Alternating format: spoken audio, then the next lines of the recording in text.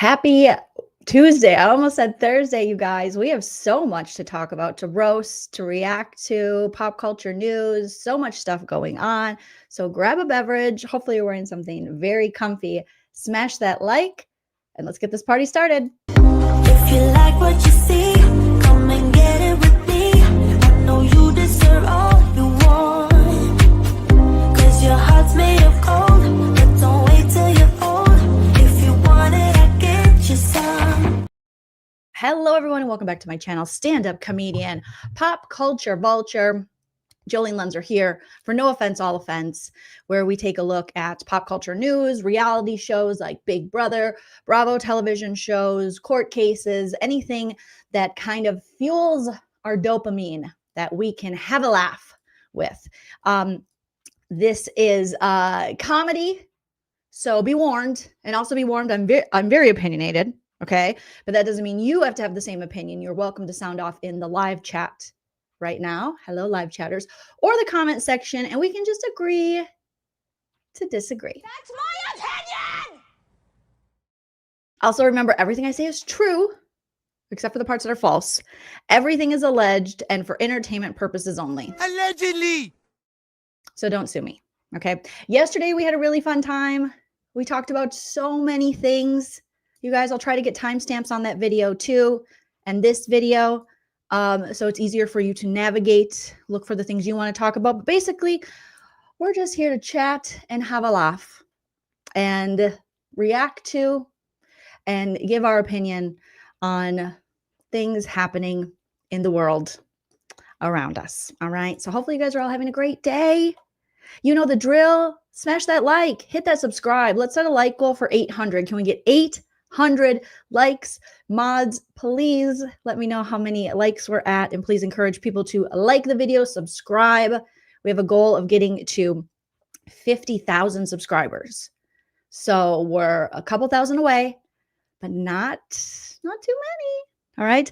And obviously, super chats are welcome here on YouTube. It's a great way for me to see your comment and to support the channel. Also, join my membership here on YouTube or Patreon. Pick which one you like. There's perks that come with both, a little bonus stuff, if you will. You can also gift memberships to your fellow person in the live chat if you would like. It randomly chooses that. Or you can hit me up on the Venmo, PayPal, Cash App. Shout out to those of you who have done that. Shout out to Kelly Kell, who sent me a Venmo. That's a great question. They have this new feature on YouTube, which is hyping videos. I think it does help. So basically, you get to hype so many videos a week. It doesn't cost anything. It doesn't take anything away from your account. You can just hype it. And I think it just bumps it up in the algorithm.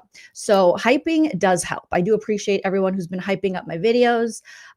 You want to get the most, I think, hypes or what, I don't know, so that you can jump on that like top 100 list, top 1,000 list of videos, and people can find you. And I think it might hype within your own tags too. So if we're talking about, let's say, Big Brother, we're talking about Bravo television, if this video gets hyped a lot, I think it'll jump to the top of that search when people are looking for that. All right. There is a little notification on your video. Now, I know from my phone how to hype, you guys, but let me just double check here from my so let me see. So on the phone, let me pull up we'll pull up my video. I don't know if it'll let me hype my own video. I don't think it does. Okay, let's try someone else's. I don't know if it'll let me. Maybe it'll let me hype under my Jolene Vlogs channel. Okay, let me see if it'll let me hype it from here. Well, where you see the like, share, report, clip, save, within there should be a hype option. If you see that. Oh, the live has to be over. Okay, that makes sense. The live has to be over. Sometimes people have said that they haven't seen it until like, the next day or something. But we already have 56 likes? You guys are killing it. Thank you so much. Thank you so very much. But that is an option. So keep an eye out for the hype. And anytime you can hype any of my videos, it's so appreciated. Because how do you stand out in this world where everybody is making content? You know? So yes. And oh Jesus, producer Prince came in. Producer Prince just does what he wants, okay? Because he is a part of your patriarchy. Oh my goodness, sir. He just is like, he jumped from across the room onto my desk. Thank you for showing up to work. That's so sweet of you, Orangey Porangey, my ginger god. Okay. And now he's chewing a cord. So we are just starting this off great. All right. Come here, baby boy. Let's go chill. Maybe we should chill. Why don't you chill on the little bookshelf, okay? Here you go, baby. There you go. Bye-bye. Bye-bye. Thank you so much for visiting. I love you. You can have the day off. He's like, no, I do what I want. I do what I want. Okay. So smash that like. Hit the subscribe, hype if you can, all the things. Thank you, Evelyn. So good to see you guys. We got to have some laughs. We got to have some good times. All right. I have been just right now in constant search of what is creating dopamine for me. What is exciting me? What am I interested in? And sometimes as an ADHD person, I'm like, am I interested in anything? And then when I am interested in stuff, I'm really interested, which makes sense why I cover shows like Big Brother, because you can become hyper-focused on those things and kind of obsess over them. And it makes sense. But then there are times where you just fall off and you're like, nothing really matters. You're just like, what's fun? What's entertaining? This thing I used to think was entertaining isn't entertaining anymore. And so that's kind of where I've been at when I took the week off, just seeing, what I'm interested in, what's entertaining, what we can make fun of. There's always things, but there's always those points where you're like, let me know if you guys feel this way too, where you're like, huh? Andy, are you okay? Oh, I'm fine. It's just that life is pointless and nothing matters, and I'm always tired. Also, I can't sleep. I'm overeating. None of my old hobbies interest me. Kind of like that. Kind of like that. Artist, thank you for the first super chat of the live. With the world in chaos, Artist says, thank goodness for Jolene making us laugh and smile for a while. Thank you, Artist. That's so sweet of you to say. It's always good to see you, and thank you so much. Like, what is fun? What is fun? And thank you for saying you'll hype me later. There are some things, though, I do want to talk about. I do want to react to. Much like yesterday, we had such a fun live yesterday. And I know there was a few heated things that we talked about, not like heated where we're like screaming at each other, but where people had, different opinions. So I appreciate everyone bringing their opinions in. And yeah, all right. First things first, Jamie B said, have I seen the Beverly Hills trailer? I haven't. I have not seen the Beverly Hills trailer. But much like the Vanderpump Rules trailer, so the new season of The Real Housewives of Beverly Hills is coming at us soon, and they dropped a sneak peek on us. Your first look at The Real Housewives of Beverly Hills season 15. And like we talked about yesterday, Rachel Zoe is joining the cast. Garcelle is gone, which makes me so sad. I wish they would just get rid of Erica. Honey, I'm boring. You want to see me put peel and stick wallpaper on my walls? No, we don't, Erica. We don't. So I'm just going to play the audio because I can't show the video because NBC Universal will strike me. So let's listen to what we got going on over here. Okay, open this up. If you want to watch this for yourself, if you have not seen it, it is on the Bravo Television YouTube channel. And it's 3 minutes. All right, you guys, let's listen. Look, I'm a girl's girl. But in order to be friends, I want to know the information so that I can also be helpful. Why don't you ask what you really want to ask? Well, I could go Brad, I could go Angelina. This season on The Real Housewives of Beverly Hills. So right away, we're still wondering, is Kyle a lesbian? Is Kyle bi? Is Kyle pan? I don't care anymore. This is the most secretive sexuality for someone who puts their life on reality TV I've ever seen in my life. And it's so boring. What the hell? Oh my God. So Kyle says, I could go Brad. I could go Angelina.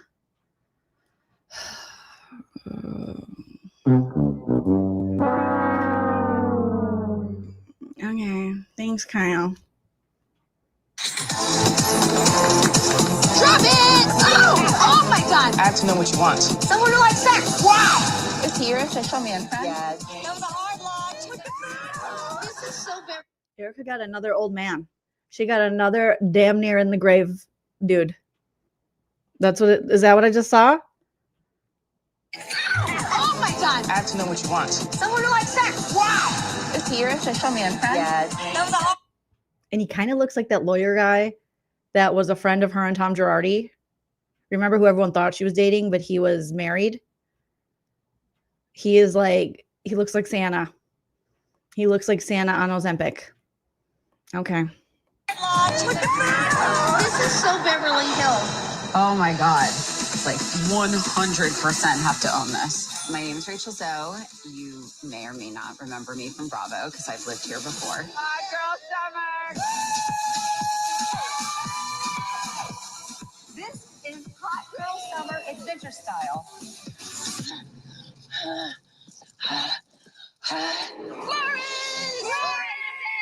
So far it looks like trips this year. They're going to Sedona. They're going to Italy. Both places I like. Okay. I really like Sedona, BTW. Also Italy. No shade to Italy. I like Italy too. Welcome to Villa Bibbiani. You have your private sauna. Oh my God! To Amanda, our new friend. And Rachel's my friend too. She's been here a minute though. I'm new. There's another new girl. So we got Rachel Zoe, who we know, clothing designer, home decor designer, overall designer, had her own reality show, you know, had the lollipop syndrome. If you survived the early 2000s of being a woman or a young girl in America, you remember when all of the people she styled, Lindsay Lohan, Nicole Richie, everyone just looked like a lollipop. Like they all somehow developed eating disorders. And we were all expected to look like that. And I was like, I don't think I can. I don't know. I like French fries. And Rachel Zoe, for some reason, everyone that she styled became like super skinny, uber. And this is way before Wegovy, way before Ozempic. And we were like, how is this happening? Anne Hathaway. Yes, Kelly Kate. And if you did survive that time as a woman, congratulations. Okay, because that was rough. So now there's another new lady. Pictures of your wife. And Denise Richards is coming back as she's going through that tumultuous divorce, abuse allegations with Aaron, her creepy ex-husband. Oh my God, that guy sucks. We knew he sucked. Remember he came on the scene with Denise? He was pulling at her and he was talking about like, I don't know, weird conspiracy stuff. Putting his butt in ovens and microwave. I don't know. I don't remember. But he was very annoying. Amanda, our new friend. And Rachel's my friend too. She's been here a minute though. I'm new. How could you release pictures of your wife naked? Are you afraid? Yeah, very. He's never texted me once asking to see the kids. Again, it's just I'm hearing different stories. We are moving forward and getting divorced. You're not in love with him anymore. How come every time these housewives come on the show? So Rachel Zoe's getting a divorce. The minute it's the Kelsey Grammer effect. The wives go on the show and they immediately get a divorce, or they're going through a divorce as they're coming on the show. Also, it looks like Dorit is talking about PK, but not with PK and how he's not seeing the kids. She's talking about him with Mauricio, who's hanging out with fetuses from Love Island, if you haven't seen that in the news. And Mo's like, I'm getting two sides of the story. Mo, all due respect, no offense, all offense, you're too high to know what's going on, sir. Okay. And I don't know if you're a good gauge of, reality. when you're sitting there as like Grandpa Simpson with a bunch of Love Island chicks and dancing like that. Oh, Lord. Okay. Unfortunately. You need to get out there and do whatever makes you happy. I'm trying. Beautiful. Something's off with this girl. You are not being clear about your life.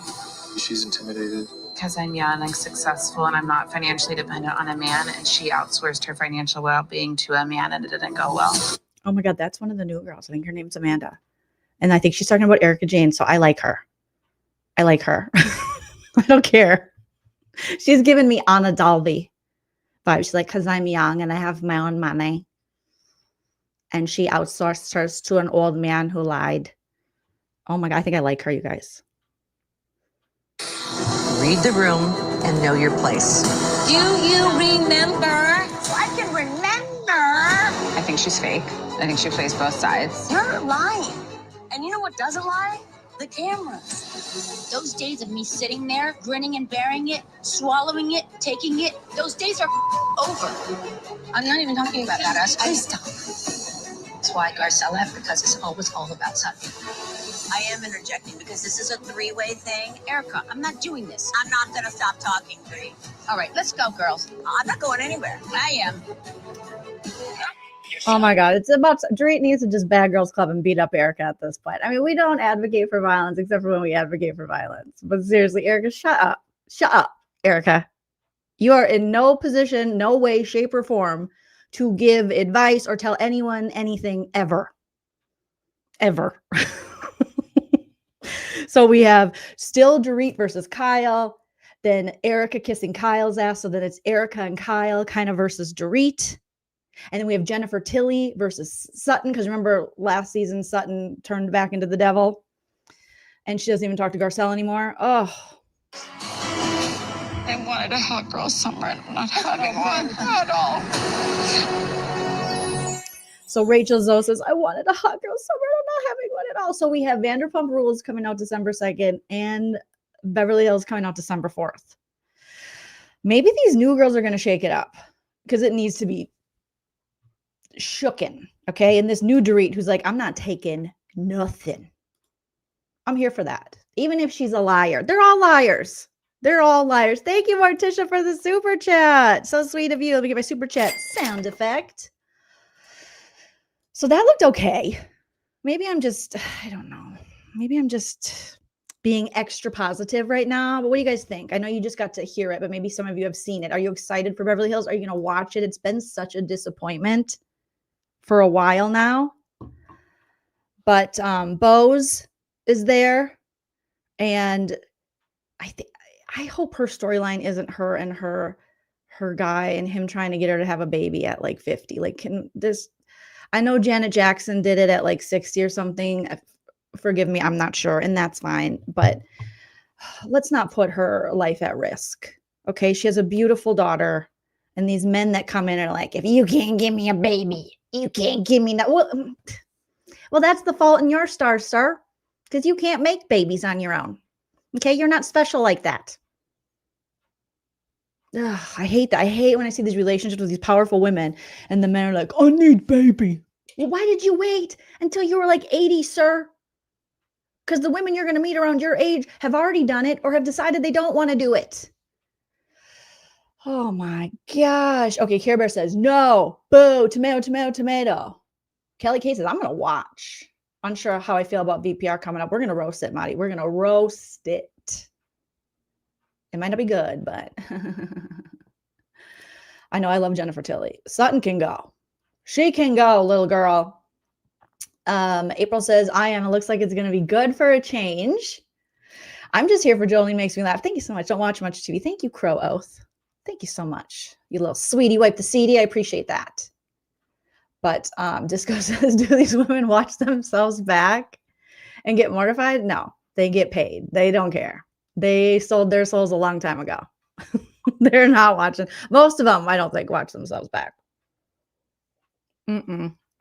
Yeah, hopefully maybe the new blood will bring some new life into this. So, okay. Beverly Hills, December 4th, and I think Vanderpump is December 2nd, around the same time. And then I don't know, have they dropped the date yet for the show I'm actually excited for is The Traitors. What are we on? Season 4 is expected in early 2026 on Peacock. So I'm assuming January, I think, is when we normally get Traitors. So that I'm excited for. But Beverly Hills, we'll see. We'll see. But Traitors is going to be good. Traitors is going to be a good one. Okay. Next thing that we're going to discuss is there's so much stuff I want to talk about, you guys, and we'll get there. Okay. The sexiest man. We're still doing the sexiest man on people. We're still doing that. What? I thought that died with like the rotary phone or the cordless phone. And forgive me, do I know who this man is? Jonathan Bailey. Who is him? Who is he? Wicked. Is he in Wicked? See, I haven't watched Wicked yet, and I promised you guys I was going to watch Wicked, and I didn't watch Wicked. Is he in Wicked? Let me show you guys what I'm talking about. I like the dog he's holding. Oh my God, it's so cute. I think I'm like Lisa Vanderpump. That dog is the sexiest dog I've ever seen. Yes, darling. Who's this man again? Jonathan Bailey. Oh my God. Wicked. Okay, I got to watch Wicked. You guys, what's wrong with me? I keep forgetting. I even put it on my list too. Okay. Jonathan Bailey. He's cute. Childhood celeb crushes. Okay. He's an English actor. Oh, okay. Tea and crumpets.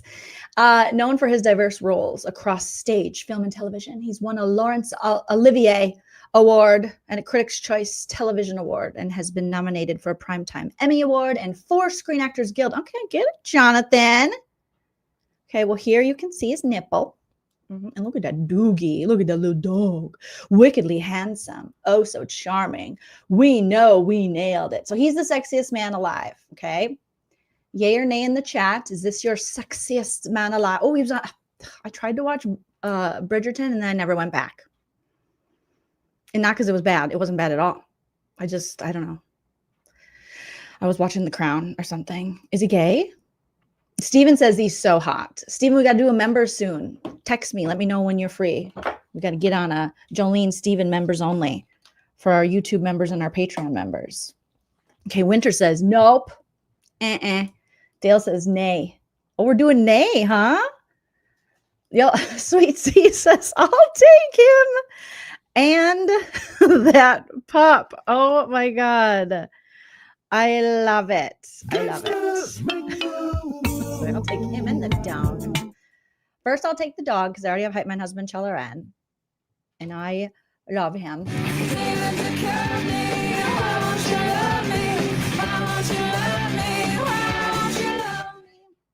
Okay. Maddie says, yes, he's hot. Okay, you can't wait. Okay, text me. Text me what's a good date and time, and we'll schedule that. Members only. Okay, so some hot. Okay, he's okay, but the dog does increase his appeal. It really does. It does. And if he shops at Menards. You save big money. You save big money when you shop Menards. I added some new sound effects. I'm going to keep adding new sound effects and having fun because shout out to my Minnesota peeps. You save big money when you shop Menards. I bet this guy goes to Menards. Okay. So that's that. We still have the sexiest people. I looked more into what we were talking about yesterday, which is the showroom travel agency. That Mark Long and Johnny Bananas, the challenge people, the teen mom people were saying, hey, you know those cruises you like to go on with the reality stars? If they're through showroom travel agency, it's allegedly a scam.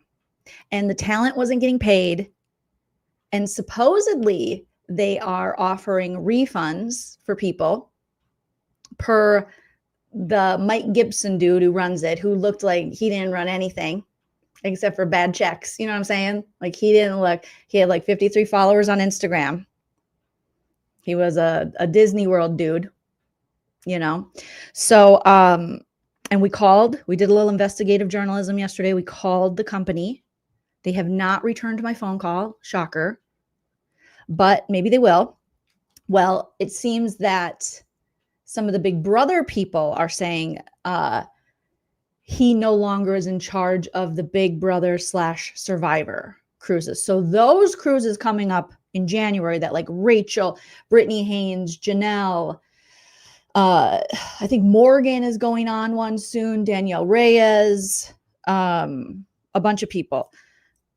They're not affiliated. So if you're on one of those cruises, you're good, you guys. It's okay.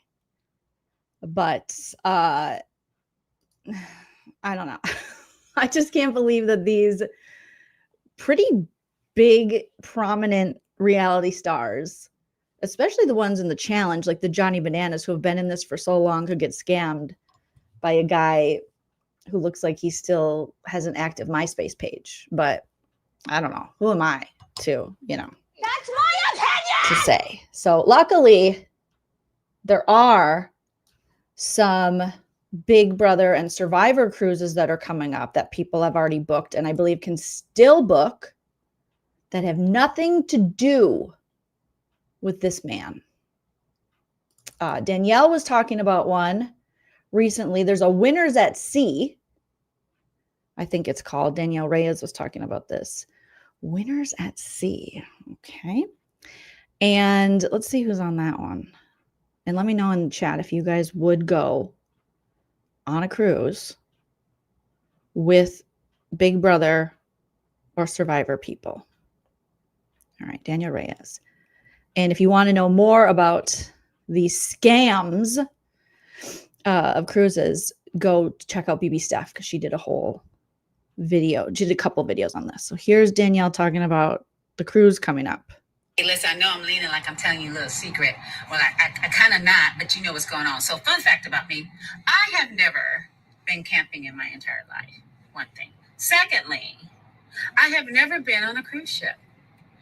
So I decided if I'm going to do it, you got to do it right. And I'm going to do it with not only my fans, but my Big Brother Ultimate Alliance crew, my motley crew, Jags, Derek, Tucker, Casey, Keanu.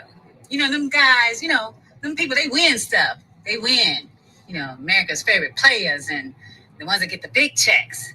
And then you have me and Paul. We're the second place people. Yes. Oh, so Paul Abrahamian, or I forget, is that his last name? He's really getting back involved in stuff since he's going to be on House of Villains.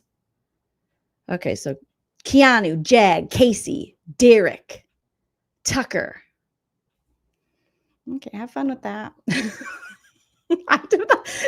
sounds horrible. Morgan is going to be on one coming up here. Jag.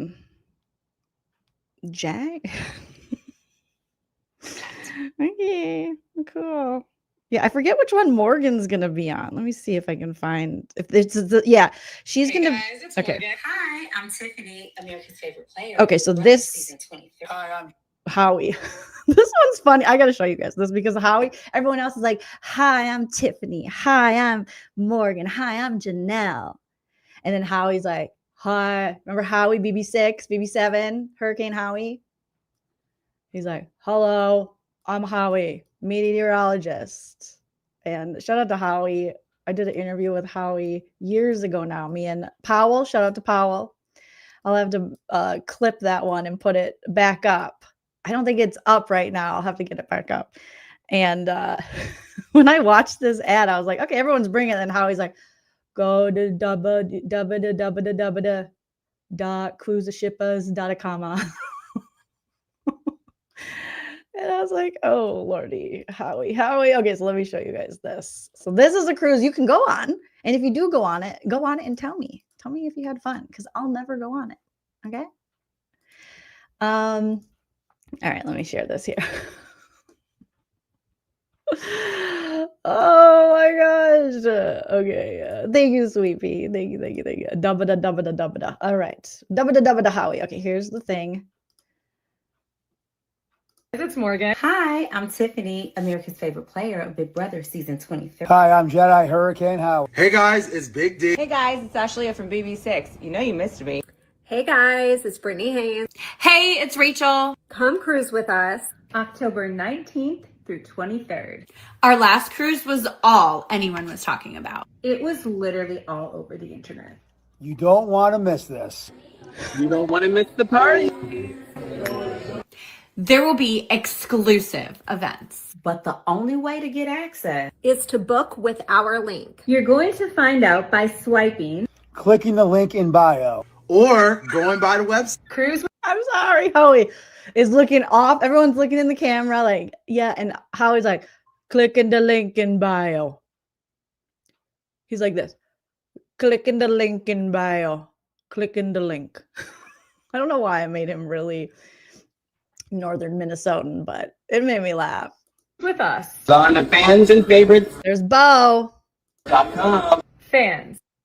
Favorites.com. You don't want to miss this. Rooms are booking fast. You don't want to miss this. Rooms are booking fast.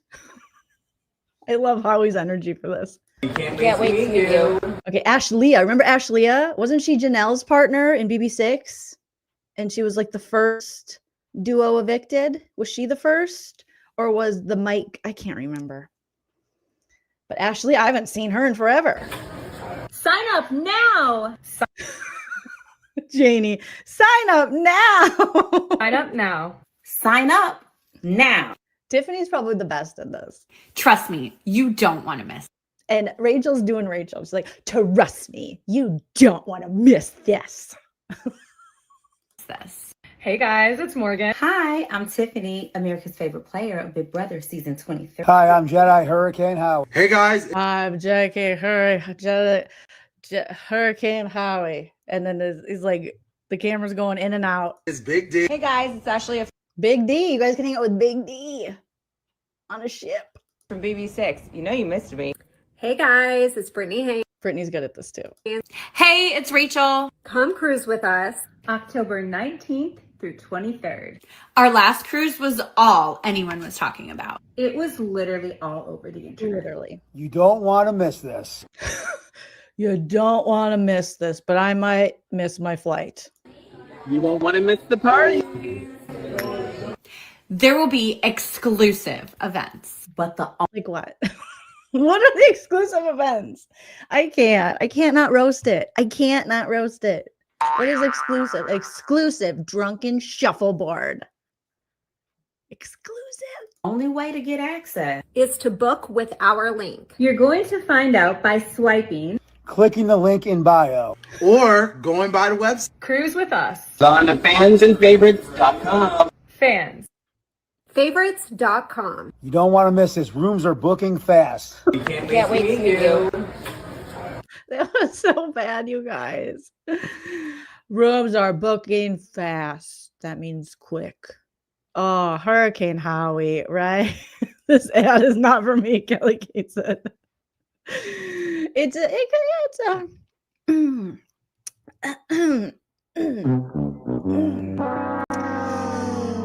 a little corny, you know, and I'm a corny person myself, but no.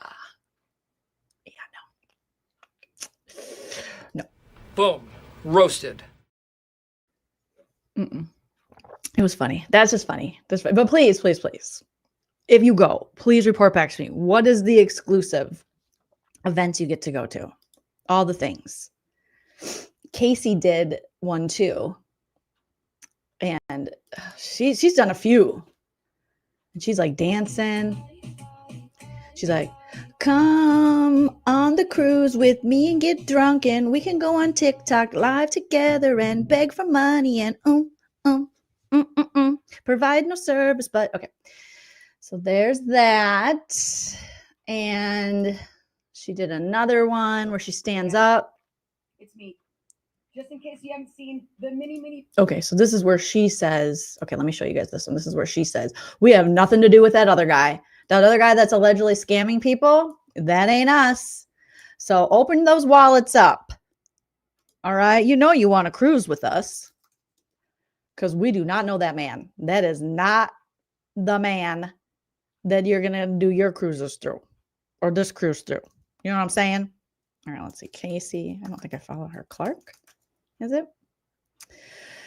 Oh, these Big Brother and Challenge people. Hilarious. All right, where is she?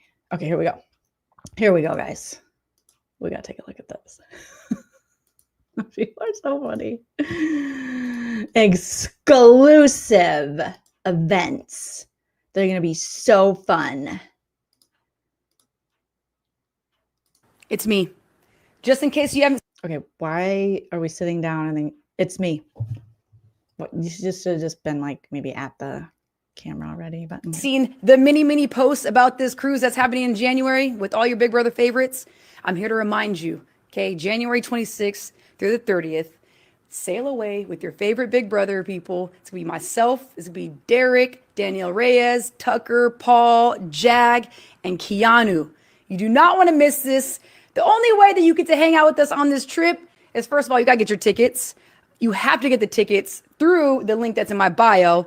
And, you know, if you love cruises and you love Big Brother, then I should see you here. So you guys head to my bio, the link in my bio, under January Cruise. Book it. If you're not even sure and you got questions or you just want more information, go to the link in my bio, click on the link that says January Cruise, and it'll give you all the information there. But make sure you guys book before this thing sells out, okay? Because it's right around the corner. So get to it. Let's go. Hey, guys. Remember when Casey was a super spreader during the Panakukin and she was supposed to be on the All-Star BB22 season, but she wouldn't stop going out and partying when you were supposed to be staying home and wearing a mask and shit? And Casey was like, I'm going to keep drinking. And then she had the covert 19. I'll never forget that. That girl loves to party. She loves to party. She loves to party. She's like, we like to party. We like that song's about her. She loves to party. Okay, so here it is. I thought she had a video where she was like, we are not affiliated with the bad guy. And Derek Levasseur, what's he going to do on the cruise? What's going on? He's just cruising. Cruising. All right, maybe it was in her story. I saw it somewhere. Okay, let's see. Okay, there's her and her lady. Okay, here we go. She says, to be clear, the BB cruise that is happening January 2026 is completely different company that has nothing to do with the challenge cruise this week. Anything that has to do with Showroom Travel Agency, do not book with them ever. She says, never, ever. Never, ever, never, ever, never, ever. So if you guys want to go there, they're doing it. And Casey, I'm sure you're going to have like drinking contest. Casey, I don't know, you guys. What is this world? What is happening? I don't know. Okay. So there's the update on that. I also looked for an update on the Tommy Italiano. I thought, there's got to be some fun updates. Remember how the Big Brother content creators were fighting with Tommy Italiano and they were like, you need to cancel him. He's the worst. He lies. Clickbait. There's like nothing more. You can tell that the guy, his views have went down. And so maybe he's being affected by that. But there's no more back and forth discourse between them that I see anymore. Let me just double check. Tommy Italiano. Yeah, he is reporting on, I mean, it's, he's reporting on Ashley and Morgan, some beef. He says they have, I don't even know if they have beef right now, but interesting though, Big Brother Unlocked, if that is coming back for a second season. We know that was supposed to be like the after show, a post-game analysis and behind-the-scenes show hosted by Taylor Hale and Derek Levasseur. It was supposed to provide in-depth analysis. It didn't. Interviews, there were those, with recently evicted house guests. Yep, they showed up. And never before seen footage from the Big Brother house. We got a little bit of that. Not necessarily what people wanted, but yeah.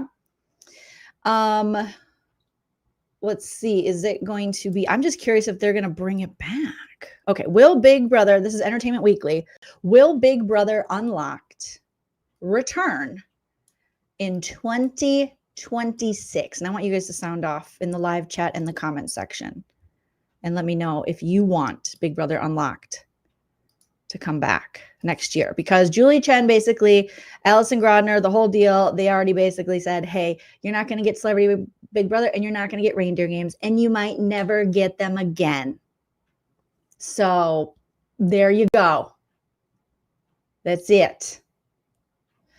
And I was like, what? Why can't we have Celebrity Big Brother? Why are you holding out on us? Why does CBS do us so dirty? I love Celebrity Big Brother. Almost better than regular Big Brother at this point. It's so hilarious. Every season is funny. And they were like, nope, they're supposed to give it to us when they have an Olympics. And we have a Winter Olympics in 2026. And they were like, And I'm like, ugh. Assholes. All right, you're evil. You evil buttholes. So according to Entertainment Weekly, Big Brother Unlocked. Will it return? Producers share their thoughts. So this is when they had James Gunn on. You see Derek and Taylor, the hosts. Big Brother keeps getting, well, bigger. The show not only extended its regular Wednesday night episodes to 90 minutes, which is inappropriate. It's inappropriate and unnecessary. If you want to extend an episode, do the Thursday night episode so we can actually see HOH competitions live or anything. We don't need 90 minutes on Wednesdays to see more competition. That's just my opinion. That's my opinion! But it also introduced a brand new extension with the debut of Big Brother Unlocked, essentially a Big Brother talk and interview show, as well as an updated version of the franchise's previous internet discussion show, House Calls, from 2004 to 2008. Unlocked featured former winners Taylor Hale and Derek Levasseur, welcoming celebrity guests such as Lance Bass, boring, Bobby Moynihan, still boring, no offense, all offense to those gentlemen, just no thank you. And former Big Brother luminaries like Chelsea, boring. Okay, can we just, Chelsea is not a fan favorite. She just isn't. And that's okay. But put it in the chat, maybe I'm wrong. Do you need to see Chelsea hosting or being a part of a Big Brother after show or see her again? I'm all Chelsea'd out. I've had my fill of Chelsea. My Chelsea cup runneth over. I'm over it. And Brittany Haynes. Yes, Brittany. Yes, Brittany. Brittany is like funny. She's always been comic relief. She's great. Okay. Dina. I love you, Dina. So good to see Dina. If you're not already subscribed to Dina, you guys, if one of my mods doesn't mind dropping Dina's link in the chat. She's so funny. Dina the Explorer said, she's annoying. I'm sorry, Chelsea. You won and God bless and good luck. But I can't even, on The Amazing Race, her and Jack, I'm like, let's wrap it up. Okay. Thank you, Jack, for being a firefighter. You're great, but I'm over it now. Everyone's saying no, not interested. No. No, thank you. Yeah, why can't she go on the challenge or something? She should do the challenge. She should. We need Brittany. Brittany is so entertaining. Brittany has a Patreon. Brittany's Patreon, if you're looking for like a Patreon of a Big Brother person that's actually entertaining, pick Brittany. I was a Patreon supporter of hers for a while, and it was worth it. All right? She's very entertaining. Yeah, she isn't enjoyable on TikTok. Remember, she had Ashley on an Instagram Live, and Ashley was trying to spill, and Chelsea's like, whoa, hold up. And we're like, Chelsea, don't ruin it. Let her spill. Let her spill. Yeah, Chelsea is like the 700 Club. Nobody watches that. You can't get to the remote fast enough when the 700 Club comes on. I got live TV back, and I had to forget what channel, but one of these channels, 1 minute it'll be showing something good, like a movie, and then all of a sudden it's a 700 Club, and I'm like, I can't get on the remote fast enough to go, get me out of here. Okay? No, 700 Club. They always trick you. And they come on, and that one guy, I thought he was dead. The guy that is like the host, who's the host of 7? I thought he was dead. The dude never dies. And I'm not wishing him, like, God bless her, but how is he still there? Is he Pat? Oh, he is dead. But I just saw him, Pat Robertson. That dude ain't dead, allegedly, for entertainment purposes. I swear I just saw that man. I swear I just saw that man on the. They dug him up. They dug, because, okay. But that is like watching the 700 Club. Mm-hmm. Oh my God. Mama Fee. Oh, yes. Why are we using Chelsea when you have Mama Fee? Chelsea wasn't known for being entertaining on her. She wasn't. She was known for being judgy and manipulating everybody and winning. That's okay. Mama Fee would be so. Oh, and they have a Mama Fee segment where she just reads people down. Can I produce this show? CBS, can you call me? Something, okay? Or anybody in the chat can do a better job. No offense, all offense. We can just help you. I can do contract work. All right. We can negotiate. But seriously, to have like a Mama Fee corner. Remember when Mama Fee read down What's His Nuts, Cameron? It was iconic. I think I still have the clip here. She did so many great reads. She's so funny. All the good moments are Mama Fee. And every week, you know, whenever they decide to do the show, it can be getting read down with Mama Fee or getting dragged by Mama Fee. He might be fooling and take a damn Bowie Jane with him to the end. Mm-hmm. And all he's going to do is talk about how he had to battle his way back because everybody was against him. Yeah. He has no personality. He's such a follower. I just sit back and I watch him. And he wonders why he didn't naturally connect. His only connection is being HOH. Mm-hmm. That's what keeps people in the room with him. When he's not HOH, they don't stay in the room with him. And then as soon as he makes HOH, they get back in the room with him. I hope y'all is catching all of this. He ain't no damn player. He is not a master player.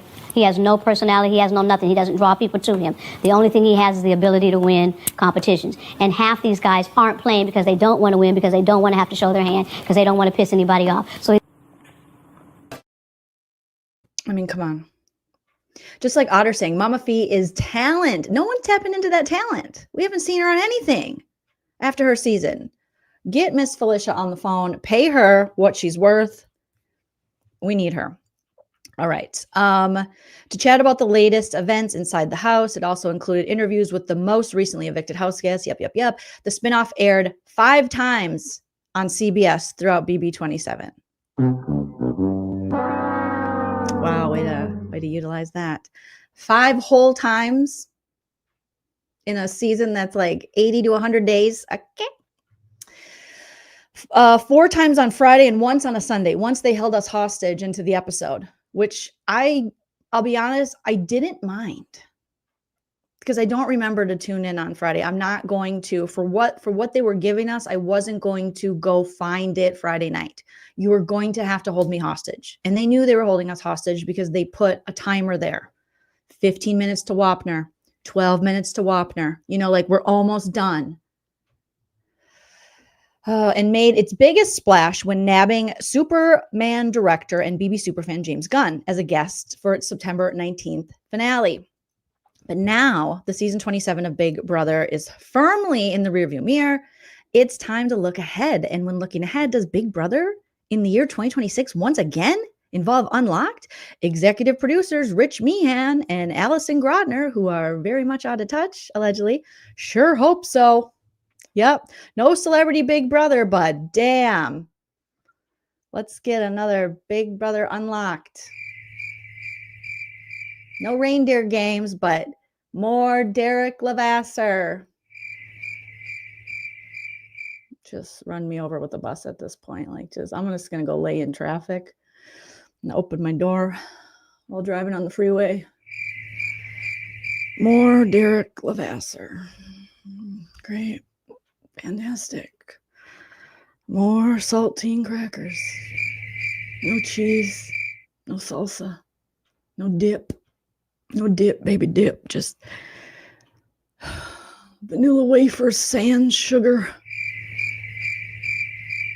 chewing on cardboard over here. Just rubbing my teeth against tar. Although they have gotten no indications as of yet from the network. We haven't heard officially, Meehan reveals. We hope that it continues on. It's a fun extension of the show.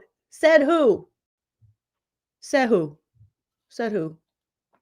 I don't have any votes now. Who said that? Who said that? I feel like Portia Williams. Who said that? Who said that? Who told them that it was fun?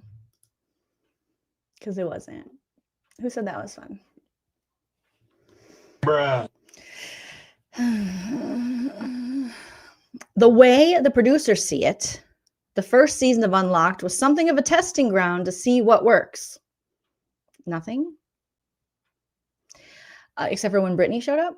And should the show return, they plan to keep tinkering with the format. Yeah, you need to like tinker, like tinker, like wipe it out, start fresh. All right. We can do better. Allegedly. Okay.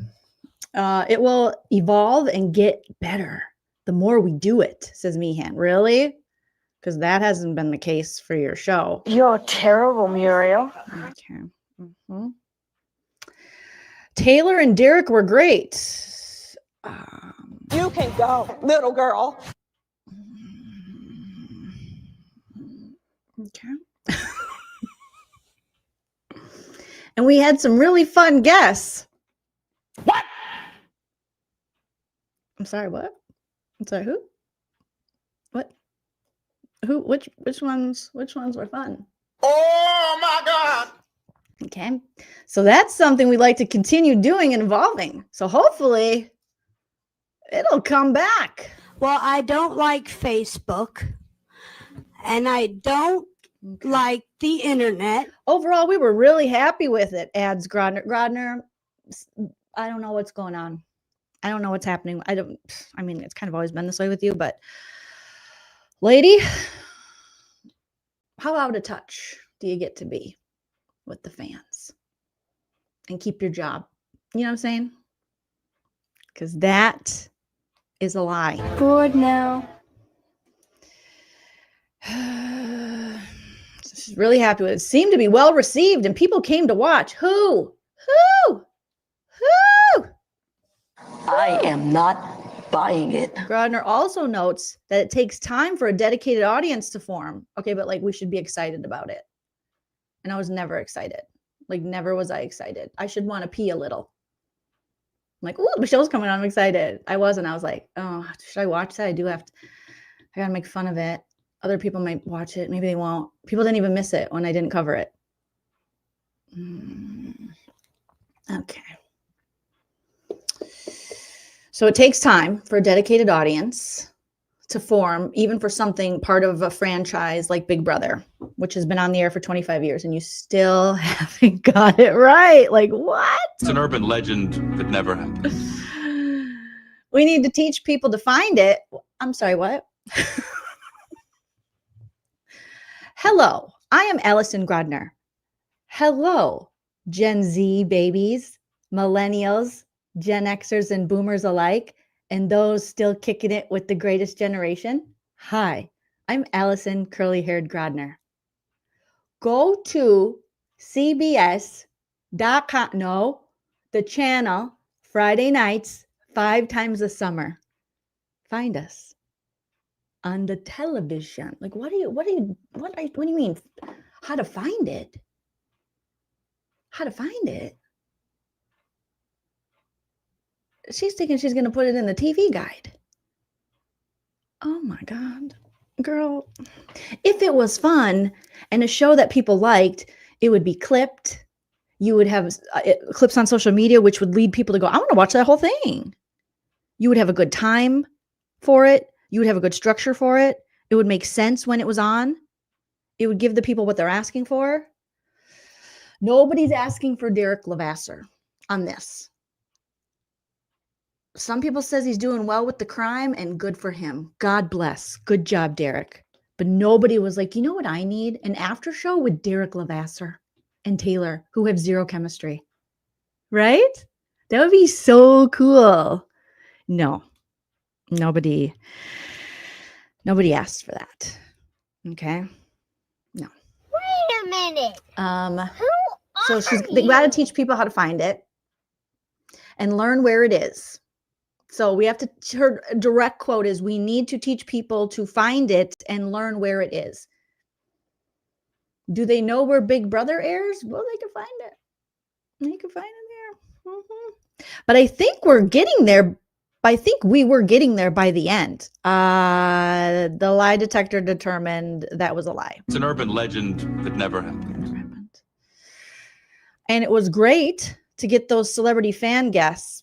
It's an urban legend that never happened. I mean, to have James Gunn, I think there were people I saw that were excited about him, but that was it. And what a fan he is. Jeez, who knew? What? In the 1942 are you talking about? Jeez, he was a fan, right? Who knew? It's an urban legend Barb? that never happened. Apparently Taylor Hale, who pretty much booked the director. So Taylor had to book the only entertaining guest of the season.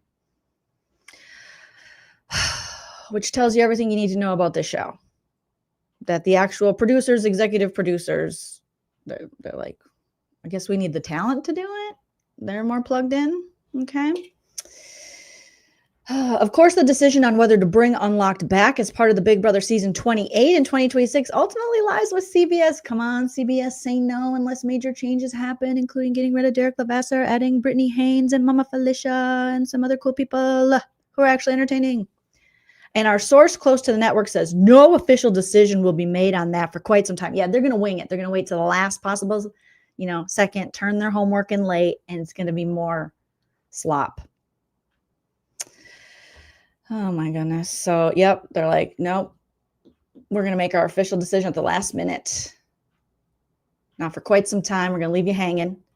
You would think that airing the show on Paramount Plus might be an option if the broadcast schedule was all booked up. However, the network has long ignored, this is Entertainment Weekly telling you, Allie and Rich, okay?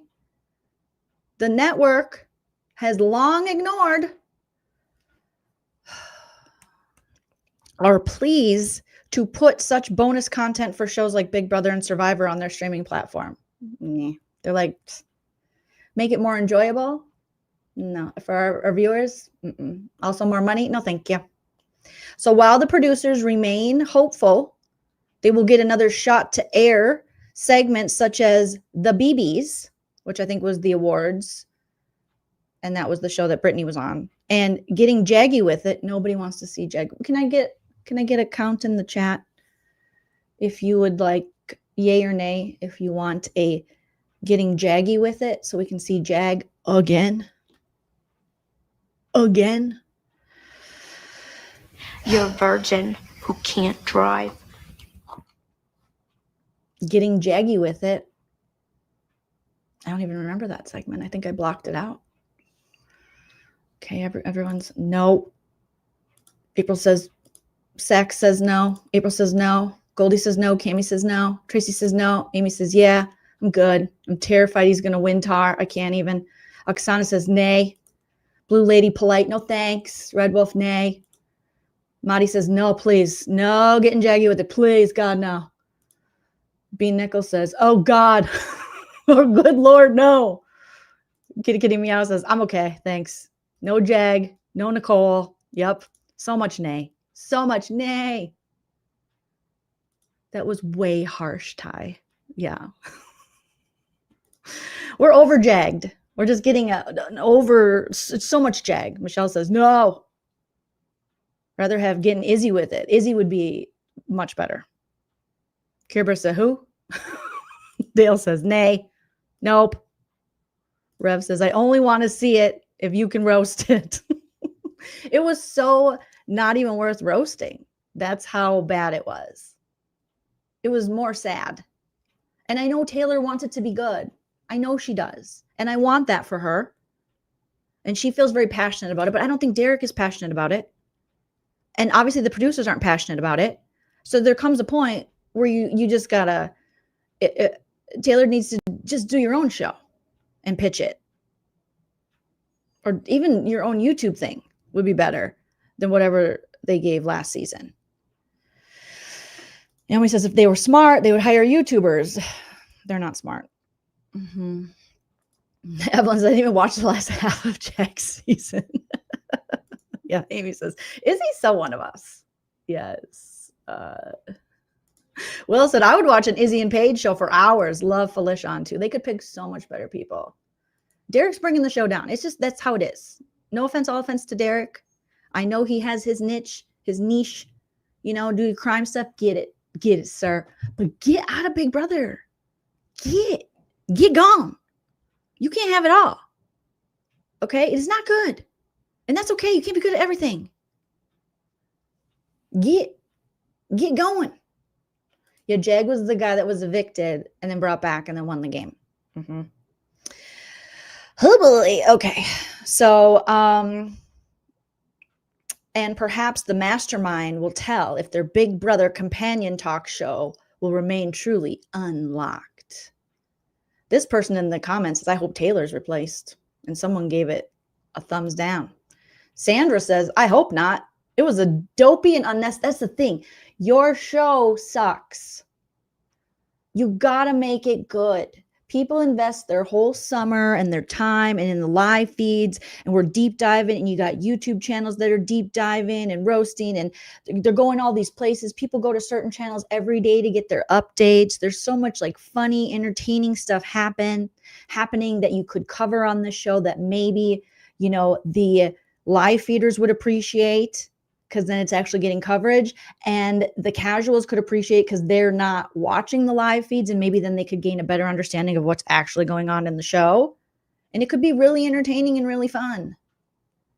But for some reason, they just keep punishing us. What did we do to you? You're terrible, Muriel. What did we do? What did they do? What did we do to deserve this? I'm telling you, it's horrible. Pamela says Jolene and Darren for unlocked. They at least hire somebody to help you with the structure of the show and what you think, what, you know, we think from fans. At least maybe poll your fans on what they're looking for in the show, in a show like this. And all you really have to do is go check out BB Bots, the UK BB after show. And I don't even know if it's still a show, but it was for a long time the after show for BB UK. We'll have to ask TV Talks with Tom, because I don't know, but they did it right. It was fun. It was like a late night talk show for Big Brother, and it had great personalities. Ryland was the host, was a great host. They just did it right. What if they would do that to us, Pamela? They would hire Morgan and friggin' Vince. I don't have any phones now. And they would just hug the whole time. They'd be like, excuse me, we can't hear you because your areola to areola hugs, you're blocking your mic. You're blocking your mic. So, oh my goodness. I mean, Vince does need a job, Kelly Cow. He does need a job. They can't have Morgan host it because there's not enough time. She would, she's wordy. She needs more of a long format, and that's okay. I'm wordy too, you know. Naomi says guaranteed the YouTubers. Some of the YouTube channels, I think, get more numbers than that show. It's like they just don't care, though, which is so frustrating. But moving on, we know they don't care. But it wasn't good, and they have to replace Derek. And that's the only chance they have. They have to reformat it, give us actual interesting guests, segments people actually want, stuff from the live feeds that will, you know, entertain the live feeders and actually give the casuals a better understanding of what's going on. You got to give people a reason to take their time to come watch something like that. They got a lot of options out there. Okay. Oh boy. So goody gumdrops. That's really bad. They are just lost. They're so lost. You guys smash that like if you haven't already. Okay. We got to get into this Lily Allen and David Harbour. So the new season of Stranger Things is finally coming out after 17 years. The Duffer Brothers, or whoever the hell made Stranger Things. Once Stranger Things came on the scene, I was like, oh my God, yes, Stranger Things, let's do it. And I was a fan of this show. And now everyone on the show, the kids started at like 11, 10 years old, and now they're all 45. They're all getting their AARP magazines. But it's coming back. The final season, I think it starts around Thanksgiving. They're going to drop the first part, and then the second part of the final season, maybe around Christmas or New Year's. And it's just taken forever. You know, and some of that is panakuchen, some of that's the writer's strike, actors, you know, things, but it's just like, oh my gosh. Stephanie says, I wouldn't watch Issy and Paige do anything. So it's a show that I watched with my little niece. She liked it, but it's finally coming back, right? Well, apparently Lily Allen, the singer, the British singer, all right, of many songs that you most likely know. And if you don't know, you can look up. I wish I could play the songs for you, but they'll copyright strike me. She got married to one of the lead actors, this David Harbour. He plays Hopper, I think. Again, I'm just going off memory because this show hasn't been on since 1965. All right. So they were married. And let me see when these two got married. And now they're going through I think they separated in February of this past year. Lily Allen has a new album out. And in true Lily Allen fashion, she is saying everything that happened in the marriage. So this new album of hers is breaking down exactly what he did in the marriage, why they're getting a divorce, and all the things. And I believe the album is called West End Girl. Okay, so she's got her new album, West End Girl. And I kind of love this. She timed this quite perfectly, some may say, because around the time that David and his cast were going to start doing press for this final season of Stranger Things, so that he would be, you know, asked questions about their divorce and about the messiness of their relationship that she's now sharing in her album during the press tour, which I find just so perfectly petty that she did this. Okay. I love it. The very straight out of Taylor Swift's playbook. I love it. All right. And the more I'm learning about this David Harbour dude, the less I like him. So West End Girl is the 5th studio album by English singer Lily Allen, released October 24th, 2025. So it was just released. It's her first album in 7 years. And the thing about Lily Allen's lyrics are she's very specific.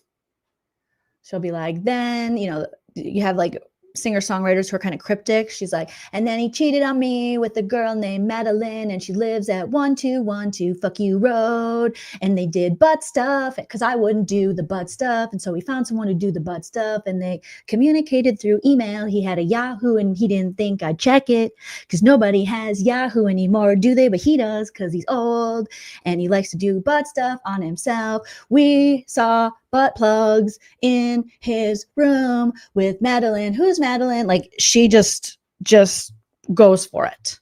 She goes for it. Okay. Oh, yeah. So this is all going down, and we'll talk about that. But also, after this, you know, album came out and people were learning more about their breakup, they were finding out that this David Harbour seems like a pretty bad husband. Now, Lily Allen has her past. A lot of people are now bringing up. They're like, well, what about she cheated on an ex-husband? Well, we're not focusing on that right now. We're focusing on this situation. But I'm sure she did. Okay. We know these Hollywood people. They're just like, you know, getting on. And they don't tend to stay together. All right. So they first married in Las Vegas in September 2020. So they married during the Panakuchen. And then they separated in February 2025 after more than 4 years of marriage. Following the split, Lily Allen, like I said, has spoken out publicly about the emotional turmoil, and her recent album, West End Girl, details the breakdown of their marriage, with Allen citing infidelity and the impact of dating apps as factors. So Allen and Harbor were married in a low-key ceremony in Las Vegas in September 2020. And they were officiated by Elvis. I was married in Vegas too. Me and my husband, Chell, we got married at the same little chapel of the Bells that Kelly Ripa and her Mark, or what's their husband's name? Apologies, Kelly Ripa's husband. I can't remember your name. Okay. You can blame Mark Consuelos or something. Anyways, so they had Elvis. And then separation. Reports of their split surfaced this past February, with sources telling people that the marriage has been crumbling. That's a quote, crumbling. So the aftermath is in February 2025, Lily Allen took a break from her podcast because she had a podcast, or does, and checked into a treatment center for emotional turmoil. Damn, Hopper. Her new album, West End Girl, released October 2025, included songs that reference the breakdown of their marriage, infidelity, and the role of dating apps. Allen has also stated that she discovered her husband's infidelity after finding a dating profile for him on the app Raya, even though they had agreed upon boundaries. So they get married. I think they might have met on the dating app Raya. So they get married. She I don't know how long, not too long into the marriage, maybe a little bit, they're only married 4 years. He tells her, he's traveling for work. She's traveling for work a little bit. She gets a role in a play, like the lead role, which according to Lily Allen and her songs, made him very insecure. And we know that type of dude. Okay. To the point where he left her this note. You guys, when she was leaving, she had to go to London. So she got this play. She was all excited. I never understand couples that don't celebrate each other's wins, because a win for your significant other is a win for you. I mean, that's how I prefer to look at my relationship. Chell's, my husband Chell RN's wins are my wins. And my wins are his wins. That just makes sense to me. But apparently not to David Harbour, because, these actors, they can be very, very, very sensy. Okay, very fragile. Okay, let me remove this. So this allegedly is a note he gave her when she went off to do this play, which I don't know if she had a ton of experience before in acting, but she is a very successful singer, stage performer for years and years and years.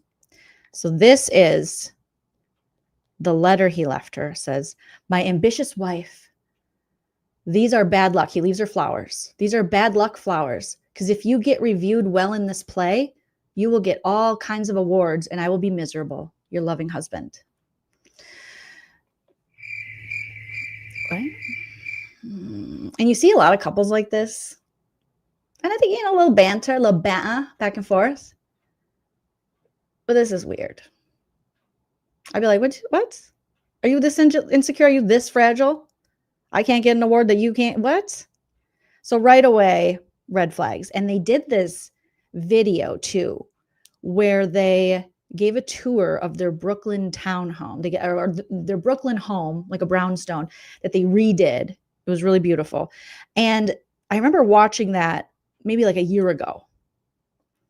And I thought it was like kind of weird. He came off as like a dick. I didn't even know they were married. I think that's how I found out they were married, is they did like an architectural digest, whatever it is, video.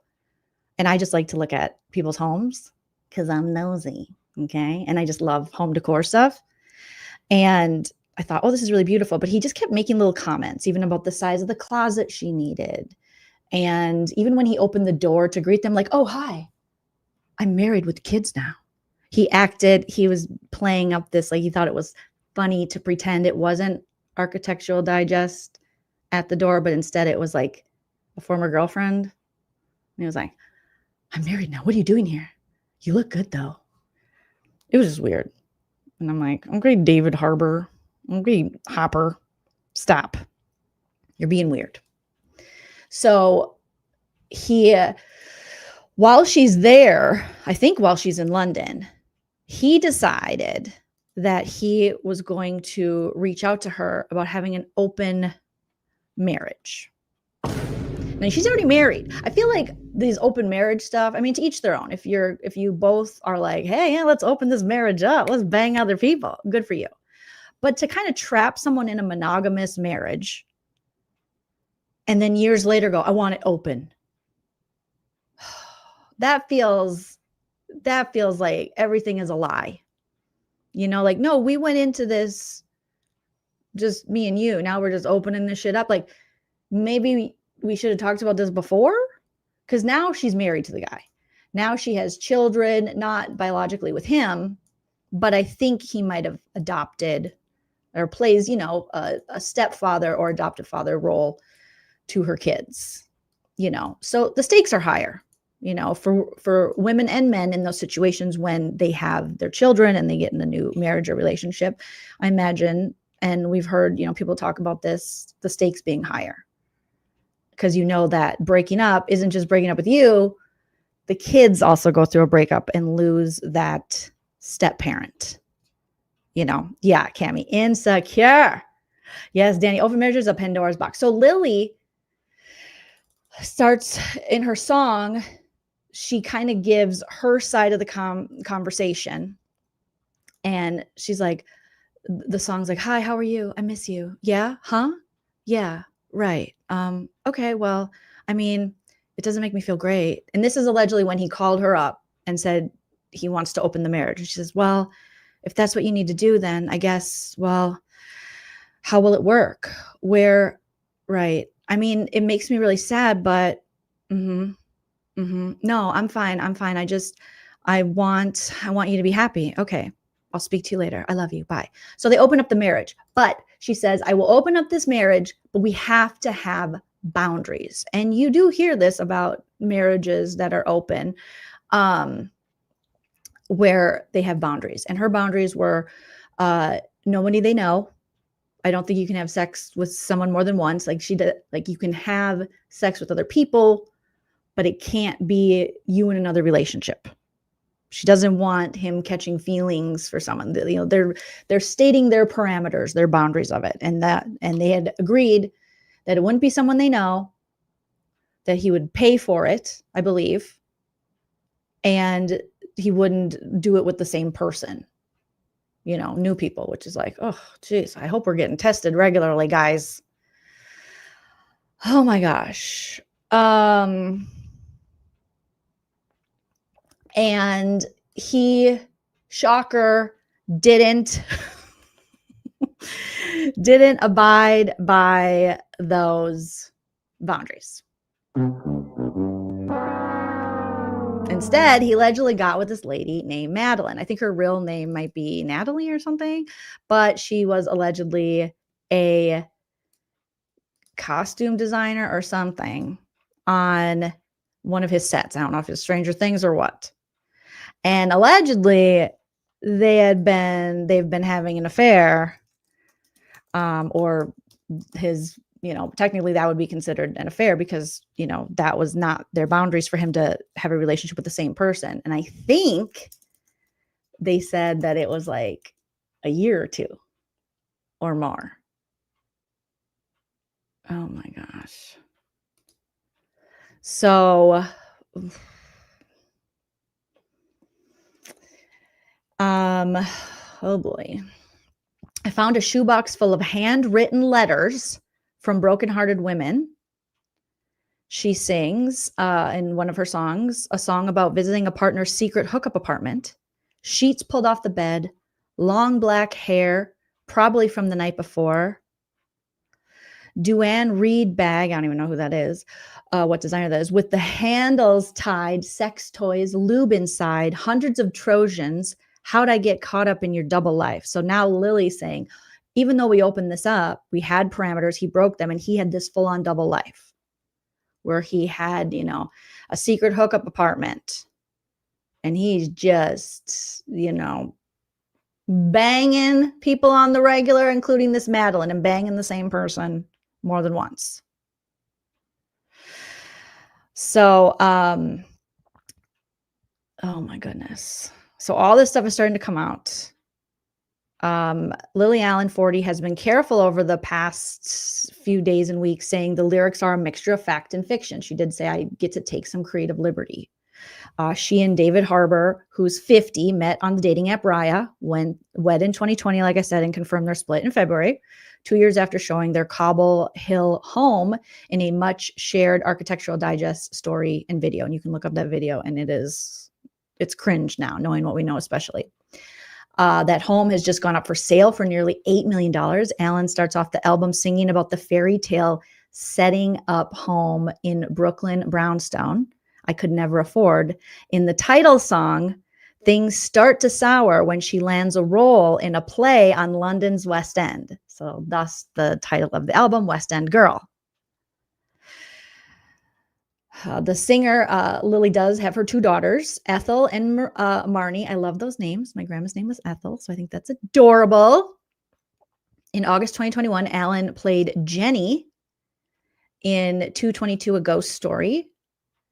The song gives a one-sided conversation, like we read, in which she seems to be told by her partner that he wants an open marriage while she is away. And she reluctantly goes along with it because she wants him to be happy. In real life, Allen posted on social media a photo of the message Harbour sent with flowers, which we looked at, for her debut. Again, that read, My Ambitious Wife. These are bad luck flowers, because if you get reviewed well in this play, you will get all kinds of awards, and I'll be miserable, your loving husband, which huge red flag. I'd be like, we're getting a divorce. I hate you. Allen told the Sunday Times this a couple of weeks ago, there are usually agreed upon boundaries in relationships, but whether those boundaries are adhered to or not is becoming a gray area all of a sudden. Dating apps make people disposable. So here's where the dating apps kind of come in. There's so much more to choose from right in your pocket. Ain't that the truth? On the song Madeline, Allen sings, we had an arrangement. Be discreet. Don't be blatant. There had to be payment, and it had to be with strangers. She then details how the agreement was broken when the partner in the song got involved with a woman who wasn't a stranger, and sings on the song Tennis of finding a text exchange with that woman on her partner's phone. The Daily Mail has named the real-life Madeline as Natalie Tippett, a costume designer from New Orleans who reportedly met Harbour in 2021, so a year after he was married to Allen, on the set of the Netflix movie We Have a Ghost, which I've never heard of or seen. And now I'm not going to see it, David Harbour, you nasty. Tippett told the Mail, of course I've heard the song. So this Natalie, who the song is about, was like, of course I've heard the song, but I have a family and things to protect. I have a 2.5-year-old daughter, and I understand this is going on. It's a little bit scary for me. Okay. When asked if she had known Allen was going to mention her text messages, Tippett replied, yeah. I just don't feel comfortable talking about it at the moment. So this Natalie, this other woman, this Natalie lady, is like, I don't want to talk about it. Allen, meanwhile, has insisted that Madeline is a fictional character who's a construct of others. There are things that are on the record that I experienced within my marriage, but that's not to say that it's all gospel, she told the Sunday Times. It's not the first time the British singer has opened up about her life, having written about, both in songs and her 2018 memoir, her broken first marriage to property developer Sam Cooper, with whom she shares daughters Ethel, 13, and Marnie, 12, the heartbreaking stillbirth of her son in 2010, and her struggles with addiction and eating disorder. Her split with Harbour led Allen to fear she would relapse. It got really, really, really bad, she told Vogue. The feelings of despair that I was experiencing were so strong. The last time I felt anything like that, drugs and alcohol were my way out. So it was excruciating to sit with those feelings and not use them. She put herself into a residential facility after feeling that she wanted to die. In April, GQ asked Harbour about rumors he or Allen had strayed in the marriage. There's no use in that form of engaging because it's all based on hysterical hyperbole, he said at the time. Isn't it interesting that he uses the word hysterical? When bringing up his wife and their marriage. Hysterical, you say? We heard that before. Oh, boy. Alan recorded the new album in just 16 days. Like there is nothing like sometimes a heartbreak can bring on the best creative juices, unfortunately, and maybe wrong word to use, but just some of the most amazing art is created from heartbreak, unfortunately.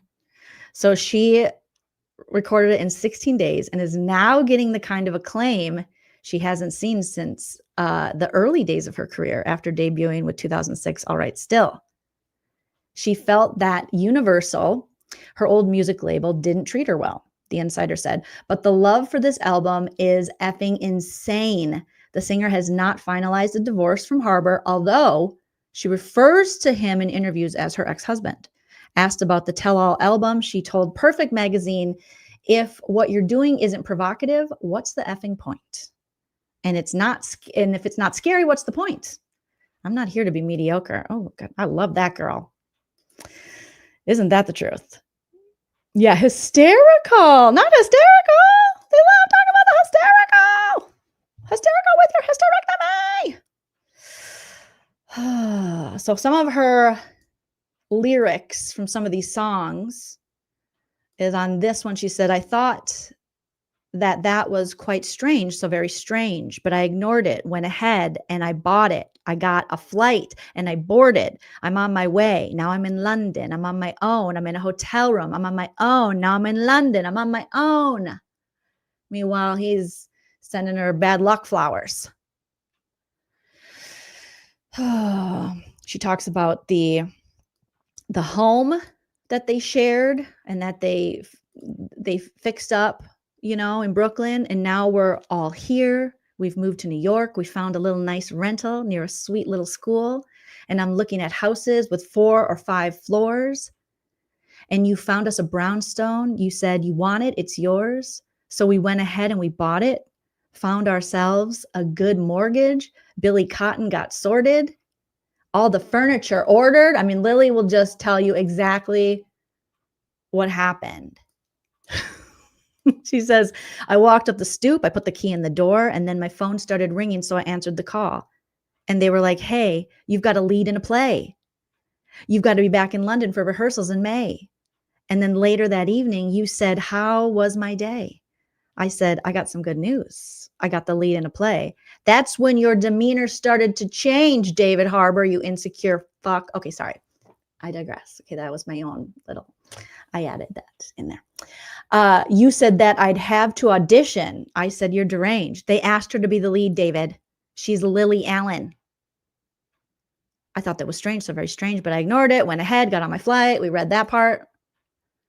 Okay. Then he calls her. So this looks like this stupid dude was so insecure and mad at her success and her getting booked in a play as the lead without having to audition, that he then, when she has this monumentous moment to star in a play in London, in the West End, then he decides we need to open our marriage. Oh my God. I just can't with these dorks.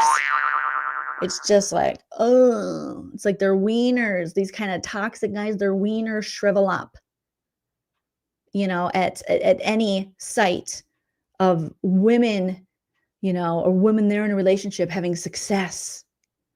It's just so tiresome and boring.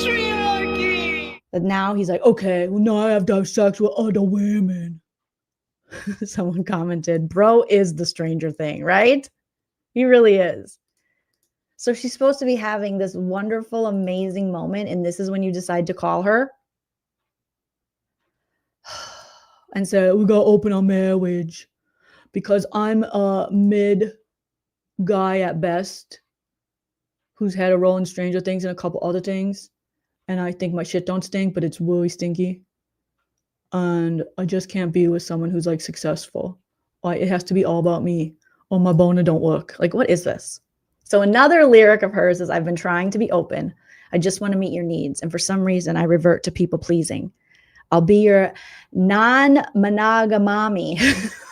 I'm just trying to be open. So she's trying because she loves this man and she's already married to him. And she's like, I'll be your non-monogamami, okay? I guess. She has more lyrics that say, I went through your bedside drawer. You know I've never been inclined to have to do that before. Never been in Bergdorf's, but you took someone shopping there in May 24.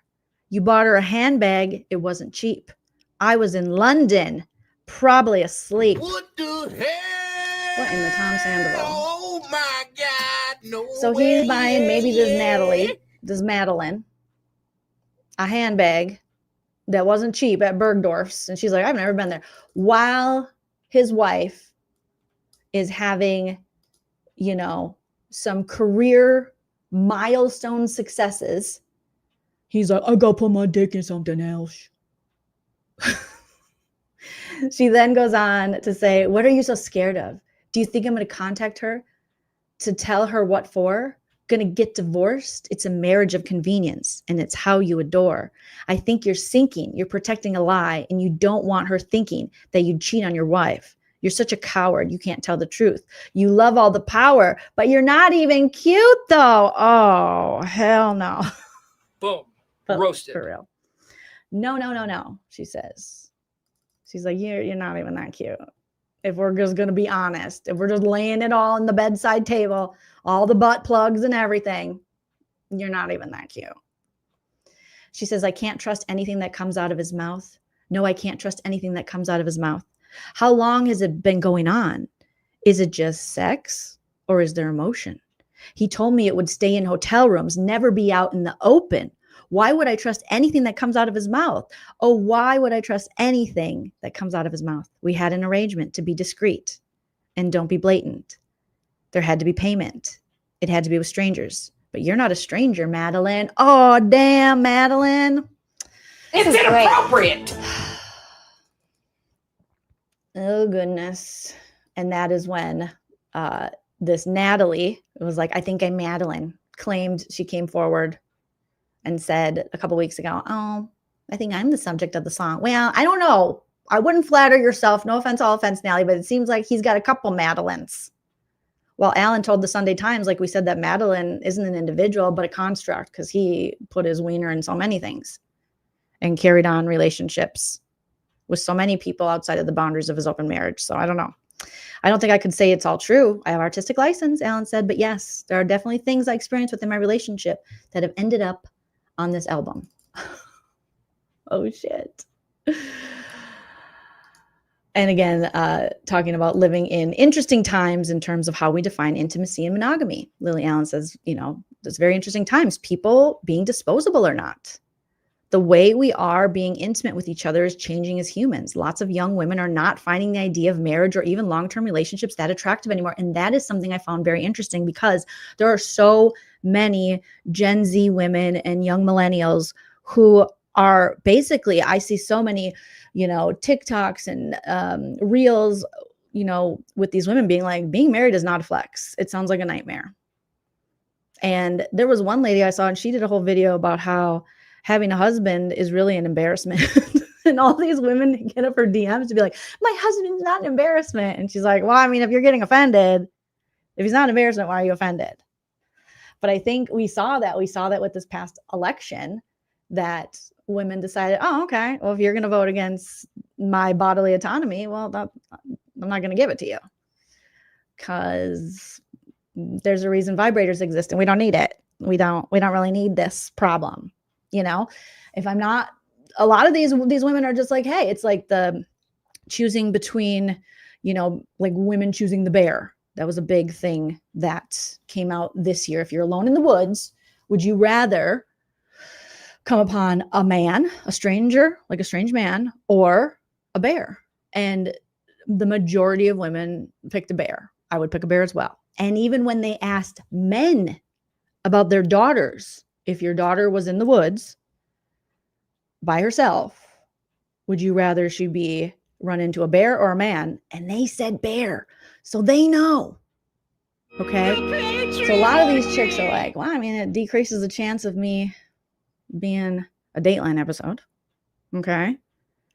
And so you see this whole male loneliness epidemic, allegedly, that's going on with these guys, you know, because we're in such an interesting time of like these red-pilled men. You know, you got the podcast bros and the red-pilled men and the Andrew Tate influence of like, dudes, you got to own your woman. You know what's up, you know, and just like, the misogyny is real. And so a lot of young women are like, I'm not doing this shit. I'm doing this shit. Yeah, and he's 10 years older. A lot of you are like the bear. I would choose the bear. The bear. Perplexed, I think the husband is the subject of the song, not the side piece. Yeah. But it's interesting that a woman's like, I think it's about me. Why would you even come forward and say that? Why would you be like, that's about me? But also I have children. She didn't say, Natalie Trippett, this is you, bitch. She said, Madeline.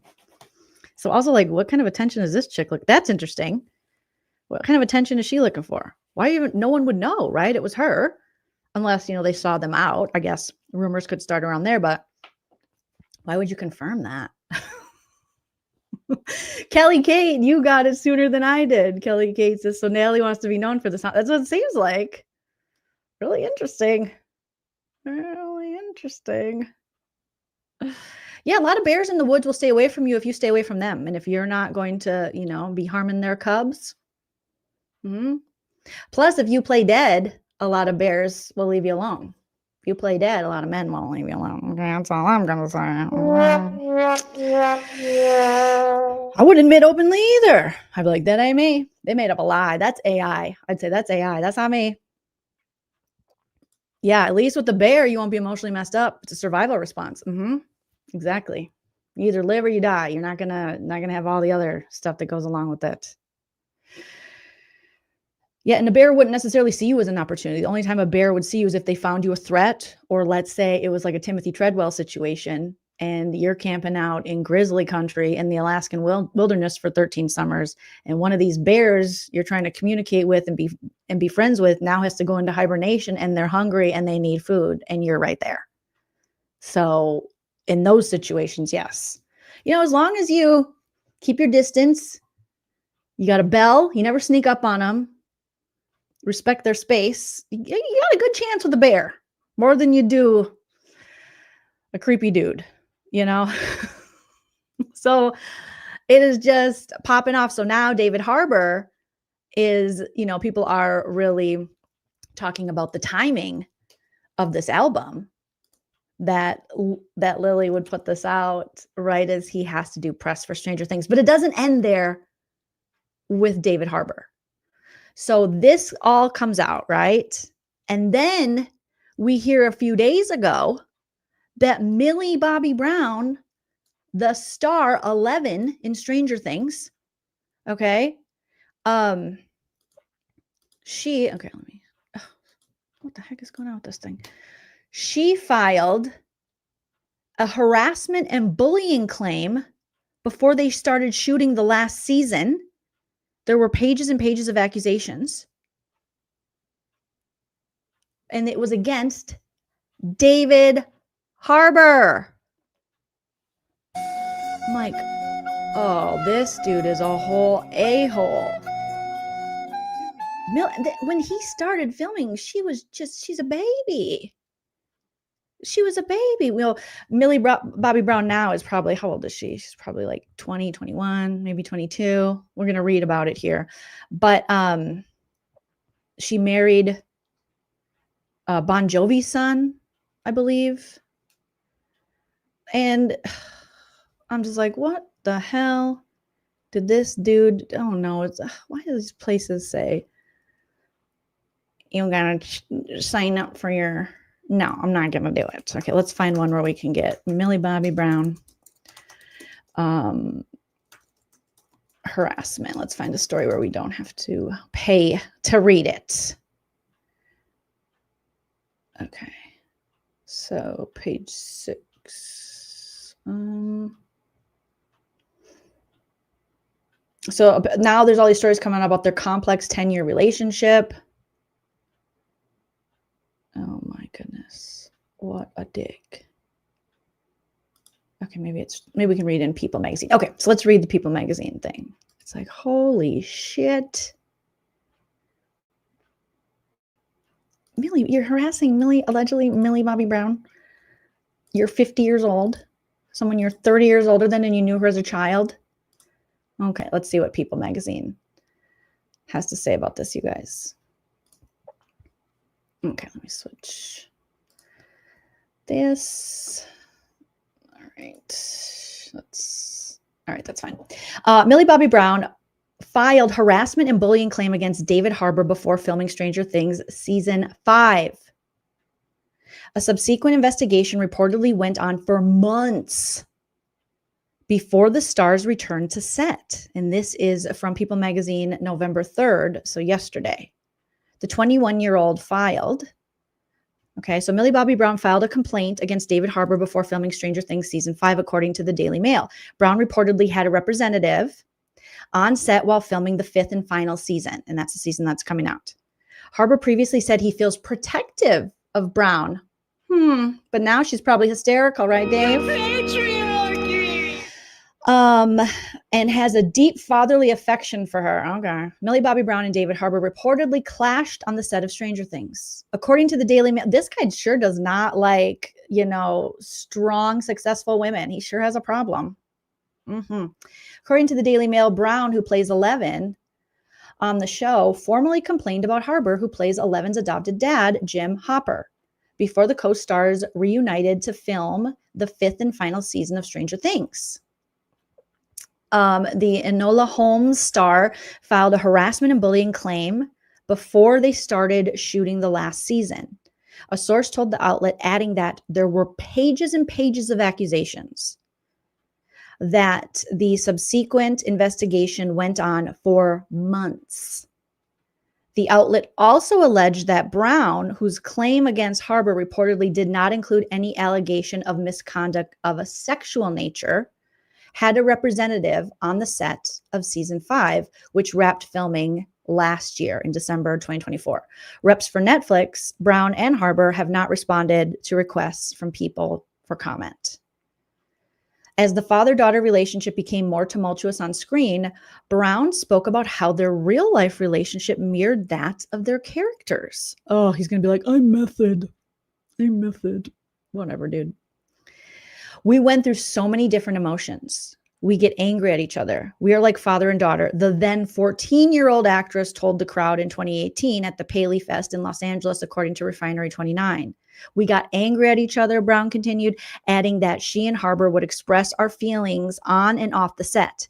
And those scenes were so raw and real that the reward is the scenes. Harbour also previously hinted at the actor's on-screen relationship bleeding into real life in 2021.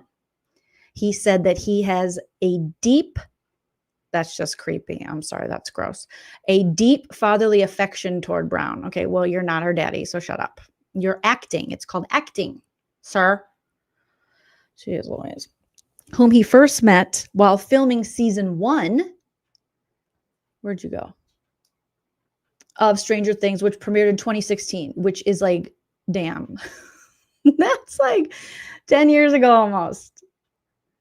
Millie and I have always had sort of a special relationship because I knew her when she was so young. Ew. I knew her before any of this big fame hit. Oh, and now she's more famous than you. That hurts your feelings. Harbour said on the That Scene with David Patrick podcast. Ugh, look, what the hell is he wearing? I have a real protective feeling for her. I have a real worry. Okay, she has parents. Thank you. He said of Brown, who was 11 when she first started working on the Netflix show. So 11 was 11, playing 11. I worry about her and the fame and all that she has to struggle with, like preverts like me. No, I added that part, a little bit of my own stuff. And I've just always felt this kind of deep fatherly affection for her. Okay, calm down. You're not her daddy. Stranger Things season 5 premieres with volume 1 November 26th, followed by volume 2 December 25th. And the finale is on December 31st. So she had to get herself a little representative because she had all of these, harassment and kind of bullying allegations. And what they're saying is like pages and pages of accusations, which must have been so uncomfortable for her. And then the Mercury News is saying that I found this story that when these accusations came out when he, was still with Lily Allen, it looks like, and Lily Allen initially backed David Harbour amid Millie Bobby Brown claims. News that Brown alleged that Harbour bullied and harassed her on the set of Stranger Things comes as Allen presents a devastating portrait of him in her new album. So there they are on a red carpet, him again, always turned away from her.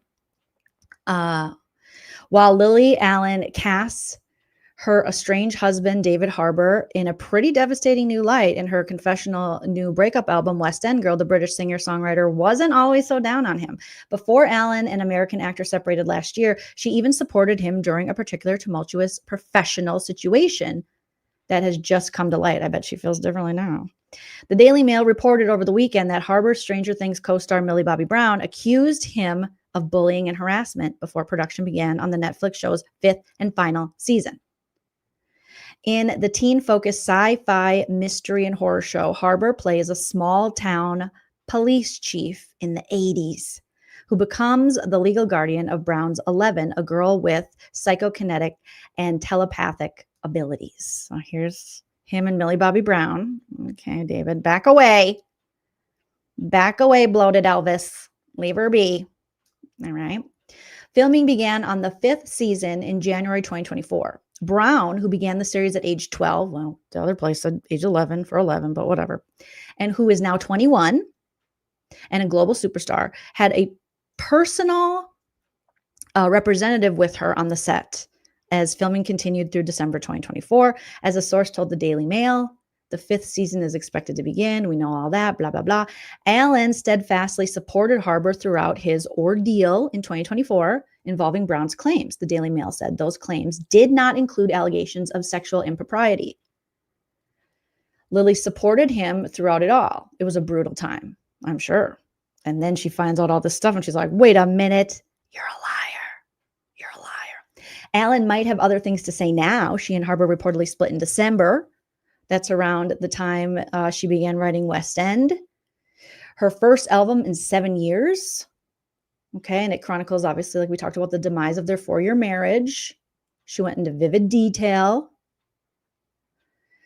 Allen and Harbour had a whirlwind romance. They met in 2019, married by 2020. She brought along her children, Ethel and Marnie, from her previous marriage. Their new nuclear family unit settled into that Brooklyn home we talked about, which was featured in the pages of Architectural Digest. I mean, you can just see, like, look at what a little baby Millie Bobby Brown is, and there's old ass David Harbour. Allegedly, he's 50. I think he's 76, but I don't know. Allegedly. But amid whatever turbulence was happening in the marriage, Harbour also faced allegations that he mistreated Brown, for whom he claimed he developed protective feelings for. Sounds like this guy doesn't know boundaries. His own wife was like, okay, you can have an open marriage and here's boundaries. And it sounds like now he's like, I'm just so protective of her. Well, she is her own person, Millie Bobby Brown, okay? And it sounds like you don't really adhere to the boundaries of women. That's what it sounds like, sir. Now you got 2 chicks claiming that, all right?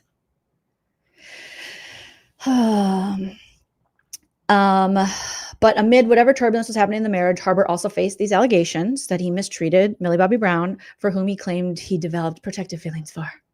I think she's in the crosshairs of something extremely dangerous that nobody seems to be paying attention to. Oh, only you, David Harbour?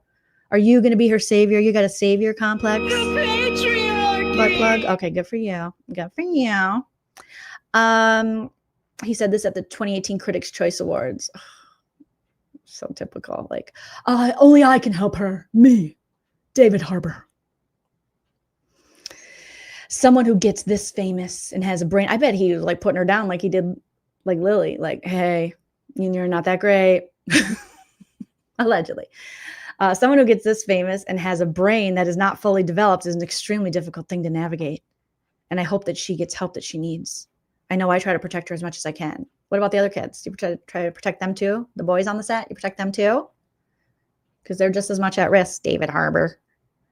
Whether those protective feelings morphed into something more intolerable to Brown is not clear. But there was an internal investigation at Netflix, according to the Daily Mail. There were pages and pages of accusations. The investigation went on for months. It remains to be seen whether Harbour's alleged personal and professional issues will overshadow the season 5 rollout of Stranger Things.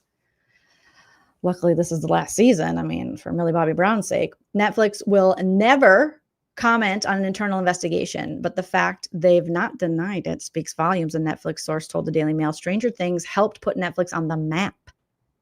The show also made Brown and Harbour multi-millionaire stars, the source added. Millions of fans around the world have been anticipating the finale. The source continued, no one wants anything to take attention away from that. While the source said it was unfortunate that Harbour's issues have come to light, just off ahead of the new season, the person also said it will be a theatrical event. Nothing is going to overshadow this, not even the leading man's private life. Well, not private anymore. Let's see what you guys are saying in the chat. I mean, that was just crazy. All this stuff all of a sudden coming out about David Harbour and his alleged harassment and bullying of Millie Bobby Brown. And then also the, deterioration of his marriage and the accusations coming out from his soon-to-be ex-wife, Lily Allen, about his lies and betrayal. Oh my gosh. Right? I know, dreadful. 5 seasons, 10 years, the new era of TV shows. And I think the Duffer Brothers were on record saying we should normalize it taking that long. I'm sorry. No. People, you lose interest. Actors get older. Things, I mean, I don't want to die before my next, the next season of my favorite show. Hi, Haru. Yes, don't forget to smash that like. Dreadful says, Millie and Sadie, I know Sadie's amazing too, are both incredible actresses. I hope they score new awesome roles. Me too. They will. I mean, Sadie's been in so much stuff. Sadie was in The Whale. She's a wonderful actress. When you grow up and look back, you can become aware of the real facts of your treatment. She's speaking now. Mac, well done. Mac, that is exactly what's happening. At 14, how could she speak to what he's doing? Even at 21, like she's still figuring it out. Now looking back as a newly formed adult woman. But yes.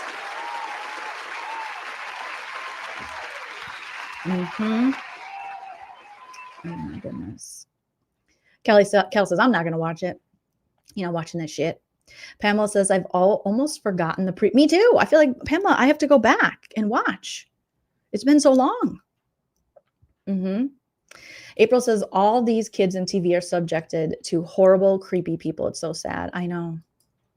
It's almost like if only, AI bad for things because it takes, a lot of people's jobs away, writers, actors, all the things within entertainment. But if only we could decide we were only going to use AI for the kids' roles. So there would be no human children could ever become prey in Hollywood ever again, just AI. And then everyone else is human. I don't know. That is my platform. That vote for me. We just want AI kids in Hollywood, not real ones, okay? I didn't even go back, Danny, and finish. Was it just the last season of Handmaid's Tale? I'm a season behind on that. And also, why do I want to say butternut squash? It's not butternut squash. It's the bees one. Hornets. No. You know what I'm saying? On Paramount? Why can't I think of the name? It's not butternut squash. It's not the bee's nest. Yellow Jackets. What in the hell? Bruh. What am I thinking? Yeah, I haven't even watched the last season of The Handmaid's Tale. Maybe because I feel like we're kind of living it right now. So it's not that entertaining when you're like, Yellow Jackets. I haven't watched the last season of Yellow Jackets. Hey, Burly Girl, thank you. Amy says, you just reminded me that I need to finish Handmaid's Tale, right? I totally forgot. Also, it's so difficult to watch that show knowing that Elizabeth Moss is a freaking Scientologist. I'm like, okay, I know you were young and you're raised in it, but you can leave now, right? I'm like, I know you're like our heroine, you know, our heroic lady leader, and then you're just sitting there in Scientology.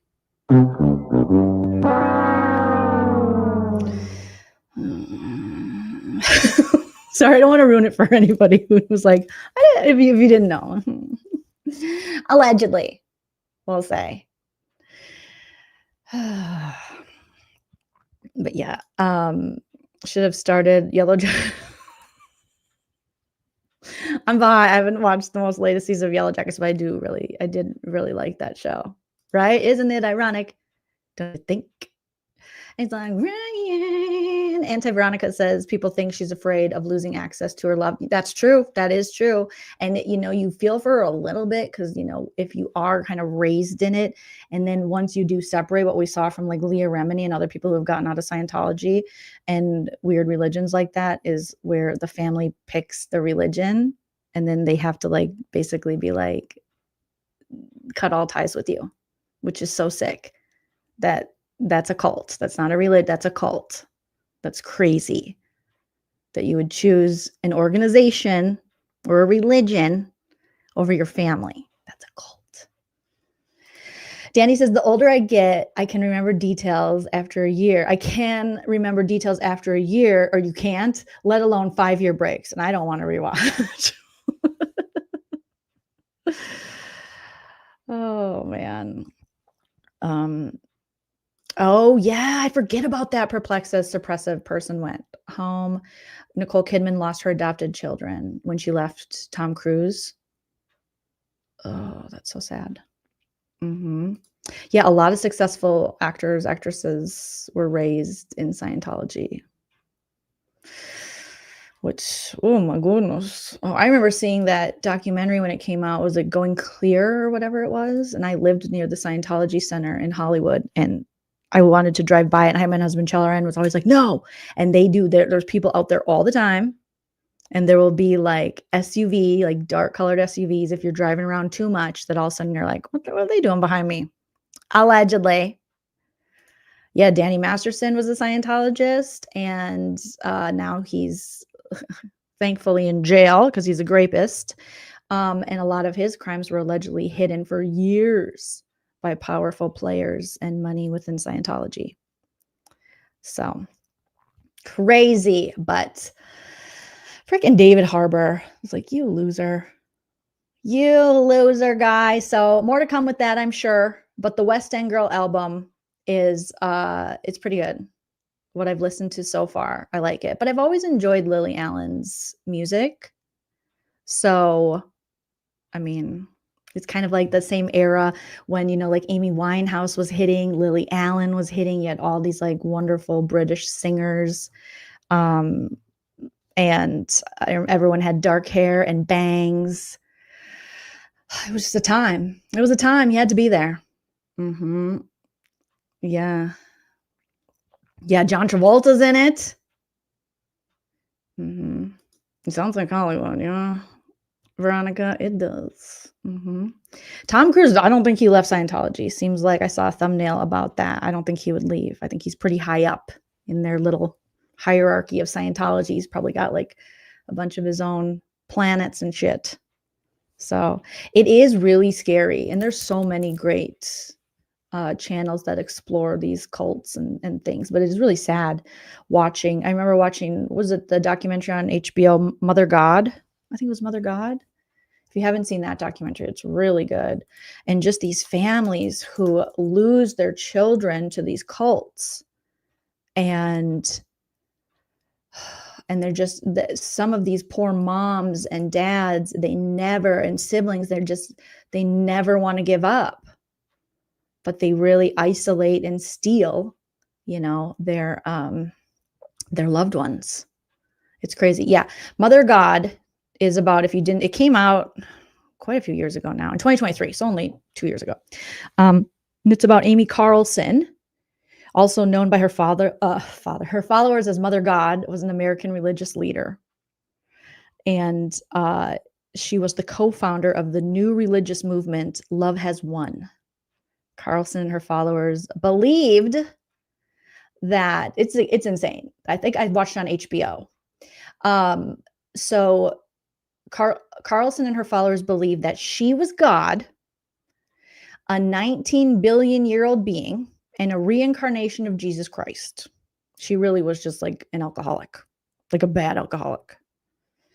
And that she could heal people with cancer with the power of love.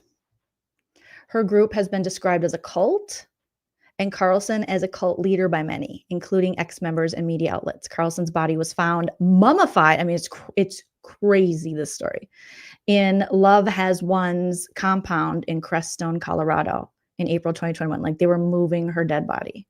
It was so weird.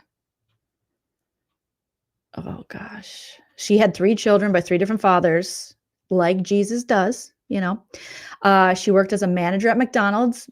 What would Jesus do? Have 3 kids and work at McDonald's for sure. I mean, he might.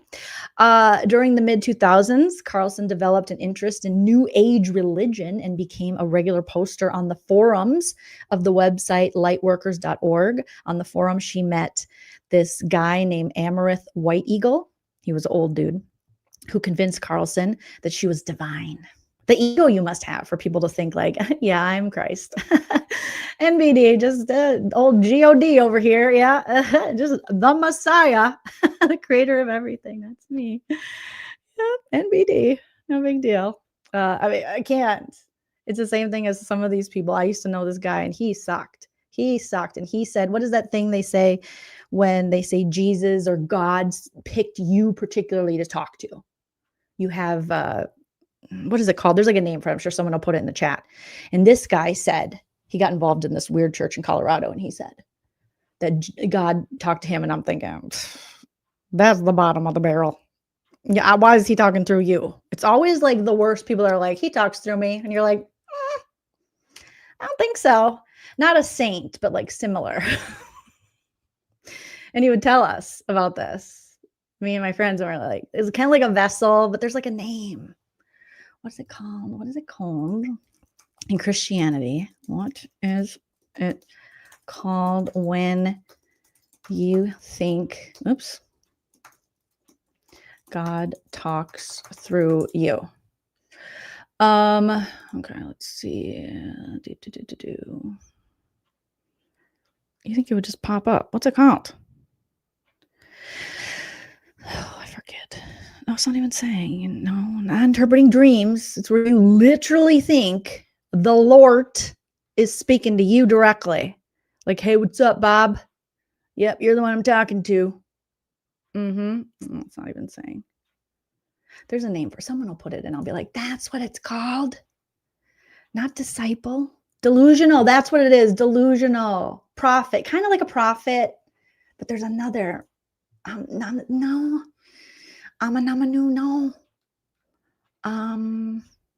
Kind of like a prophet, but there's like a particular term that, like a saying, not an apostle, but you know what I'm saying. But there was something he would say, like, the ability is called something to be able to speak, not clairvoyant. You guys, I feel so bad. I'm like, but not that. Oh, and not that. And not that. But you guys know what I'm talking about. But this dude sucked. I was like, why do all the shittiest people I know think God picked them? Not a savior. Schizophrenia, that could be. That's a good one.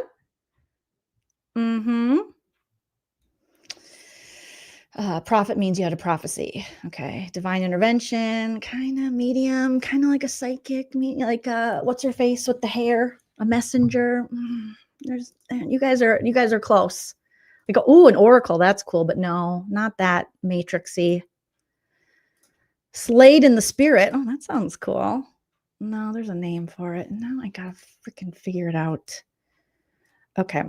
What is it called when you think God talks or to you, not through you, talks to you? Revelation is a communication from God to man. It can occur in many different ways. Some prophets, like Moses and Joseph Smith, have talked with God face to face. Some persons, can you believe just some dude named Joseph Smith one day was like, yeah, God talks to me in Missouri. That's where our Bethlehem is. Yeah. I'm important. Also, he said, have a lot of wives. Well, only a certain sect of us want some wives. Some persons have had personal communication with angels. Other revelations have. Okay, so maybe it is. Maybe you guys are right. Revelation, and also you're a prophet. Maybe he did say he was a prophet. He said something. I was like, I'm pretty sure you're just an alcoholic. It's a lot of alcoholics that think they're prophets. So I think you guys are right. I think the prophet thing is right. I thought it was a different term, but Alex, I think you guys are right. I think I'm wrong. Yes, Fundy Fridays did a couple of videos about Love Has Won. It's really that's that young woman's channel, right? She's like a brunette. I used to watch her videos. I don't even know if I'm still subscribed to her. I'll have to look, Will. But she did a great job. She would do deep dives into this shit. A conduit? Maybe.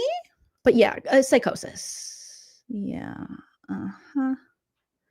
Yeah, I just can't imagine being that self-absorbed and having that big of an ego that goes, out of all the people God could talk to, it's me. Yeah, no big deal. He just talks to me all the time. He just tells me he was not talking to you. Humans ruin, like, he's not talking to you. He's talking to me. It's like, but why? Oh my gosh. Did I ever watch Sister Wives? I did watch a couple seasons of Sister Wives, Kelly Kell. And then I got bored and then they took forever to come out. But there is this woman, I talk about her every time someone brings up Sister Wives. If you don't follow her, she's so fucking funny.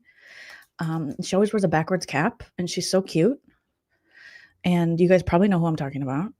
And I think I'm subscribed to her. And I always forget her name. And she's hilarious. And if I ever did Sister Wives recaps, which I never will, I'd want them to be as funny as her. Her name is Reality Amanda. I don't know anything about her other than I've seen her do these recaps. And now she's got like 64,000 subscribers. And there's a lot of people that cover Sister Wives. And I have never seen anyone do it as well or as funny as she does. So I don't know if she's like a stand-up comedian or what. But she's so freaking funny. Here she is here. If you guys need, again, I don't know her. Okay. But she's so funny. And she always has a backwards hat and she just does a great job. It's Reality Amanda. I always forget her name, but clearly, am I subscribed to her? Yes. Right. That means I'm subscribed, right? Yep. And I don't even watch the show, but I subscribe to her because she's so funny. I'm just like, I love her.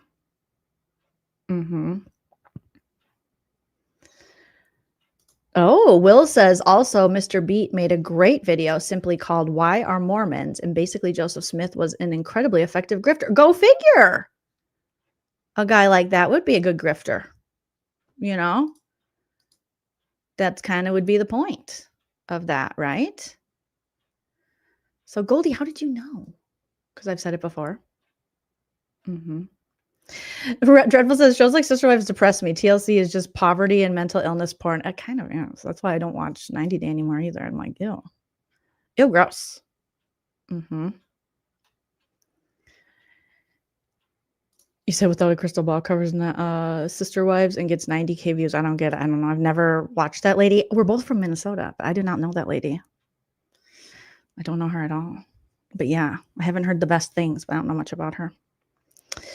The Sister Wives husband is on Special Forces. No way. Cody Brown. I do know his name, Cody Brown. He is a scammer. That guy. He has horrible hair. And he's a scammer. And that Robin lady. Oh, I watched back in the day, like, you know, episodes here and there. And when he really liked Robin and her true religion genes and her low rise, and all the other wives are like, what about us? And he's like, fuck you, I just want Robin. Like, he just went for Robin. And he was like, I love Robin. And the wives are like, Cody just has to go get another wife. And all of a sudden, Robin became the favorite. Robin's like, I don't like it like this. I want more time with Cody. And he was like, she wears low-rise skinny jeans, okay? And her face always looks angry, and it gives me a boner. So I'm going to stick with her. And the other wives are like, but we're raising your 13 other children. Or I don't know, it's probably like 20-some now. He's like, too bad. I'm going with Robin in a convertible. We're going to have a second honeymoon. And they're like, what? I was like, oh, I would. Like, it would be over. I'd be like, oh, Cody, did you fall on that butcher knife? He is such a klutz. I'm going to run to Home Goods, and then I'll call 911 when I get back. Okay. They got their Halloween stuff on clearance right now, hon. Here, wipe that. Try to wipe what you can up. You're supposed to put pressure on it, but I don't know. Okay. All right. Don't stain too much stuff. Don't get it on the carpet. That's what I'd be doing. Someone like that. I have the entire 20 seasons down. It stays the theme. Yeah. Once I saw that, I was like, And then I heard the tragedy and one of the sons, and I'm just like, no, thank you. No, thank you. Yeah. Now they're like all divorced, and the other wives are happy. Good for them, I think. What is there? Mary. Okay. Mary was the OG wife, right? Robin's the favorite who's still married. And there's 2 blondes. What are their names? I forget their names. So there's a lot of creators that argue with other creators, Isis. Like all the time. I might watch some of it. Some of the creators fighting with each other, I might watch occasionally. Christine and Janelle, yes. Yeah. Uh-huh. Oh my gosh. Yeah. Mary, Janelle, and Christine. Thank you, April. Okay. Thank you, Pamela. Yeah, that show is just crazy. I have not watched the Charlie Sheen documentary yet. I'm finding it really hard with the Corey Haim allegations because he is my childhood crush, my first love. I think I just saw Beetlejuice, and I told Nana that I was married to Corey Haim in another life, and we got in a horrible car accident and crashed into a pond, and we both were deceased. And now only I remember our love. So yeah, I probably just saw Beetlejuice. What year did Beetlejuice come out? My mom's like, wow, that's really specific. And I'm like, I'm pretty sure I just stole part of the plot of Beetlejuice. But I really thought like, oh, me and Corey Haim, I'll have to meet him one day. 1988. Yeah, I definitely saw Beetlejuice. And knowing now that he allegedly, essayed Corey Haim when he was young. Charlie Sheen is disgusting. I don't care. That's a disgusting human right there. I believe the allegations because he's disgusting. He is so gross, right? I don't even want to support. That man is disgusting. I can't say enough times how disgusting I just think he's so gross. A nepo baby, drunken brat rat with no talent. My mom used to watch 2.5 Men, and I would go, oh, that show was garbage. Okay. There was obviously John Cryer, great guy. Seems like a great guy. The woman who was in it, the red hair, she was a great actress. She passed away. She was funny, but garbage. Cammie says, Denise Richard tells it all. Oh, your friend did security? Oh, I bet your friend has stories, but probably had to sign an NDA. Right? Yeah, Corey Feldman, as crazy as he has been speaking truth on Charlie for decades. And he's just protected. And he's like, that's ridiculous. And just because Corey Haim's mom, who, I don't know, trusting the parents of exploited children in Hollywood, I don't know if I trust her too much. Sorry. I think Corey Haim's mom is now maybe deceased too. So sad. But John Cryer, a true professional. The maid, she was so funny. She was in so many things. Danny T says the doc makes him, he believes his own hype. Like, bro, I'm sorry. Major League was a long time ago. What else was he in that was good? I don't. I don't know. I don't remember Charlie Sheen ever being, I feel like he got a lot from being Martin Sheen's son. And I'm going to say his brother, Emilio Estevez, he might have his own personal issues. I don't know, but he had the Mighty Ducks. And that to me is great. That was great. Those were great movies. So Platoon, well, he didn't make that movie, right? I guess I have to rewatch Platoon. Yeah, Charlie Sheen I can't believe he's still alive. He's disgusting. That dude is disgusting. Charlie Sheen, if you ever see this, I think you're gross. Not that you care. Yeah, but the Mighty Ducks. Now that was a work of art. Oh, really? Emilio wanted no part of the doc because Emilio did take part in the Brat Pack documentary that what's his face did, who's part of the Brat Pack. I forget his name, but he went around talking to different Brat Packers, and Demi Moore participated in it. They got quite a few of the Brat Pack. And just like that was an interesting documentary to see the effect that this label had on these actors and how some of them took it much more personally, and it kind of defined them going forward. And they felt stopped them from opportunities and put them in this weird label. And then other people like Demi Moore was like, I didn't think about it. I just kept going on. Leave it to a woman to be like, I didn't have time to think about it. I was bleeding. I had all these other things going on. Okay. I had the patriarchy staring down my face. So I don't know. Calling me in a Brat Pack, that's nothing. Andrew McCarthy, yes. He seemed to take that very personally.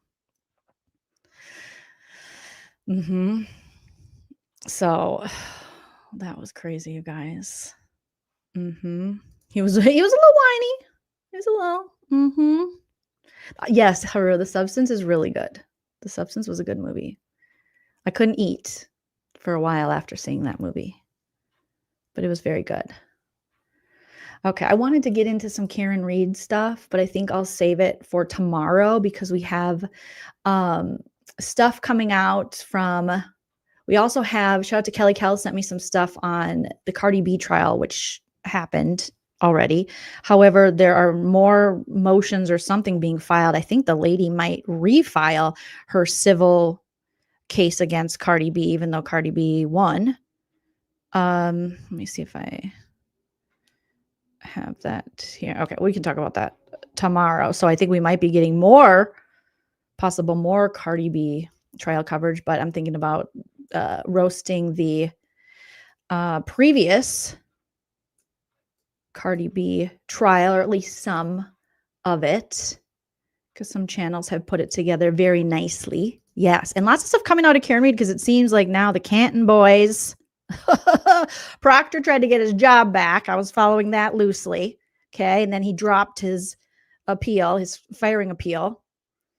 And apparently not only the text messages that we heard in the trial where he is saying no nudes about Karen Reed, spilling information about his investigation and saying wholly inappropriate things in text messages with his high school buddies and such. But there's more that they have uncovered that haven't been uncovered to the public yet. Some people have seen these messages, and I guess they're pretty damning, and it goes back years and years of this guy, which allegedly made him kind of drop him trying to get his job back as a cop. So a recently produced batch of texts, the disclosure of which preceded Proctor abandoning his bid to reclaim his job, has been ordered, turned over to defense lawyers in cases of 2 men accused of murdering in a third city man. So in a bunch of other cases. So texts of disgraced trooper Michael Proctor, no nudes yet, could impact case of a murdered Worcester man. How do you say that again? That city, you guys? I was getting so good with my Boston and my Massachusetts and Worcester. A murdered Worcester? Is that how you say it, man? The increasingly scrutinized text messages of Michael Proctor, the state trooper fired after Karen Reed trials, could impact the prosecution of multiple Worcester Worcester related cases, including a murder. Worcester. Am I saying it right, Isis? Worcester? Worcester. Worcester or Worcester? Worcester. Ugh. I got to get back into it. Yes, and Microdot is dropping the videos. Just some gems about these people. Microdots. Okay, let me drop Microdot's channel here for you guys. Okay, come on. Work with me, computer. And watch some of his latest. Microdots is almost to 100,000 subs. So give him a sub. Show him some love. Show him some love in the club. Okay. Thank you, Isis, says you're on fire this week. I appreciate that because now we got Dirty Cop Sam Goody under investigation after this Michael Proctor stuff is out. So a lot of people are talking about that. So I definitely want to go back to the trial channel and check out the testimony of Sam and what's going on over there. Roast up that shit. So it's like, how are the chickens coming home to roost when it comes to these Canton cops, these dirty cops? Are we going to see some justice for some of these, like Michael Proctor? People were saying Michael Proctor, allegedly, again, these are just rumors that I've heard here and there. Michael Proctor's wife might have left him and she was like, stand by your man. But apparently she's used to being married to cops. She's got cops in a family. So she's like, I'm out of here. This is all alleged. And I think Turtle Boy, I was watching Turtle Boy last night and he said that Michael Proctor might be in the mental institution. Yeah, I'll watch that with you guys. Let me know if you guys want me to. Worcester. Is it Worcester, Amy? Worcester. Okay, Worcester. Oh, I feel like I'm butchering it. I'm so sorry, you guys. Worcester. Okay. Okay, Emily C. I'm going to have to check out this. Let me write that down. Emily C's channel. Do I follow her? I don't even know who the hell I'm subscribed to her. But Turtle Boy was saying that he might be in the word rumor, I think. I don't know if he just was saying that this is what he heard. That he might be in the mental institution. I mean, Proctor looks bad. He looks rough. And this dude, I mean, he looks like how he acts now. His outside is matching his inside. Just bad all around. Worcester. Okay, that's how Turtle Boy pronounces it. So I'm like, I know I'm probably butchering it. I do like Nurse Kim and Auntie Deb, but they have it all. They've been in this since the beginning. They're killing it. They got so much going on. I wouldn't be like, they're gonna be like, who's this chick? They're killing the game, doing the damn thing. So God bless them, but I don't expect anyone to want to collab with little old me who's in it sometimes. But the interesting part is the drama surrounding the Karen Reed creators. Unfortunately, I guess it has become a little, I guess you'd say in the Karen Reed circle of content creators is getting, or has been for the past month, taking kind of center stage as we have Karen Reed still in her civil pursuit and trial. And then you have Turtle Boy still fighting for his life as well. And then there's allegations that Karen Reed is talking to certain creators and isn't talking to Turtle Boy. And it's kind of a mess. It's very interesting. Obviously, it's very fascinating. But you would hope that the two of them would get together and, I don't know, make it work. But now there's all these other channels that are involved and they're like, maybe I talked to Karen Reed. Maybe I talked to Karen. I'm like, what is happening? You have grown men doing videos going, maybe I talked to Karen Reed. And you're like, what? There's some guy's like a DJ or a rapper and he is in his car and he goes, maybe I talked to Karen Reed. And I'm like, what? What do you mean? Do you or don't you? And then some people are saying she's in the chat. It's a mess. Oh, Amy, you know what's going on. Amy says it breaks my heart. Can't we all just get along? And who's to say that was really right? It's like, how do we know? But apparently Karen Reed and Turtle Boy haven't spoken, and Turtle Boy was the, blogger journalist who, once he started looking into Karen Reed's story, then in her case, then it took off and, helped so much in that case and getting coverage from mainstream media when they wouldn't touch it and things like that. And it seemed like, they had a good little rapport, but now it doesn't. So, and I watched some of that too. This Lauren, you guys follow the Lauren hidden true crime stuff? These crime people have a lot of drama. I was watching that and oh my gosh. Okay, so I need to see Hank Brennan's Diaries by Emily C. Comedy Gold. Okay. Is Emily C that cutie little brunette, that young woman? I feel like does she do impressions? Is that who? Because there's a little cutie who's so funny and she does impressions. And she did one with what? I forget his name. Shit, she just did one recently. Okay, yeah, she's so funny. And okay. Yes. I think I am sub to her. I think I might even follow her on Twitter. I'm gonna write it down again. But yes, this lady, so this true or hidden true crime, this Lauren, and she's, speaking of Mormons, I think she might be a Mormon or a recovering Mormon or something. And she had her own like restraining order type harassment stalking case against like a former friend, someone who might have worked for her in some capacity on her channel, because she is a former news reporter. Her husband, his name is like John, and he's like an adjunct professor, and he might be in criminology. I don't know, something. And they met through some case or crimes. And anyways, they're together. And then she filed some kind of like stalking injunction on this other woman. And apparently Law and Crime, the channel, I think it's Law and Crime, correct me in the chat, wanted to broadcast the trial. And she was like, no. Normally this is like kind of like a civil, I don't know how she said it, but I don't need this broadcast, you don't do this for stalking cases. And so I think she pulled back her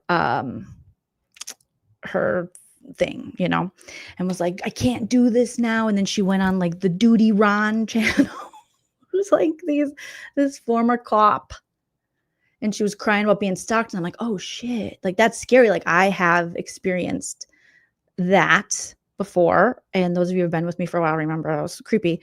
But so she did a 9-hour live describing it, and there are ways in which I'm like, oh okay, yeah, that's messed up. But then there's ways where I'm like, I don't know if this is what right, the YouTube chaos, I'm telling you. Yes, I saw that she was at the Wilbur, and she was the only one who really roasted Turtle Boy, I think they said. So shout out to her. I love funny ladies.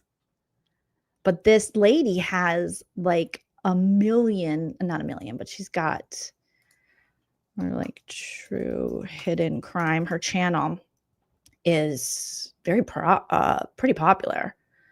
So she's got, what does she got here? Okay. Hidden true crime. She's got 315,000 subscribers. Like that's huge. And here she is. Let me show you her channel, you guys. And this just popped up for me one day. And I saw other creators covering this. And some of the stuff is a little sus. You're like, okay, lady. So then she did a 9-hour live. So her channel is Hidden True Crime, is a criminal psychology reinvented. We are forensic we are a forensic psychologist and a journalist. Her husband's a forensic psychologist. She's a journalist who are husband and wife delving into psychological facets of unthinkable crimes. So she did a 9-hour live explaining like, okay, if law and crime is going to exploit my civil stalking injunction where I'm trying to get this lady to, so she did this video, which has, oh my God, it has 434,000 views 2 weeks ago, right? She's like, I'm going to tell my whole story. I can't stay silent anymore. I'm being stalked and bullied and fear for my safety. But it's interesting, you guys. Yeah. And so then people started like looking into it more and started calling out some of like, what is this really? Is this like some women who don't like each other? And is this one woman with more of a platform trying to silence another woman who has possibly legitimate criticisms about this woman?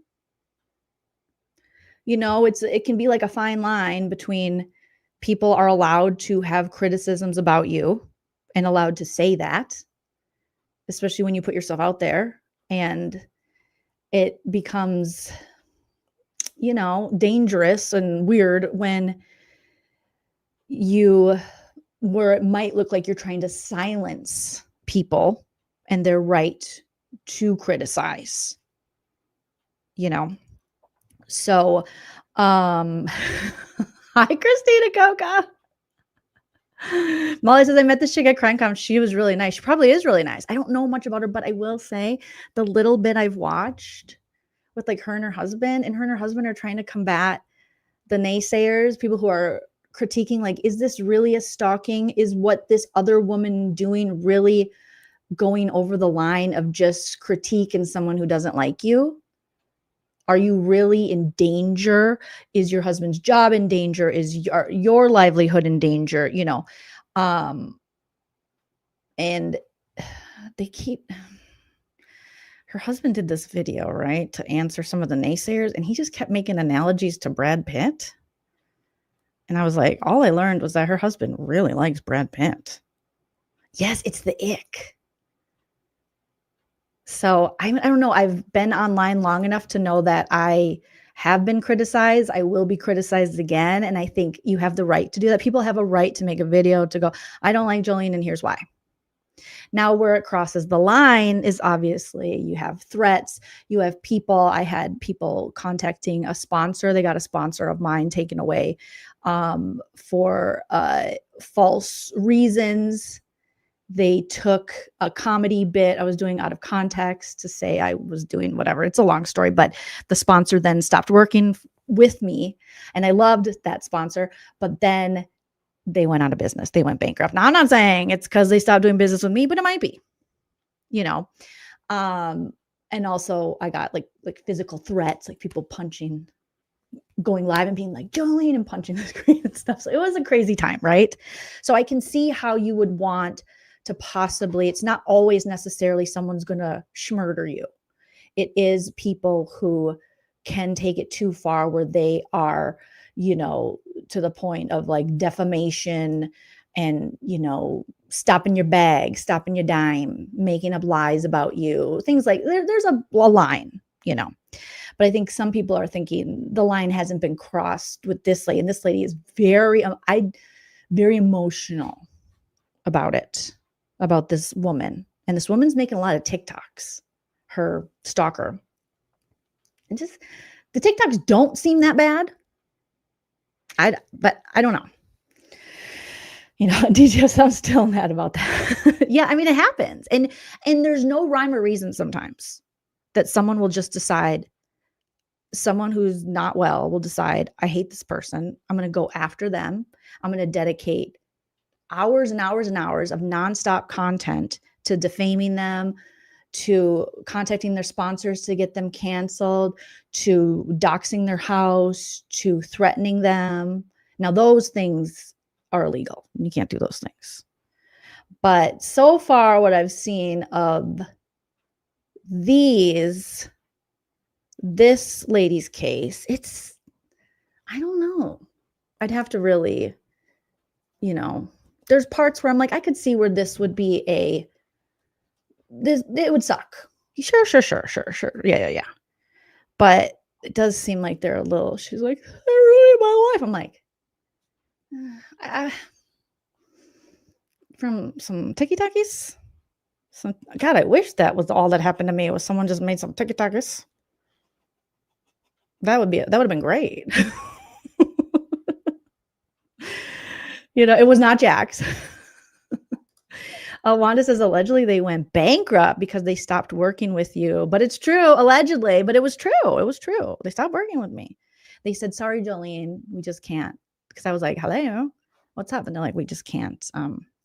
Even though it's an allegation, a lot of these companies, just from false allegations, they'll be like, it's just too much. If they get enough people, even though I had so many people that emailed this company on my behalf saying this isn't true. This person has a group that is like a calculated group that has come together to kind of take me down. What's that, Dave? Oh no, that's my lip gloss. Thank you. And that's what they were doing. And I didn't make a 9-hour video. I worked behind the scenes to get that to stop. It wasn't easy, but I definitely didn't do this. But I don't know. She does have a bigger platform than me, so it might be more people, but it seems like it's just a couple ladies. But yeah. Trixie says true crime is more dramatic than Bravo, though Bravo has more people allegedly committing crimes, right? Okay, let me just show you guys a little bit of. We'll just watch a little bit of it, okay? Just a little bit. I'll speed it up a little bit. But it's like, you're like, I don't know. When people get, it's just me. Doesn't mean I'm right. But when people get on camera to cry, I'm like, turn off the camera. Turn off the camera. They have not called me back, Molly. They did not. Okay, just listen to a little bit. Hey, everyone. Already, I'm like, no, don't do that. Hey, everyone. I've never been more nervous for a live in my entire life, and I've done a lot of lives or a show in my entire life. And this is not a live or a show that I ever wanted to do or ever thought I would have to do. And this has been ongoing for months, what I have been dealing with. This is not drama. Hidden True Crime doesn't get involved in drama. We stay very clear from that. And those of you that know us know that. So I hope that nobody calls this drama ever again. It's kind of dramatic, though. In fact, it's so real life what has been going on with my family and with me for months that I decided to go to where I felt would protect me. A hotel? And that was the courts. Oh, sorry. And legal. Okay. And I filed a civil stalking injunction. Okay. Because what was happening to me and my family met Utah's civil stalking injunction code. The stalker was in Utah. And it was very clear to me that that was the step that I should take. And I was granted a temporary civil stalking injunction after I filed my evidence and my exhibits before the judge. That was served, and my stalker was served a temporary civil stalking injunction. Thank God. And the next step to that, after filing a civil stalking injunction, is to hope to make it permanent. Okay. And that was going to be on Thursday. Mm-hmm. And then do you know what happened? What? Somehow, mm-hmm. someone decided to let law and crime fucking long crime. know about my civil stalking injunction. Rude. And law and crime decided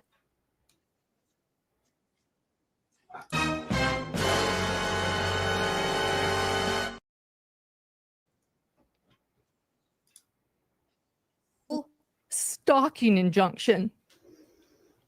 And law and crime decided that they deserved to have cameras in the courtroom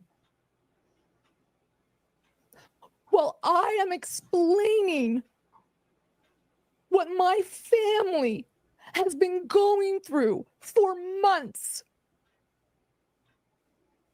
The law and crime, I don't know, is it a slow true crime month? They thought. I will say fuck law and crime a little bit, because sometimes they do give you the copyright notification. They'll be like, you can't use our trial streams. And I'm like, shut up, law and crime. Okay. So, but I'm not going to cry about it. That my family's pain. Okay. I'm going to speed it up to 1.4. But you guys see what I'm saying? Should be live streamed on their trial channel. I am a limited public figure. I'm just a mom who has a YouTube channel. And yes, I've become a limited public figure. I'm not Johnny Depp. I'm not Amber Heard. I'm not Gwyneth Paltrow. I am a mother trying to protect my family and my little boy. I don't have any votes now. I am a journalist who has never. So I'm like, what did they do to her little boy? And then the more you watch, I don't think they ever tell you what happened to her little son. I think he just sees the mom cry or something. But I'm like, oh, if they did something to the little boy, get him. But I don't think they did. Ever. Oh, obviously, everything I say is alleged. Okay. I don't know what I'm talking about. In my life, heard of anyone streaming a civil stalking injunction. Ever. It is not something you do. And why? Because it's someone that is being abused, that is attempting to escape something dangerous. I could see that in like the domestic and situations like that where you're like being physically abused, but okay. I never wanted to do this live. You didn't have to. Like, I love when YouTubers say that. I never wanted to do this live. You don't gotta. You can literally just click out. Bye-bye. You don't gotta do it. There's no rule that says you gotta cry on camera and tell us all your business with you and your ex-friend who now is making videos and she don't like you. And she says you're no good. And she says your husband likes Brad Pitt a little too much. Allegedly. Everything's for jokes. Okay, you guys, levity in law. We gotta bring, like, people are dying, Kim. People are dying. Okay? I know everyone's got their, come on, buck up, lady. But because of what law and crime did, maybe you should just sue law and crime. I had to dismiss my civil stalking injunction. So she dismissed her civil stalking injunction because of freaking law and crime. Okay? What's that guy's name that's always on law and crime? That brunette with all the hair? That dude? Because I am never, ever going to let my child's mental health be live streamed. This is the part where I'm like, why are you bringing your child into it? Why are you weaponizing that? That's weird. For entertainment. And I find it disgusting that anyone would want to do I that will to me guarantee it that what happened to me was worse than what happened. Just from what I know about this lady, I was like, oh, because I'm thinking, oh shit, she got a situation like me. And then when I looked into it, I was like, oh God, like not to be hyperbolic here, but like I would have loved to be stalked the way she was stalked rather than the way I was. Oh, seems so not like, and I know you're not supposed to say that stuff. I get it.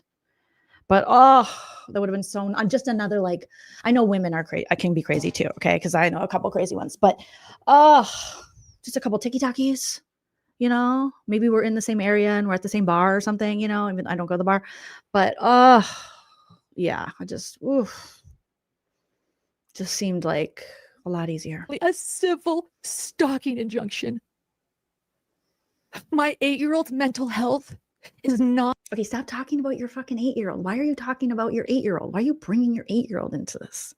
Like, that can't be good for your 8-year-old. This is you and your friend, whatever her name is, your ex-friend, your ex-person that might be a little obsessed with you or mad at you. But come on, girl. Not your entertainment. I wanted to keep this private. I wanted to keep my pain and the bullying and the abuse and the harassment and the defamation and the pain that I have been dealing with behind the scenes for months. I wanted to keep it private. Not live stream to millions of people watching Law and Crime. Okay, but like, you pulled back the civil injunction, whatever. So they didn't do that. So now you don't have to. Now you're just choosing to monetize your pain, because I'm pretty sure this is monetized. I mean, I have the YouTube Premium, so we're not seeing ads, but let me know. I'm sure there's ads playing on this. And sure, you can monetize your own trauma. Sure. And so, if Law and Crime thinks that my family's pain, and emotional turmoil, my family is worthy to be on their channel, that they're going to be pool, which means they can share it to all media platforms. This is just for everybody. Then I'm going to take back my narrative. Get her a Kleenex. Guys, got to get her a Kleenex. The worst thing is when you watch Critters. I always have a box of Kleenex near me just in case. Not for crying, but I got sinus issues. We got to get a Kleenex. We got to get Kleenexes. Not the hands, not the shirt. And I'm going to own my narrative. And I'm going to tell you everything. But nobody asked. There's just the self-importance of people like, I can't. I'm so sorry. I'm so sorry. I don't want anyone to be hurting and all the things, but like, people are dying, Kim. We have to say that again. You don't have to do this. We don't have to do this. Tonight. We're going to go through every filing. We're going to go. Okay, again, can we get her a Kleenex? You can get a whole lot of these at Costco. And I think she lives in Utah maybe or something. And they got to have a lot of Costco's. Okay. Because you people are procreating like a mofo. Okay. So you gotta get some Kleenex. And look how cute. There's like grapes on this one. And then I also got one of these back in the day. Someone got for me. How cute is that? And then it's checkered. Isn't that cute? Just pop that right on your desk. Wherever you are, crying, snotting, you got it. We're going to go through a lot. Allergies. I have allergies too. So get ready. My hand has been forced. By who? I'm very uncomfortable sitting here. But the reason and where I have found my bravery to do this. Yeah, I hate that my bullshit meter is like this. I hate that I'm like this. I wish I could just be those people like, oh my God, that's awful. But she's like, my hand is forced. I'm very comfortable sitting here. What? Why would you say that? I feel like it's like a Morgan situation. You're saying the things that you're not supposed to say out loud. Why are you so comfortable sitting there? You said, this is horrible. My family. Like Meredith, my family. It was really, again, for my little boy. Not your little boy. Leave him alone. Do you want to know a wrath of a mother? What? Here I am. So this makes us think that the alleged stalker, went after the little boy. Oh, that wasn't a good place to stop. I apologize, miss, for doing that to you. What's her name? I forget her name. Is her name Lauren? We'll find out later. But it makes us think like, oh my God, they're hurting her boy. Okay, let me tell you who this girl is here, you guys. This is Lauren, and she's from the Hidden True Crime. Lauren Matthias. And this is Evil Changed Me. The Lauren Matthias story. Okay, and she's talking about how she's being stalked and bullied online and she fears for her safety. And there's just something's amiss. And again, you're putting it out on YouTube for public consumption and for people's own critical thoughts and judgment and people to go, what is this? Okay. Lauren, there's a lot of weird Lauren. And so we're going to begin. Sweet tea. Sweet tea. I need to collect my thoughts. She's a I mother. know what's next, but really quickly, I have my producer Grayson here with me, helping me. Oh, you have a producer? Let me just ask you, it's going to be a long live, so sit in. I might need a bathroom break at some point. I haven't been able to eat. I'm not eating. I might have to go. No, you might have to do a human thing and go potty. I'm not eating. Okay. Are you on Wegovy? Because that can. What is happening? What's going on? Right? It feels like the life is. Let me know in the chat if you guys want me to cover this, because we can cover this. We can roast and react to it. I haven't watched the whole 9 hours, but I've seen other people were reacting to this, and just a little bit I watched, I was like, something's not right. So Goldilocks is like, yes, do it. Yes. So I have root beer here for sugar high. I have my water. Really quickly, Grayson, do we want to start with what a civil stalking injunction is in Utah or before? Okay. Okay, we're getting more yeses than nos. So if the no's are very no, put it in the chat. Okay, so let me share with everyone now. Because I'll come back even later tonight and we can start diving into this. I mean, we just bring a little levity to things, okay? Because this is a lot. Everyone's saying yes, except for 2 of you so far. You have that? Hold up. Ellie says, for your sake, no. Yeah, is Grayson her assistant? We'll learn all about this lady. Okay. And we'll keep our minds open, but we'll also be like, what? Christina, you should join me. You should join me. Be a really raw live. Get ready. It's going to be raw. Get ready. I'm ready. Let's just go over stalking in Utah. A judge can grant an order that tells one person, a respondent, to stop stalking another person or petitioner if the respondent did the following toward the petitioner. Followed, yes. Monitored, yes. Observed, yes. Photographed, yes. Surveillance, yes. Threatened, yes. She is giving me the Erica Kirk vibes. There's just something not sitting right with these women's reactions. Something's not right. This is kind of like another, the Nether Vork. Pamela, that's funny. Oh my gosh. Okay, so she's going to tell us what's going on here. She's telling us what is stalking. To or about the petitioner or interfered with petitioner's property using any action, method, device, or means. Or, let's see what else. The respondent engaged in or caused someone else to engage in the following acts. Approached or confronted the petitioner. Yes. Appeared at petitioner's workplace or contacted petitioner's employers or coworkers. Yes. Appeared at petitioner's home or contacted petitioner's neighbors or entered property owned. No. Sent material. Oh, thank you. Look at that. Highlighted. Sent material to the petitioner by any means for the purpose of obtaining or disseminating information about the petitioner to a family member, household member, employer, coworker, friend, or associate. Yes. Okay, so she's highlighting the things that her stalker has allegedly done. So a judge can grant an order that tells one person, the respondent, to stop stalking another person. So if I send this to you, stop stalking me, you, the petitioner. If the respondent did the following. So if someone, if the respondent directly, indirectly, or through someone else followed you, yes, even on social media, monitored you, she said yes, observed you, yes, photographed you, yes, surveilled you, not surveilled, yes, threatened, she said no threatening. Oh, lucky, I got threatened. Communicated to or about the petitioner, to or about, yep. Interfered with the petitioner's property, has not gone to her property, using any action, method, device, or means.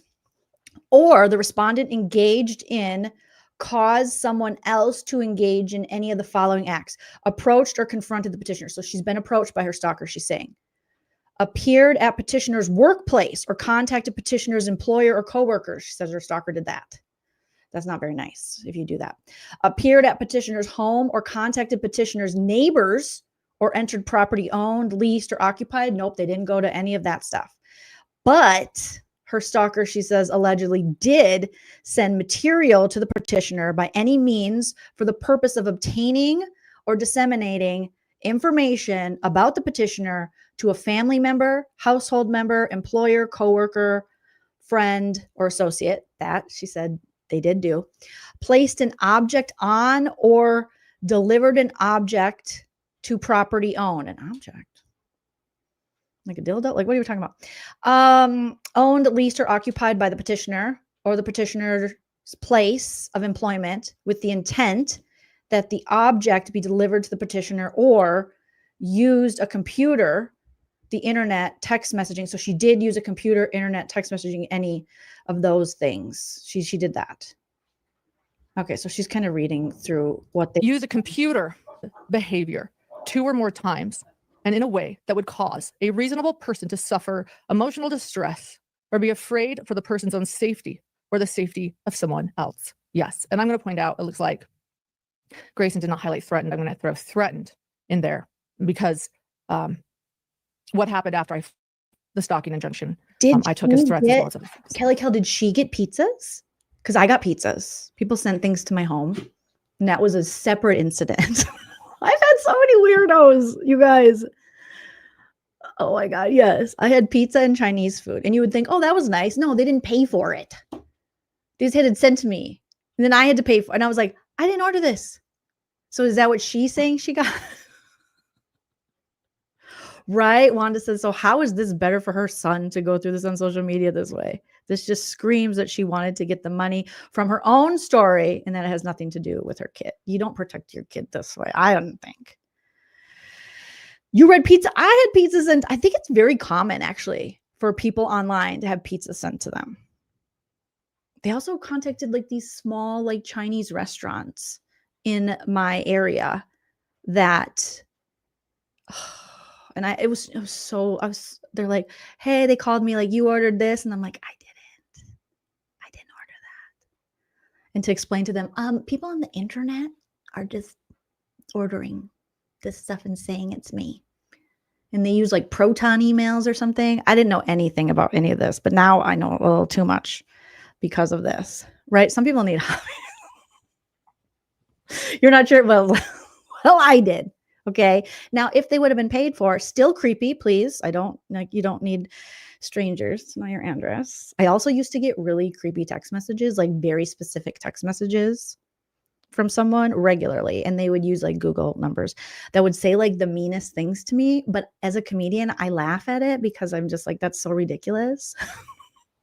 But you could tell it was someone who watched my content, who maybe followed me and had a all right feeling about me for a while, and then took that information and just twisted it and was like, oh, now. And you're like, oh, okay, that's not that bad. I saved some of the messages and I did read some of them on stage for comedic effect. Because what are you going to do? You know, it was crazy. It was scary, but Nana didn't do it. It wasn't my mom. So thankfully it wasn't that. I can't believe places still do cash on delivery. Like, that's crazy.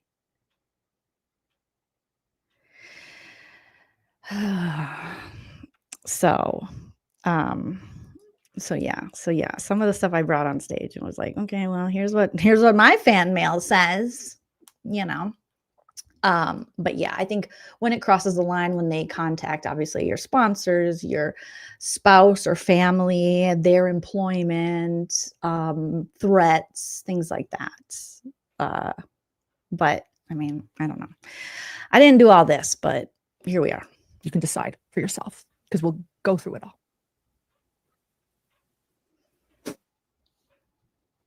Okay. Let's start with this. Okay. It's going to be... Let's go, girl. A very vulnerable video of myself. Okay. Me too. Behind the scenes. Hashtag me too. I never thought or knew if I would make this video public. Congrats, Goldie. I only revisited it again today. But this was a month-ish ago. And I was dealing with ideation, self-harm. The first time in my life that I have been experiencing this because of everything happening. And so at that point, I was with Grayson and I was not okay. And Grayson said, Lauren, I'm going to record this. She gave me permission to record. Don't worry, we'll never share this. But I want you to know there's hope. I want you to know that there's hope. And you have talked so passionately about now helping people with cyberbullying that maybe one day, like as a journalist, you need to start recording this process and what you're feeling. So trusting Grayson, knowing that she'd hopefully never make this public without my permission. And it was my phone. I said, yeah, okay, whatever, but don't ever show this to anyone.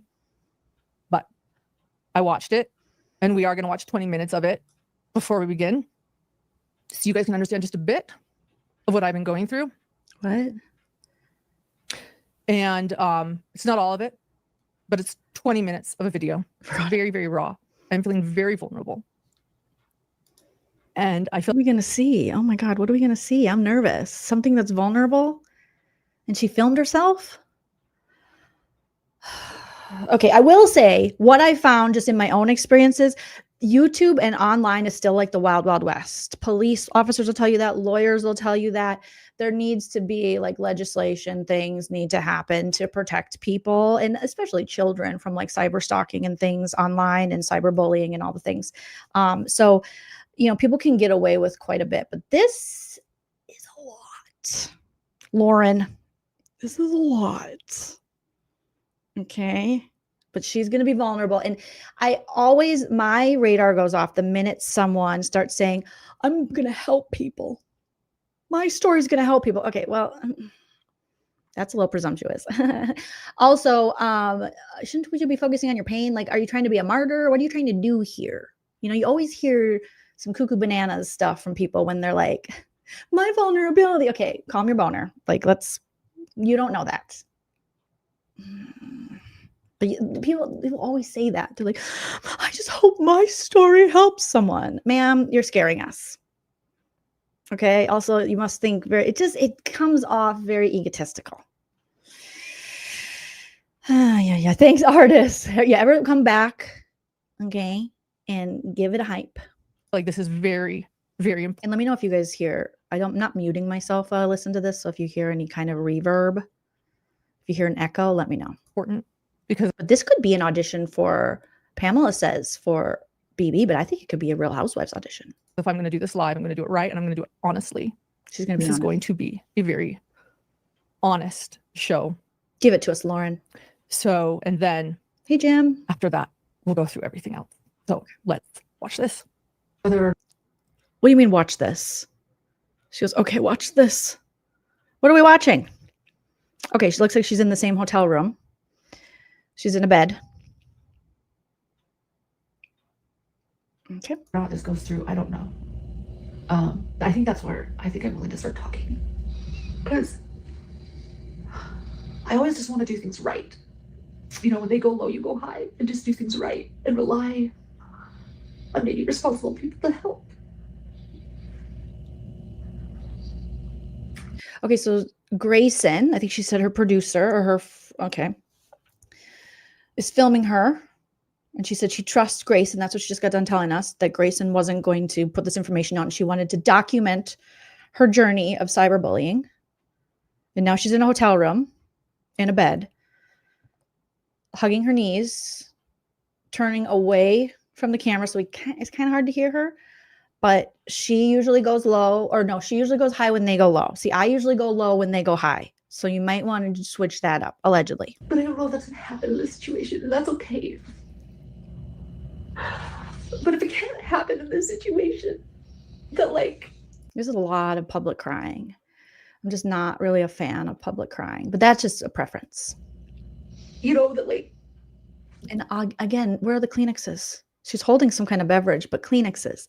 Somebody, not a stalker, a family member, get her the Costco Kleenex, not with lotion, because you think you want the lotion, but it leaves your face greasy and can cause adult acne. No laws or legal things can help me. Could I at least want to finally talk about it, even with my boys, and share what's been happening.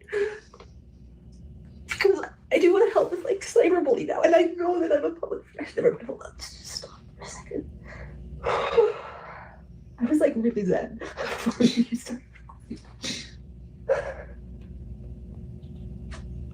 And never with the lotion, Kelly.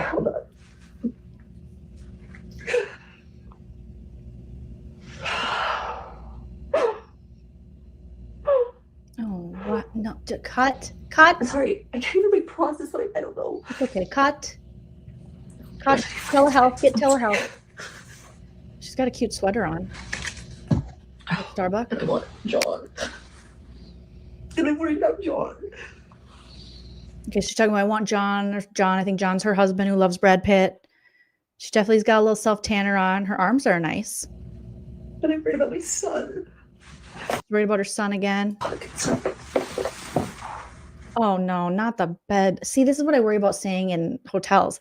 Do they clean the actual, you know, they'll put that sheet over the comforter, you know, do they really take off the duvet every time and clean it? And now she's putting her boogers all over. Like, I'm sorry.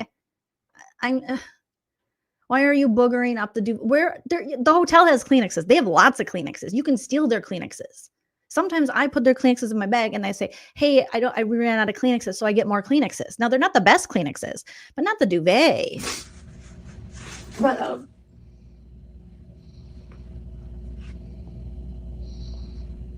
cut. I would just be like, cut. That's good. We got it. Thank you. I just think, sorry. You're going to age well. Oh, no. Still? Is it still the duvet? Girl, no. And mascara is really hard to get out. An eyeliner. Oh, Jesus. And booger. Everything's going to be okay. Is that still the duvet? Everything will be okay. It really will. But I'm like a really resilient person. You're a really what person? In my opinion. I'm sorry, what did she say? She's a really what person?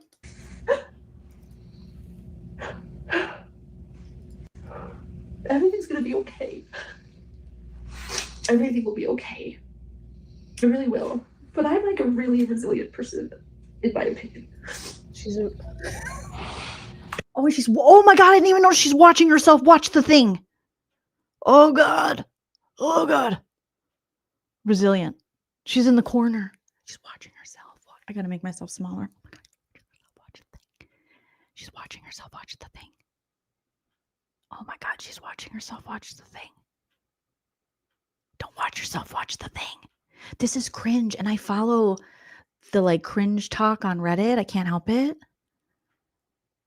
Is it a towel? Okay, if it's a towel, I feel better. But if it's the duvet, I am mad. Because I don't think they wash those every time. Yeah, everything will be okay except for the comforter. You know, because it might not even be a duvet cover. It might be on the actual comforter. And they'll just flip that bitch over. You know they will. They do not pay the cleaning staff enough. Just texting. You're like, what? Is it John? It's actually you, Vicky. And it's gonna be okay. But I just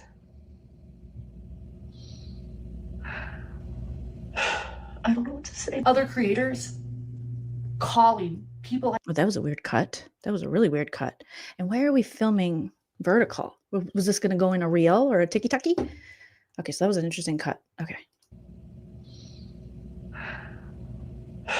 I don't know what to say. Other creators calling people I care about to tell them lies about me.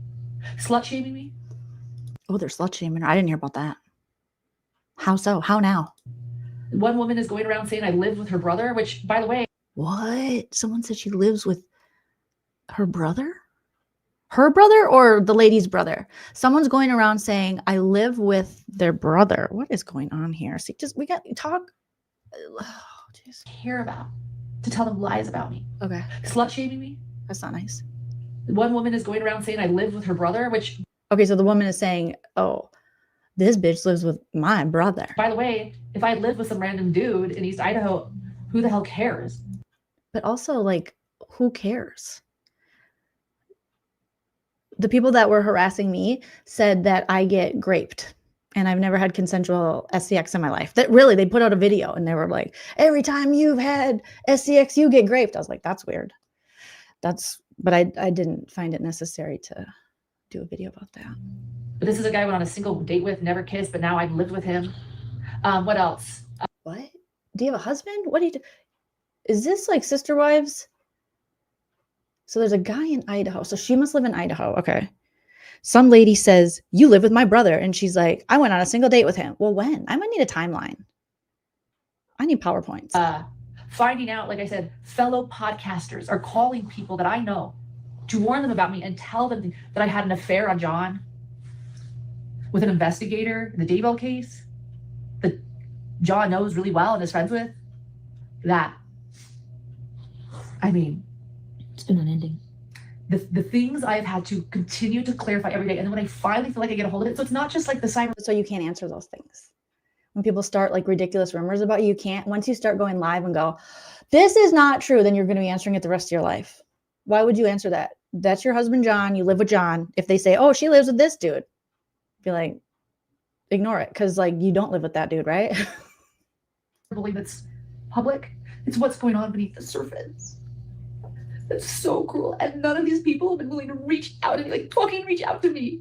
Mm. People that know me that I've been kind to. Mm. It is a cutthroat business, girl. You'll think they're your friends, and the next minute they're slut shaming you. Been there. Are going behind my back, telling people lies about no evidence. Yeah. Never mind that they're supposed to be journalists. Oh, they're journalists that are going behind your back? Who? Name them. You got to name them, like Sutton says. Name them. I would put them on blast then. Put their names out there. Let someone else leak their names. Have Lori Hellis. Is it Buffy? Someone I've been good to that I've never brought up before. I'm always good to her. Claiming that I gave out 10,000. You name someone. Lori Hellis. Buffy, I love your name. Says, this is quite the rabbit hole you're going down. This whole drama as well. Is it worth it? Is it worth it? Because so far I'm like, I'm interested. I watched a little bit of it and I was like, this is weird. Okay, so there's a Lori. Lori Hellis? Lori Hellis. All right. Someone I've been good to that I've never brought up before. I'm always good to her. Claiming that I gave out 10,000 copies of her book and she's telling everyone. Oh, I think I heard about this. Yes. This is a crime lady that used to appear on her channel. A lawyer, I believe, and she wrote a book about one of the cases they were covering. Apologies, I don't cover, all the crime cases. And Lori sent links out of her book, I think, like before it came out. And somehow Lauren got a copy, but Lori didn't send it to her. And then allegedly, Lori says Lauren sent the link out to a bunch of people. So essentially free copies of her book. I think that's what she's talking about. To the point where we got to get an attorney. But I've never sent out free copies of her book to anyone, ever. Telling the person that originally sent it to me that I did that to them. You know, it could be sometimes you cover stuff so much and you get so involved in things, you become that thing. Because Kelly Kell says she sounds like Donna Adelson. And she covers so much crime in so many cases. I feel like sometimes you can get, if you don't have proper like boundaries and walls, you can kind of turn into that thing. It's kind of the thing with like vigilante justice. It might start off great, but eventually you're not always doing it for the right reasons. Then all of a sudden you become just as bad as them. So that could be a theory. And then of course, when she accuses of that, I then send it to our attorney. Lori Vallow, okay. I guarantee you none of you received a book copy of Lori Hellis's book from me, despite allegedly 10,000 people. The idea that we were purposely changing our time, by the way, too. No, we had to get a babysitter. I don't know why. Doesn't matter. Doesn't matter. But it's like what this. What did she say? She had to get a babysitter? Despite allegedly 10,000 people. Okay, so she's saying Lori Hellis or Ellis or whatever her name is saying she sent her book out to all these people. Her link. She said I did. The idea that we were purposely changing our time, by the way, too.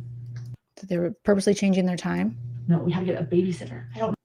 They had to get a babysitter for something. Why? Maybe they're live. Doesn't matter. Doesn't matter.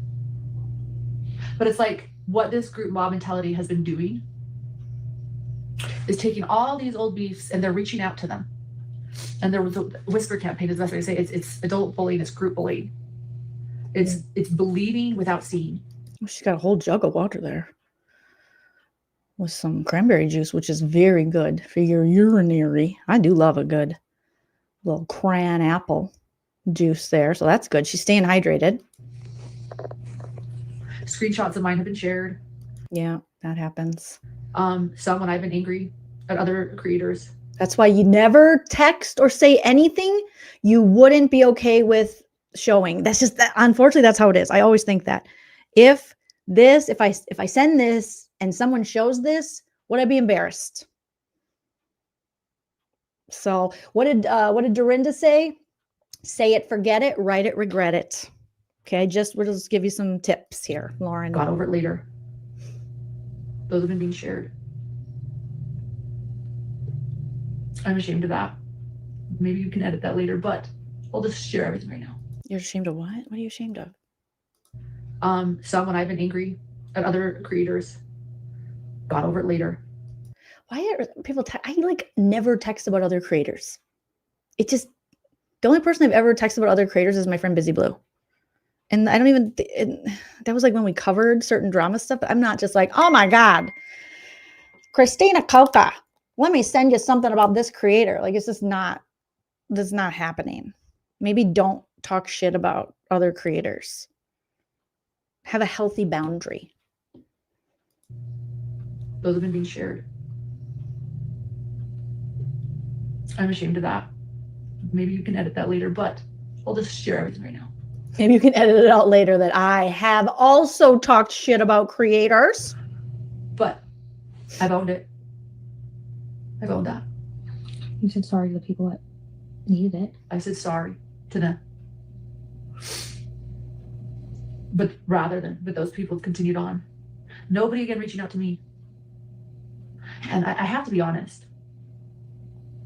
Entire rooms shunning me where I belong. Where I've entire room shunning her where she belongs?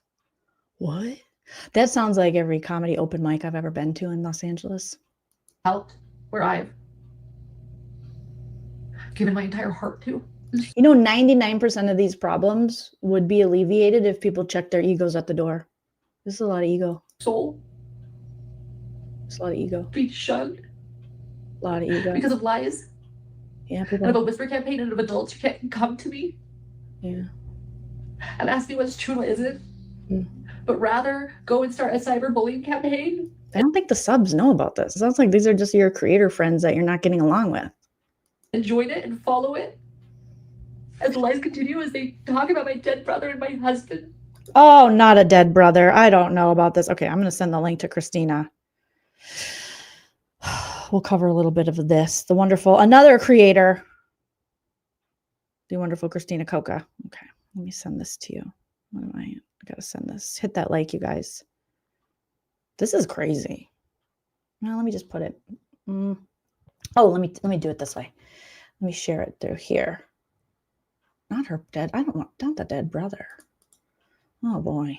It's like throwing everything at us. Everything but the kitchen sink. Or everything including the kitchen sink. They're throwing at us. Oh boy.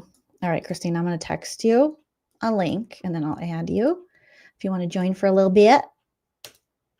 Okay. Here we go. Back at it. Sound off in the chat, you guys, so I can highlight your wonderful comments. We are only 21 minutes into this 9-hour live. And you know what it is? Is she crying as she's watching it back? Oh, no. If you cry at yourself crying, is that mental illness? It's being dubbed dark. Like, that's what John and I have been talking about a lot, too. Like, I feel like Charles Vallow running around, like, trying to get people to understand. And she's even referencing the Vallow case, which I did not follow this Vallow case. Is that the crazy lady with the guy and the kids that she murdered? My husband's in the chat going, who is this lady? I think I mentioned that I had this popped up for me. Maybe not, Chell. I don't know. What's going on and trying to figure out what's happening and no one will talk to me. Okay, Buffy. Thank you. And then also they get labeled dark. Yeah. And then I'm like, it's not me. I'm good. This isn't me. Oh no, is that a towel? Have we confirmed that this is a towel? It kind of looks like it might be a towel. I'm just really hoping it's not the comforter. Oh God, it's a towel. I think it's a towel. And then just wondering about this world in general. I think I've been really depressed because I just think about this world in general. Girl, talk to me, okay? This world is a little depressing. I'll give you that. And by little, I mean a lot. Okay? You got to get yourself Klonopin or something. Okay? Or Ashwanda. And raising my son in it. Let's not bring up the sun. And like, if there's any hope for kindness in this world and compassion and evidence. She's snowballing. She's spiraling. Is there any hope for this world of compassion? Yeah, it's been there. How about evidence? Real journalism when you actually go to the person. Not, Oh, you know what? Christina's take is going to be so interesting because Christina Coca, who's going to come up and join us, is a content creator and a journalist. And this lady is a journalist or former journalist, but still, I mean, a journalist. But okay, let me put my AirPods in, Christina. And I'm going to pop Christina Coca up. Okay. Let me make sure my sound is good because Christina's a journalist. So, I am so interested to see. Okay, let me see. iPods.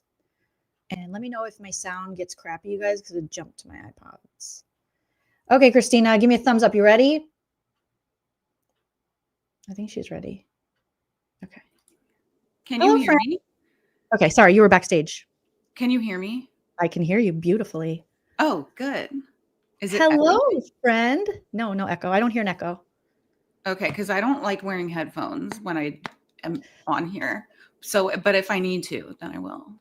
Okay, if there's an echo, let us know, you guys. Christina Coca in the house. Oh, we lost her. She left. She's already like, this is too much. I can't. But Christina is a journalist, turned content creator, still journalist. So interesting. Okay, she's back. She's back. Sorry. Whatever. We are, that's what's on my TV. And then you were in a separate YouTube window, and then I had the StreamYard window, so there was just a lot happening. Anyway, hi. I love it. Yeah, you had to get your tissues. So Christina Coca, for those of you, I mean, you probably know who she is. If you don't know Christina covers all kinds, a plethora of things. She's also a journalist. And so this lady, Christina, is a journalist who then met her. Do you know her?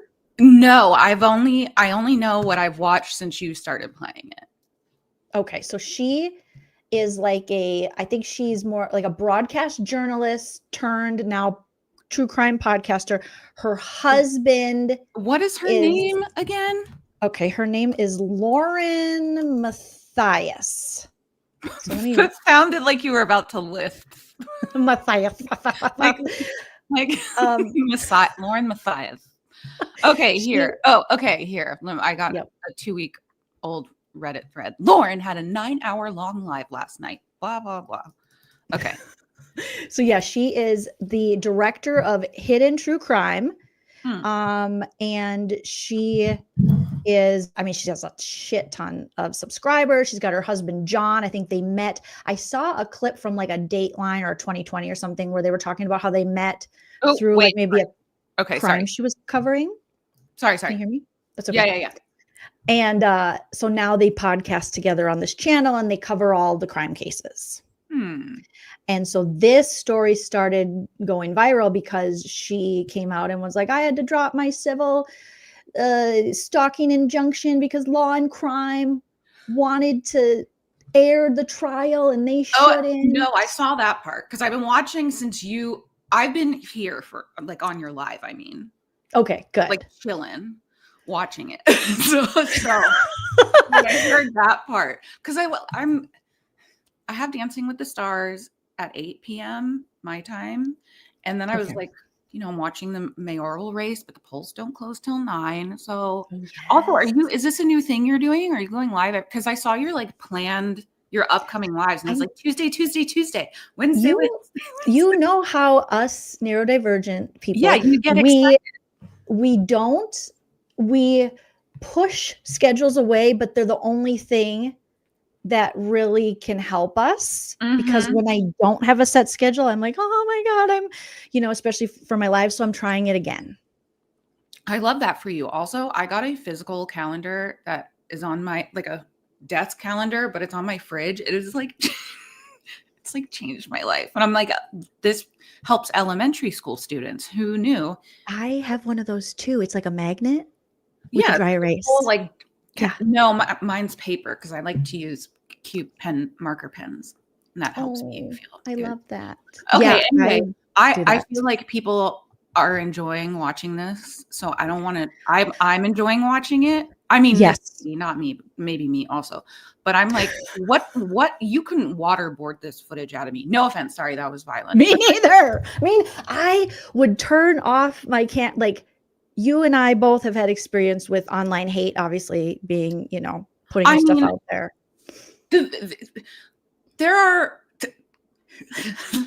as you know, there's live stream video that I have projected out into the world on YouTube that I would love if I could take it back. So I can't relate to this. Like, what am I saying? Do you understand what I'm trying to say? You can't relate to the fact that she planned this. Right. There's times Christina experience it. Right. People have messaged me and go, I think Christina took her sleepy meds. Okay. Yeah. I used to do Ambien streams, but guess what? When was the last time you saw one of those? Okay. Exactly. And do it, No, don't do it. Don't do it. No, I don't. Or do it. Whatever makes you happy. No.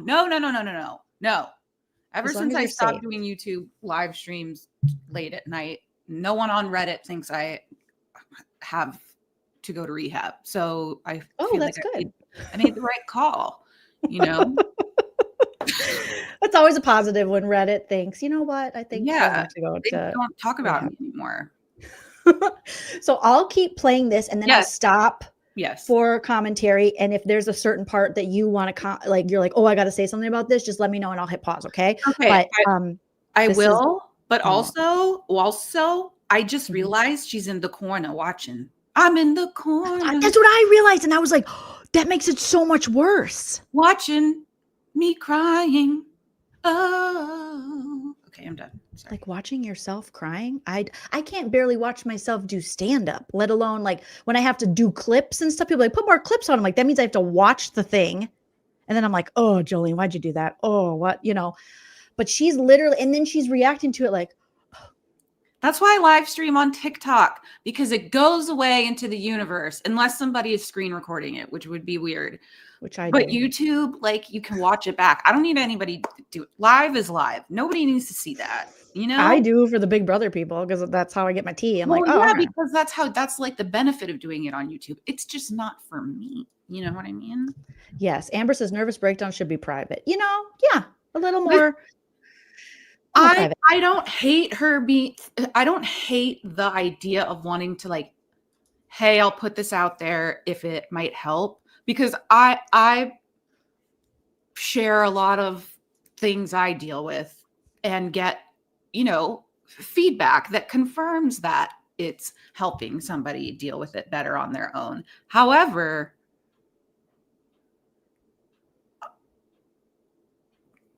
that's all. Well, she's already confirmed that it's going to help people, and she doesn't know that yet. So those are my favorite people who are like, this is going to help people. So you don't know that. We don't unless you put something vulnerable out there, you should probably hold on saying, this is going to help so many people. It's like, let's wait till the survey says you get the results. It's just like saying this, I wrote this. I don't know ahead of time. I don't know ahead of time that I'm going to have a meltdown. I mean, I can kind of like assume I'll probably have one, but I'm not like ready. I'm not ready to go when the meltdowns begin. Right. And I'm not like, okay, hit the camera on. Right. Okay. All right. Let's keep going. Okay. Here we go, guys. And you're welcome live for chat the Robin stuck in your head, Esther. That I'm complex.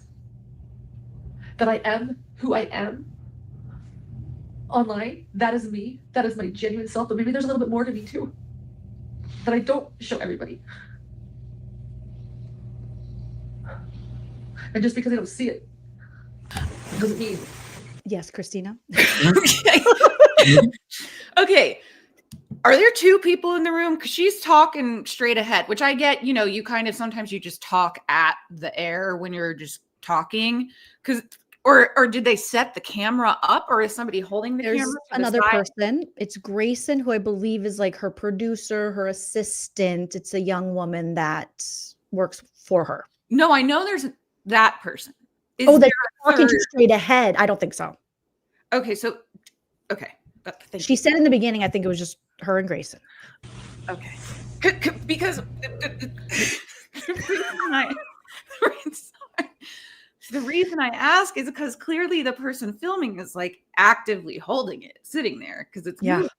Which has got to hurt your arm after a while. Well, right? Get a fucking tripod. What kind of novice Yes. shit is this? Anyway, Mm-hmm. I've never used novice speaking before. I've only typed it. Anyway, so I hope I did it right. She's looking forward, like, which I understand. Sometimes you just rant. I mean, But, I'm like- pretty sure that the camera's offside, but it seems like someone's holding it. Yeah, because it's Buffy says Grayson is sitting in front of her, so maybe we're wrong. Okay. Maybe this is a tripod situation. well, no, because hit play because it's jiggling. I feel like it is moving, but It's maybe moving. there's like earthquakes. I don't know what you're saying. I'm not. Go back. And if Like people are one. wondering, You're right. Who's on that bed? Who moved that camera? So there might be either a third person in the room or See, this is why Christina is an investigative report. Like, she's a legit journalist. Okay. She's catching this shit. Okay. This is some John Quinones level journalism. Thank you, Christina. Okay, you know what's coming to mind? I'm so sorry, but also because the New York City election and stuff is going on. I just think of when Borat caught Rudy Giuliani in that hotel room. Oh my God, that was. That's like that's all that is coming to mind watching this. Which isn't great for her. No, that's not great. Oh, Lauren. Oh, Lauren. I don't know what you're saying. I'm not. And if people are wondering, if I've stopped talking to more people online, my friends, my hidden gems, yeah, I have. Because I've always wanted to communicate and be close to hidden gems. What are hidden gems? But as I've done this the past year, I've learned that there's a lot of that destroy me. I don't that's her like those are they want. And if I don't, Those are like her followers. Are they called hidden gems? She's hidden whatever. Hidden. Oh, hidden crime. Then they're hidden. That's cute. At first I was like, that's lame. But I guess if her channel's hidden and hidden gems, then I could see it. But yeah, gems? it is kind of weird to say like, instead of saying like, if I still talk to, like my subscribers and people who follow me, I feel like that's what I feel like I'm talking too much. No, you're good. You're good. I have so many questions too, because it's like, what is this? Act the way they want me to act, or say what they want me to say. Girl, you have 315,000 or so subscribers. You're not going to be able to act the way everyone wants you to act. You're also not going to be able to talk to everyone. And anyone who thinks you're able to talk to all these people, that's insane. And if you think you can talk to all these people, you're going to drive yourself crazy. Then they want to destroy me. Or if I speak up, I think a lot of this too is I've always spoken my mind. I don't know. I'm getting in the weeds. I don't know. I think you can. I'm just watching her watch But herself. yeah, I speak the truth. Lean cuisine. And when I see it, I say it. Did you say they should be the lean cuisine? We're the lean team over Yeah, here. lean cuisine. The lean cuisine. Yeah. I mean, I do like food. And when I think someone's a bully, I say they're a bully. But I guess that means the bully comes and bullies you when they learn that you think they're a bully. Say bully one more time. Bully. Bully. Bully, bully. Bully, bully. And that people, Say crack one more time. Crack. I just learned that people like public shaming. Oh, yeah. I just worry about this world. That it's cruel. Yeah. And I am human. I am human. I mean, And are I you put myself- just now figuring this out? That's pretty privileged. Just like, I just worry that it might be cruel. It's a little cruel. It's a little. I'm so. Thanks a lot for this, because now I'm gonna fucking spend time on it when we're done here. You should do content on this, Christine. I would love to see No way. the wonderful video. You could put the best compilations don't even. together. I don't know. No. Okay. Just think about it. No. I do not need to end up like Turtle Boy fighting for the right thing, and then whatever's going on with. I still don't totally know. But He's still like facing 90 years or something for Bro. witness intimidation or something. That's what. Okay. That's insane. It's insane. Okay, let's keep going. Out there. And for those reasons, I deserve more scrutiny and criticism. Sorry, let me mute my mic. And I believe in public discourse and to criticize me when people feel I'm not doing what's right or best in the public. I deserve that. It's not what this is. Yeah. And the fact that rather than focus on making good art, which is what we say here in True Crime, There is quality over no quantity. puffs plus with lotion in between her and that sheet. Okay. No. And also, everyone, Jolene's right. You don't actually want the lotion Kleenex. It's You not there, because then you have moisture added on to the snot, and it's like it's not helping. Okay. Wait. And it causes acne. Jim said, and she has her own street. I was wondering, wait, so what is this? Okay, so wait, so the comment. So did she do this live? There's like Inception. And I have us right here on my TV. Hi, okay, us. so I'm watching us, watching her. I don't know if there's a fifth one. This is weird as fuck. Us watching her, watching her. I love how she like went away. Didn't she go away? And then oh my God, it looks like me. Your dress. You got to put your hair down. Christina, are you related?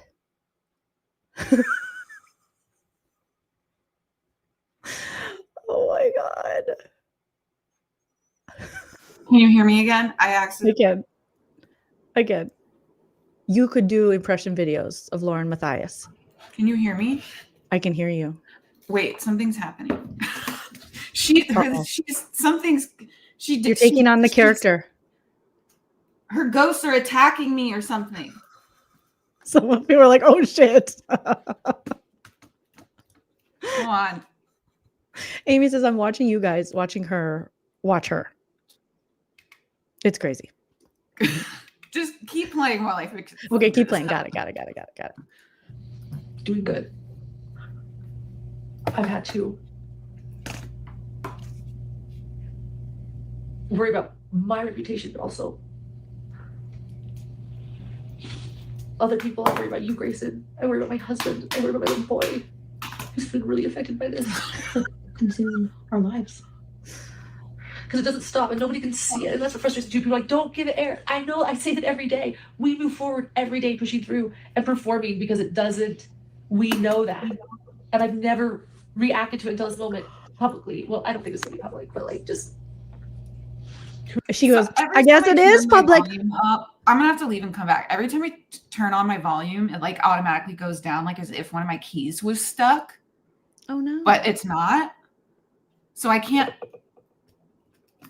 So I'll be right back, everybody. Okay. Also, her alleged Hold on, stalker's I name can't is wait. I'm gonna Christina. have to listen to my TV to hear what you're saying. So Okay. I'll be right back. Okay. Also, her alleged stalker's name is Christina. My TV to hear what Okay, I'll bump you down and then you come back. All right, Christina, let's gonna get her audio right and we'll keep going. So is Christina Coca the alleged That's what stalker? it might be. Like, I just want to like record this for like journal. Yeah, or if it's ever needed for a documentary or to show my little boy that he's being cyberbullied, that if I can get through it, he can too. What? Who is cyberbullying her little boy, her 8-year-old little boy? Because from what I've seen and what people have put out, so far nothing. So she's like, so she doesn't know if this, what she's recording, this vulnerable moment, she said, if this is going to be used, obviously it is now, or if she'll just use it for something to show her little boy that if he goes, she went through it, so he can go through it too. What? But like, We need better mental health benefits in this country. If like, oh, she's back on the cranberry. It's so hard to explain to people. Like, nobody see, not even my friends. Like, my dearest friends, I'll talk to them about it, and they're like, just don't get online. I mean, it's what we all want to say. That's not it. There is a consistent and constant whisper campaign going on, and they're pulling new people in, and they're trying to destroy me. Oh, that's scary. And I don't want to have to say that they've succeeded, but I have changed a lot in the past 6 months. Okay. And not for the better. I don't think I'll ever be as kind or open. You know, I also hate when people say, I'm kind. Show, don't tell. To people that I meet at trials or people I hire. I think I'm going to be less social. Oh, welcome to the club, girl. Perimenopause got me hiding out. Where my peri bitches at? I mean, I'm just like being Aquarius, neurodivergent, and perimenopausal. You can't drag me out of this bitch half the time. I think I'm going to probably be more of a homebody. I don't know if I'll travel as much to trials anymore. I'll still make good work and I'll get past this. But I think I worry about John's health. He's not healthy, and I worry. Whose health? I worry about her child's health? But I think I worry about John's health. John's health, her husband. He's not healthy, and I worry. His blood pressure is up. Thank you, Mom. Oh, no. He's angry. Her husband's blood pressure. Why would you say that? Why would you say that? Why would you? I would not give my husband's personal medical information on a stream. My husband's blood pressure's up. I'm pretty sure my husband John's blood pressure's up. Just sometimes just, you know, with me because I'm such a fun time. You know. Okay, Christina's back. Christina. Hello. All right, you're back. Whatever. Just a good reset every now and then, you know? She's telling us now her husband's blood pressure's up. She's worried about his health. I've checked my own blood pressure. I have like a little hand. You got a cuff? Yeah, cuff, yeah. And I've checked it on like live streams and stuff just to be funny when I'm like screaming at a show. Does it go up? I'm like, I need to go to the hospital. So it's fun. I mean, it's not. Yeah. Anyway. Amy said he's overweight. Who isn't, Amy? You know what I'm saying? Shout out. Okay. But yeah, apparently she's worried about his blood pressure. Oh, she's got a different drink. Now she's got a coffee. She hasn't been eating, guy. I think in some ways, maybe I can share like an observation. I've seen this girl's voice is from behind the camera, right? That voice you're hearing sounds like it's right behind the camera. Calling for UNLV. Oh, she said fucking calling UNLV. So he must work at UNLV, the husband. Are you okay? It's just the way she's like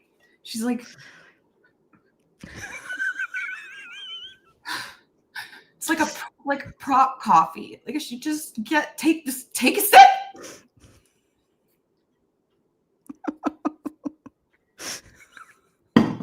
Where'd it go? Where'd she go? I wanted to see you do your impression of her prop coffee. No. Well, because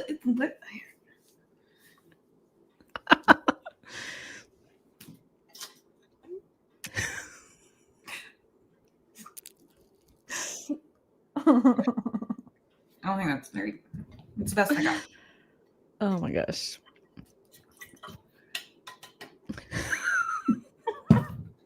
It's a lot. It's a lot, Christina. Oh my God. She borrowed the coffee pan. This is from Vince. One of the Big Brother guys just did a video and he's just like holding this cup of coffee like. And we're like, what? You didn't even drink from it, you weirdo. Put it down. People think I am her. Oh my God. Oh, it's okay. It's okay. We'll try to break that. You know, who knows? I mean, in some ways, maybe I can share up my volume already, so I don't want to. Like an observation. I've seen you almost like not question yourself, but like they filled your head with so many lies about yourself to the point where you've been like, did I do this? Could I do this? And you know, things like messages where they've like told you that you talk badly about these victims and things like that. And like, I'll be the first person to say it. Like, this may never go up, but like, I went through 6 years of your private messages. It took me 40 to 50 hours. I think I know you better than anybody in the world does. You guys, aside from John. Whoa. So this Grayson lady just said she went through 6 hours of her private messages. Ooh, bless you. Are you going to sneeze? Or are you crying? Oh, you're being her in the corner. It took me a minute. I'm like, there's two. I'm in the corner. But for real, what kind of assistant job? That's horrible. She went through 6 hours of her private messages. How much do you charge for that? And what was she looking for? To see if she was being mean to families, victims of crimes and trials she was following? This is confusing. 6 years of Facebook Messenger messages, text messages. If you went through 6 years of my messages, it would just be a bunch of messages with me not replying. Like, honestly, that's just like, because I can't bring myself. I'm like, I get overwhelmed. So Well, also it's like there would be just, it would be like, hey, it's the, like if you meet someone at a concert, right, and you like make a new friend and you exchange numbers and you're like, hey, it's me from the show. Hey, oh my God, let's hang out. And then there's no more messages ever sent. no more messages God, ever my again. therapist just texted me. You who did? My therapist. Oh, perfect timing. No, it's just to let me know that a link was sent via email in error. Oh. I was like, That's are someone she else's checking on me telehealth. into the elections?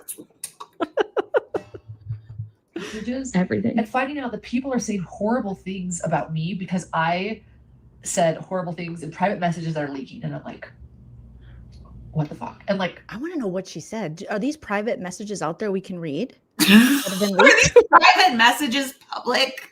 Well, she said they got leaked. Can I read it? Because she's like, just because I said horrible things, private message. But Wait, also, what? like, No, wait, sorry. Someone asked about, is she wearing a giant shell necklace? And I think it's like one of those like a collar.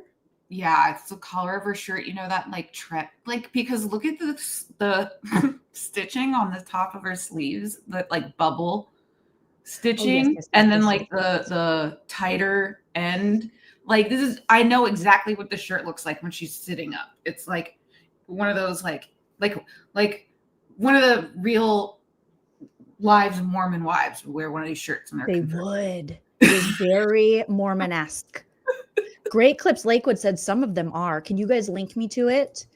Either on Instagram, TikTok, Twitter, or joleenreacts@gmail.com. I want to see it. If it already leaked, I mean, it's not, I didn't do it. I want to just see how awful is she talking about people, you know? Because, I mean, I don't know. I want to be the first to be honest. Like 6 years of messages. I hope all of you would be afraid. I hope you'd be afraid too.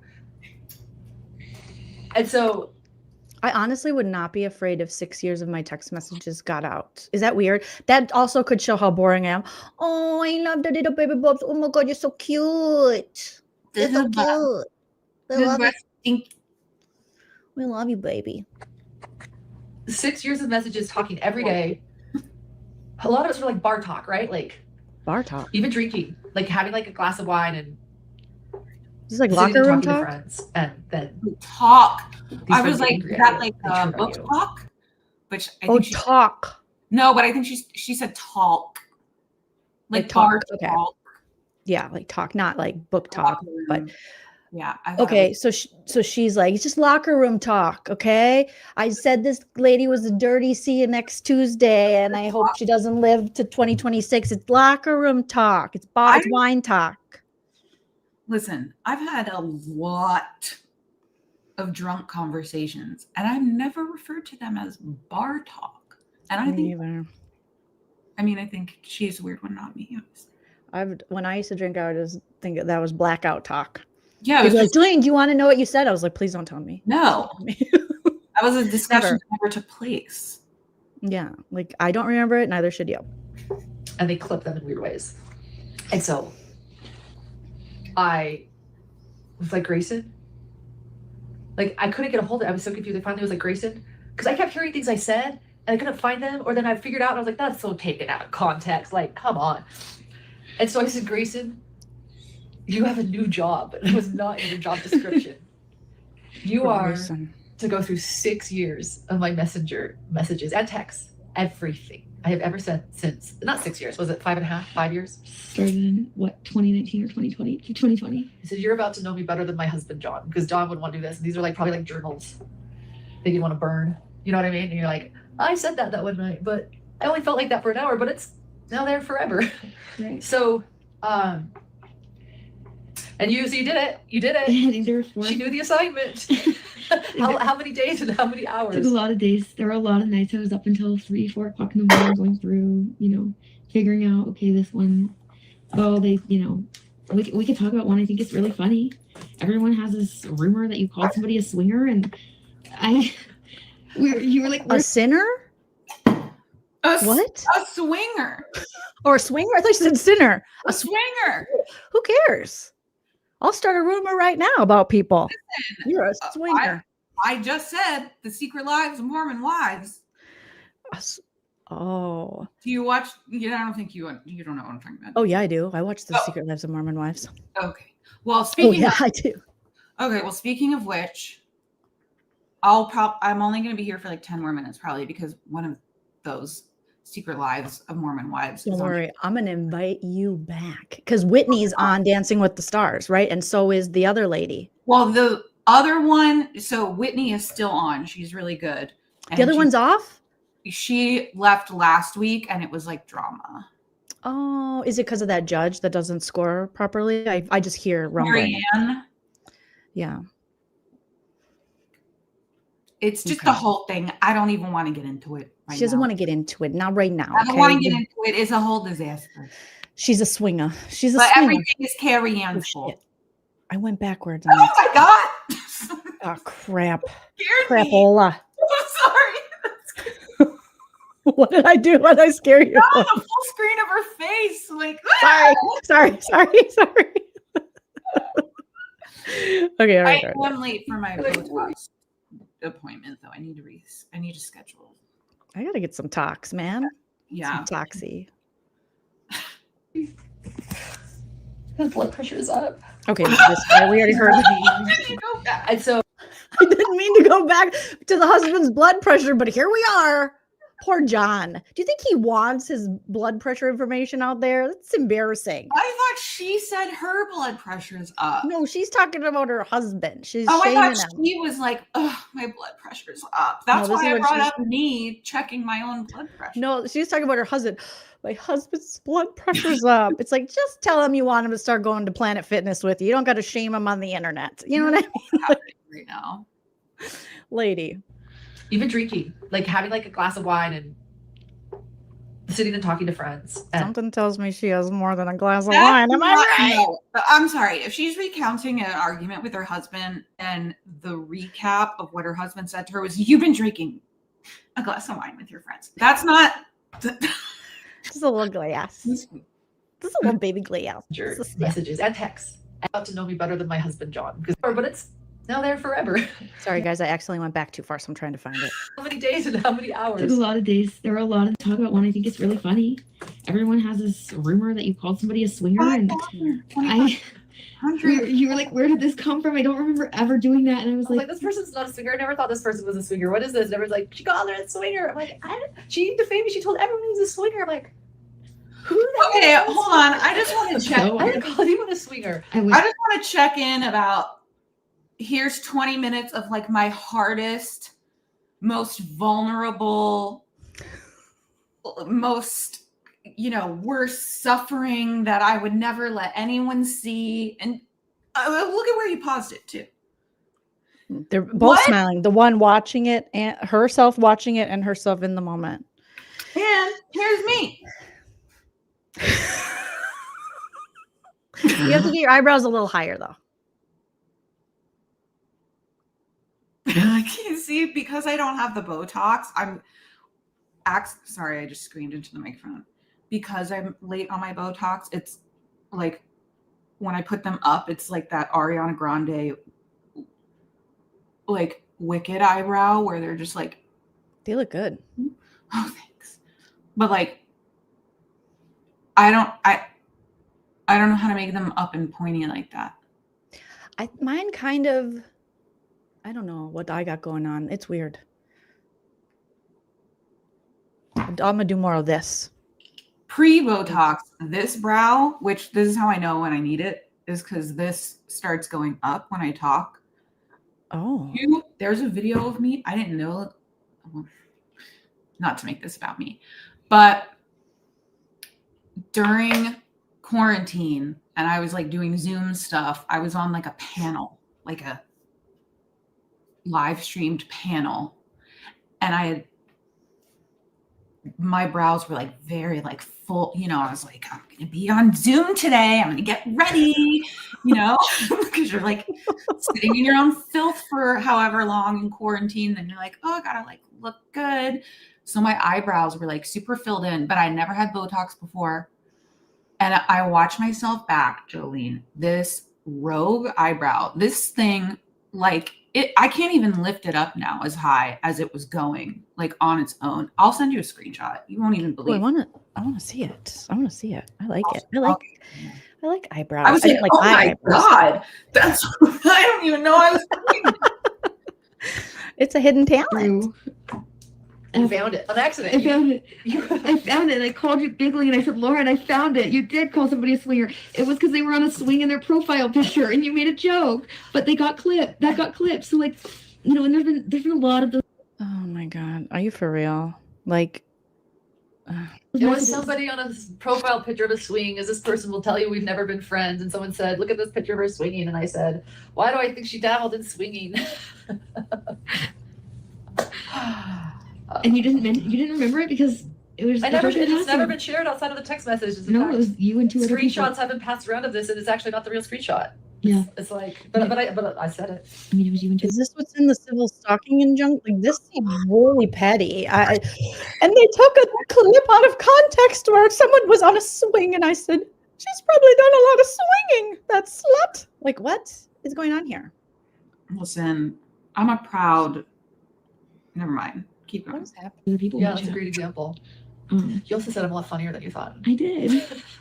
Listen, I'm not the end all say all on funny, but I can guarantee you're not funny. I'm just going to put it out there. And I know that doesn't sound nice, but I have a lot of experience. You have experience in crimes and journalism, Lauren Mathias. I have experience of, no. I did. I was like, someone you're paying tells you that is not a good gauge. It's like asking your therapist. I will say, I think I'm your favorite client, right? Yes, you can't ask your therapist. Like, even though I know I am, and you know, of course, yes, but you don't say. Oh my God! You said there are a lot of dynamics going on. I think I know the dynamics of true crime better than anybody at this point. I can walk in a room and see somebody I've never met and be like, this person connected, this person connected. Is that the picture of you? I'm just talking. I like that eyebrow, but that's like, I didn't even mean it. That's amazing though. That's like actor. You're acting. Yeah, I mean, it looks, you have facials. I think that's cool. I don't think that's crazy. You gotta see it in, I don't have a video, but the live action motion pictures, like that thing was, I was like, my God. She was moving. Because I sent a link or a recording or whatever to that panel or whatever to like some of my family members, because like, you know, my uncle and my people used to like work in news or whatever. And they like noticed it. They go, Christina, what's up with your eyebrow? Wait, okay, before I have to go in like 5 minutes, hold on, let me just get one more. Yeah, get in the Lauren character. There you go. Vulnerability, happy. I like how she's now happy when she's thinking about saying someone is a swinger.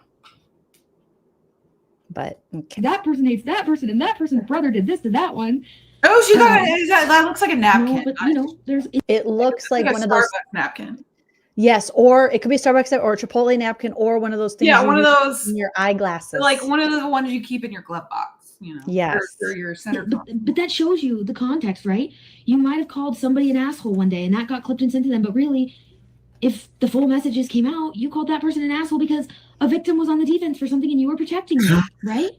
Yeah, I was actually always protecting victims. Well, that's what. Ma'am, you could have thought of a much better example than that. This poorest, you know, that's why I was an executive assistant for, and it was, oh my God. You could have thought of a better example than, well, you took me saying asshole out of context. I was only saying asshole because I was talking about I was constipated. No. Yeah. I was protecting victims. Okay. And she's like, yeah. And she's like, I protect victims. That's what I do. I protect victims. Somebody said Pamela says it's the tissue that Ashley got stuck in her pants. And I just want to know if that's a joke or if that's background on the situation that I just don't know. That Ashley, yes, that's from Big Brother. One of the host guests on the live feeds went to have a Zoom conversation. Know Angela because of you. Okay. And this young woman just won this season, and she was caught on the live feeds with toilet paper hanging out of the back of her pants. Okay, she well, that's lined the toilet. Mean of the people around her. Is she a bad person? Because no, I don't think anyone noticed until she turned because she was sitting on a couch. I know this is producer Cordelia's like, hello, mother. That's been like, you know, and I think the other thing too is like I am a lot more colorful behind the scenes. Is she? Hold on. I'm about to leave, so y'all are going to be able to get through this smoothly. She has sunglasses on top of her head this whole time? No, these have been cuts. I don't know when she put the sunglasses on. Because I'm like, did I have those been there? Hold on. If they weren't there the whole time, why are they there now? Jump cuts. There's been some crazy jump cuts in this. Where did they go outside? Is it daytime? She probably put them on because she's maybe the windows open in the hotel, you know? No way it's daytime. You wouldn't have that light on. I know a hotel and in the dark with the light when I see it. There's a light on. You tell them, investigative journalist. You tell them. Fuck. I'm sure she just must have put it on. I'm getting really upset when she's crying. John and I, we like to keep our podcast clean. It's clean language. That's who we are. Like we just want to keep it. What the fuck? Clean. We're clean.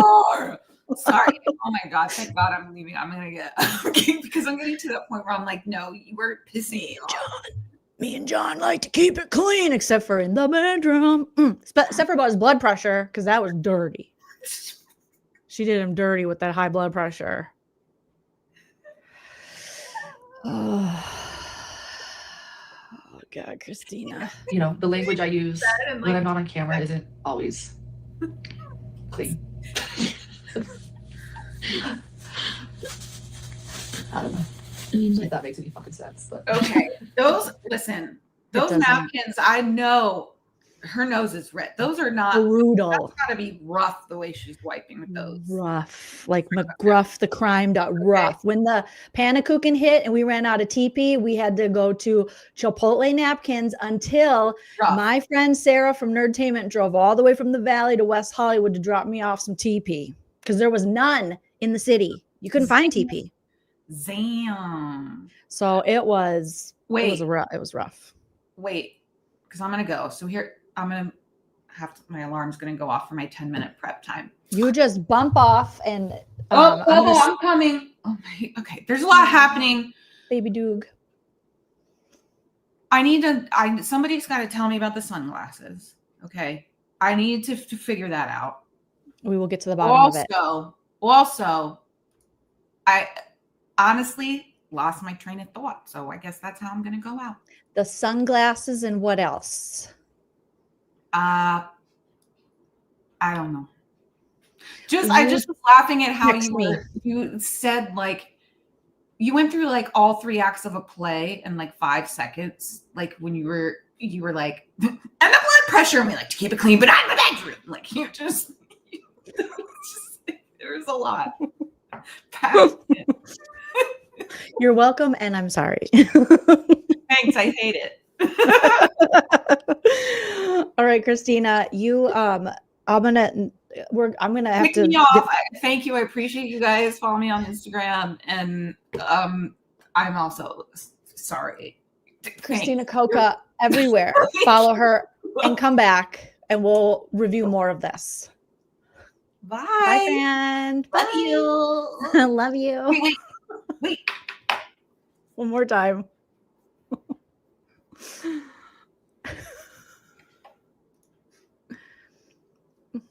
Oh, where'd she go? That was just me. I just wanted to see you doing it, but okay, hold on. Will this do it? Here we go. Okay, there you go. Oh, see my alarm. Dancing with the Stars. You're Gotta so go. vulnerable. Love you. Bye. Bye. Love you. Bye. Christina Coke, everybody. If one of my mods doesn't mind dropping the link for her socials on Instagram, TikTok, and she also has a YouTube channel. Okay, let's get back into Lauren, who is now smiling. I don't know. I mean, if that makes any fucking sense, but.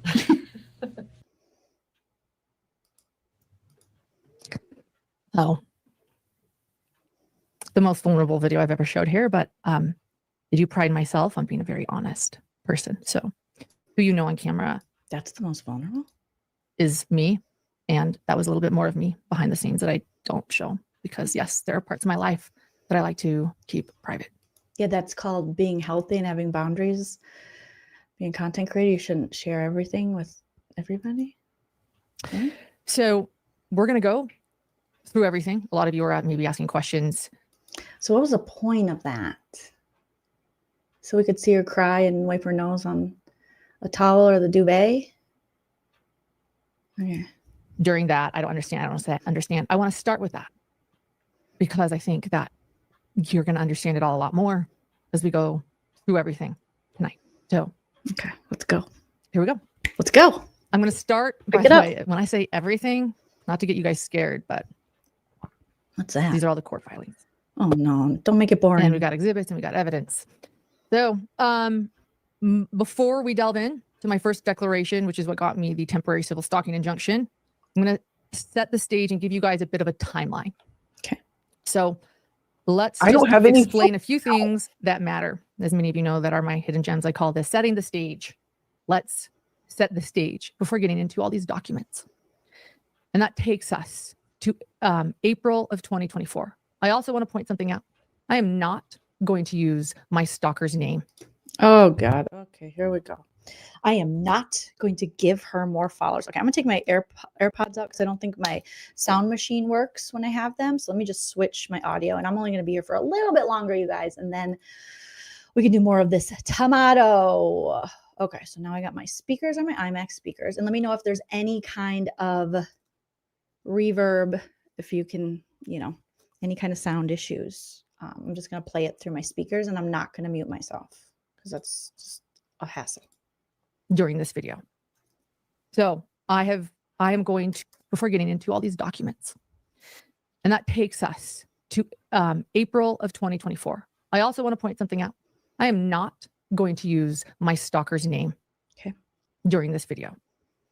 So I am going to refer to her as my stalker. That is what I will be dubbing her. April of 2024 is when it all begins. That is when I meet my stalker in Boise, Idaho at the Chad Daybell trial. When she shows up for a few days attending as public. She's public. She's interested in the case she's watching. She introduces herself as a fan of my podcast, and she gifts me a cell phone microphone and a tripod. I also meet another fan of the podcast at this trial. Okay, what? She gifted you, huh? The who, the what, the how?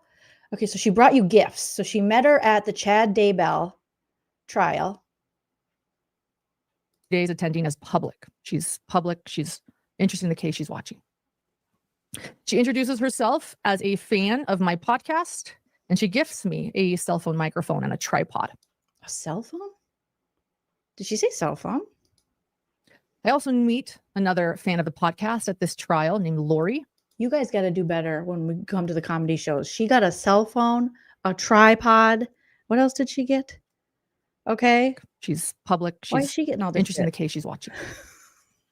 She introduces herself as a fan of my podcast, and she gifts me a cell phone microphone and a tripod. That's really nice. A cell phone, microphone, and a tripod? Ugh. No offense to you guys, but no one has brought me. Actually, you know what? People bring me way better stuff. Like I got both of my rocks, my hand painted, so I take it back. I also meet another fan of the podcast at this trial named Lori. Also, she looks pissed. Lori attending as the public. So not to be confused with Lori Daybell or Lori Hellis. This is Lori. There are so many Lori and Laurens. Someone attending as public named Lori. Okay. Then there's Lindsay. Lindsay is a podcast producer, and Lindsay starts doing part-time production work for me at this trial. She's quite good. She's very talented. Okay. And then there is my stalker. And my stalker also befriends Lindsay and Lori. And Lindsay, the producer that is there, starts doing part-time production work for me during this trial. And my stalker and Lori become friends with Lindsay. I don't have any along with points another now. woman named Janice. Janice. Now, a few things to know about Janice. Okay. Janice, I don't know her very well. This is our history, though. I think her name is Janice, and you're mispronouncing it, but I don't know. She was noticed by me in Daybell Facebook groups early on, years ago. What do you mean she was noticed by you? So you noticed her in Daybell Facebook groups? That's a weird way to say. She was noticed by me. You know, I was in a lot of the Daybell Facebook. Can somebody, do I have a Grace in here? Can somebody make a chart of this? Facebook groups where a lot of information is, a lot of the insider scoops. You know what I've learned? These creators that have Facebook groups, always trouble. Same with Discords. They always get in trouble. They always get in trouble. And she was quite funny. Her posts were very funny and witty.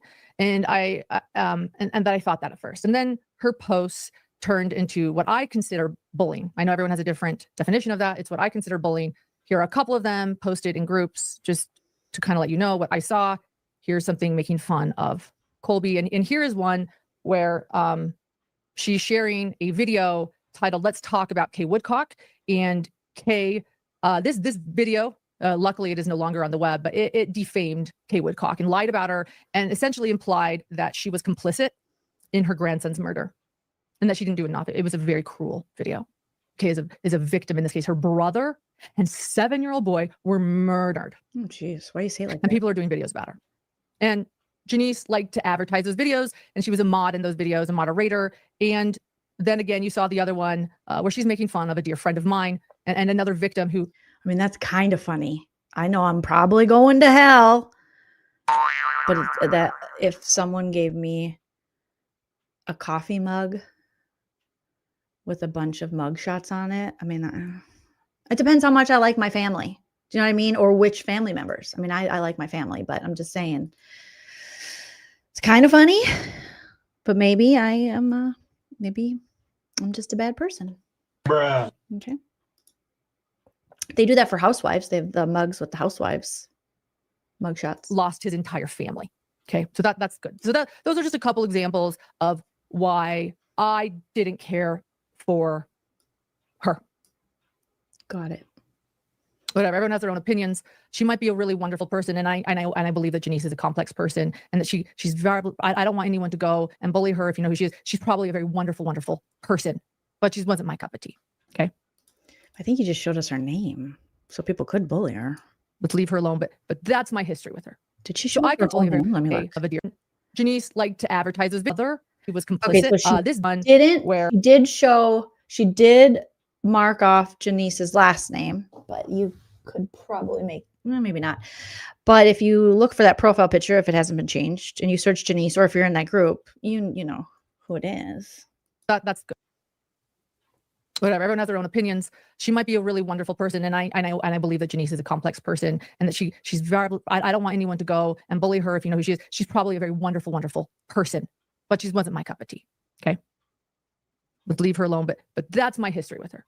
So I continue to notice these types of posts and rhetoric that Janice would use that maybe people think are funny. Again, that's fine. It wasn't my cup of tea. I told my friends privately, in private, that I thought she was a bully and that she was insensitive to victims. It was my personal opinion that I'm allowed to have. And then Janice and I officially met in person at the Lori Daybell trial in Boise, Idaho in 2023.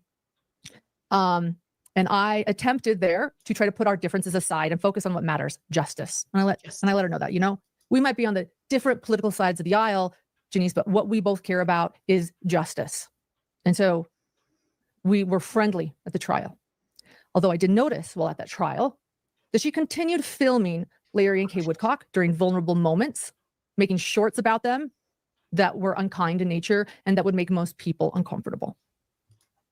Additionally, that person you heard says that I randomly lived with her brother. That's Janice. Now, a big rumor out there is that I lived with Janice's brother, who was my doctor when I was like, what? So you chicks like all know each other. Who was my doc? What? I thought these are people that were fans of the channel and in your Facebook group, and now her brother's your doctor? Better not be the gyno. Additionally, that person you heard. Why I never have a man gyno. No offense, all offense to the men, but you ain't getting in here. Ladies only. Okay, as far as gynos go. Says that I randomly lived with her brother. That's Janice. Now, a big rumor out there is that I lived with Janice's brother, who was my doctor when I was like 29 or 30. I never have. I've never even kissed the guy. I don't know where that rumor started, but just so you know, it's going around to several people. Where is this going around? Do we have proof that this is getting shared? Is this just hearsay, gossip? Where are people being like, yeah, Janice's brother, the doctor?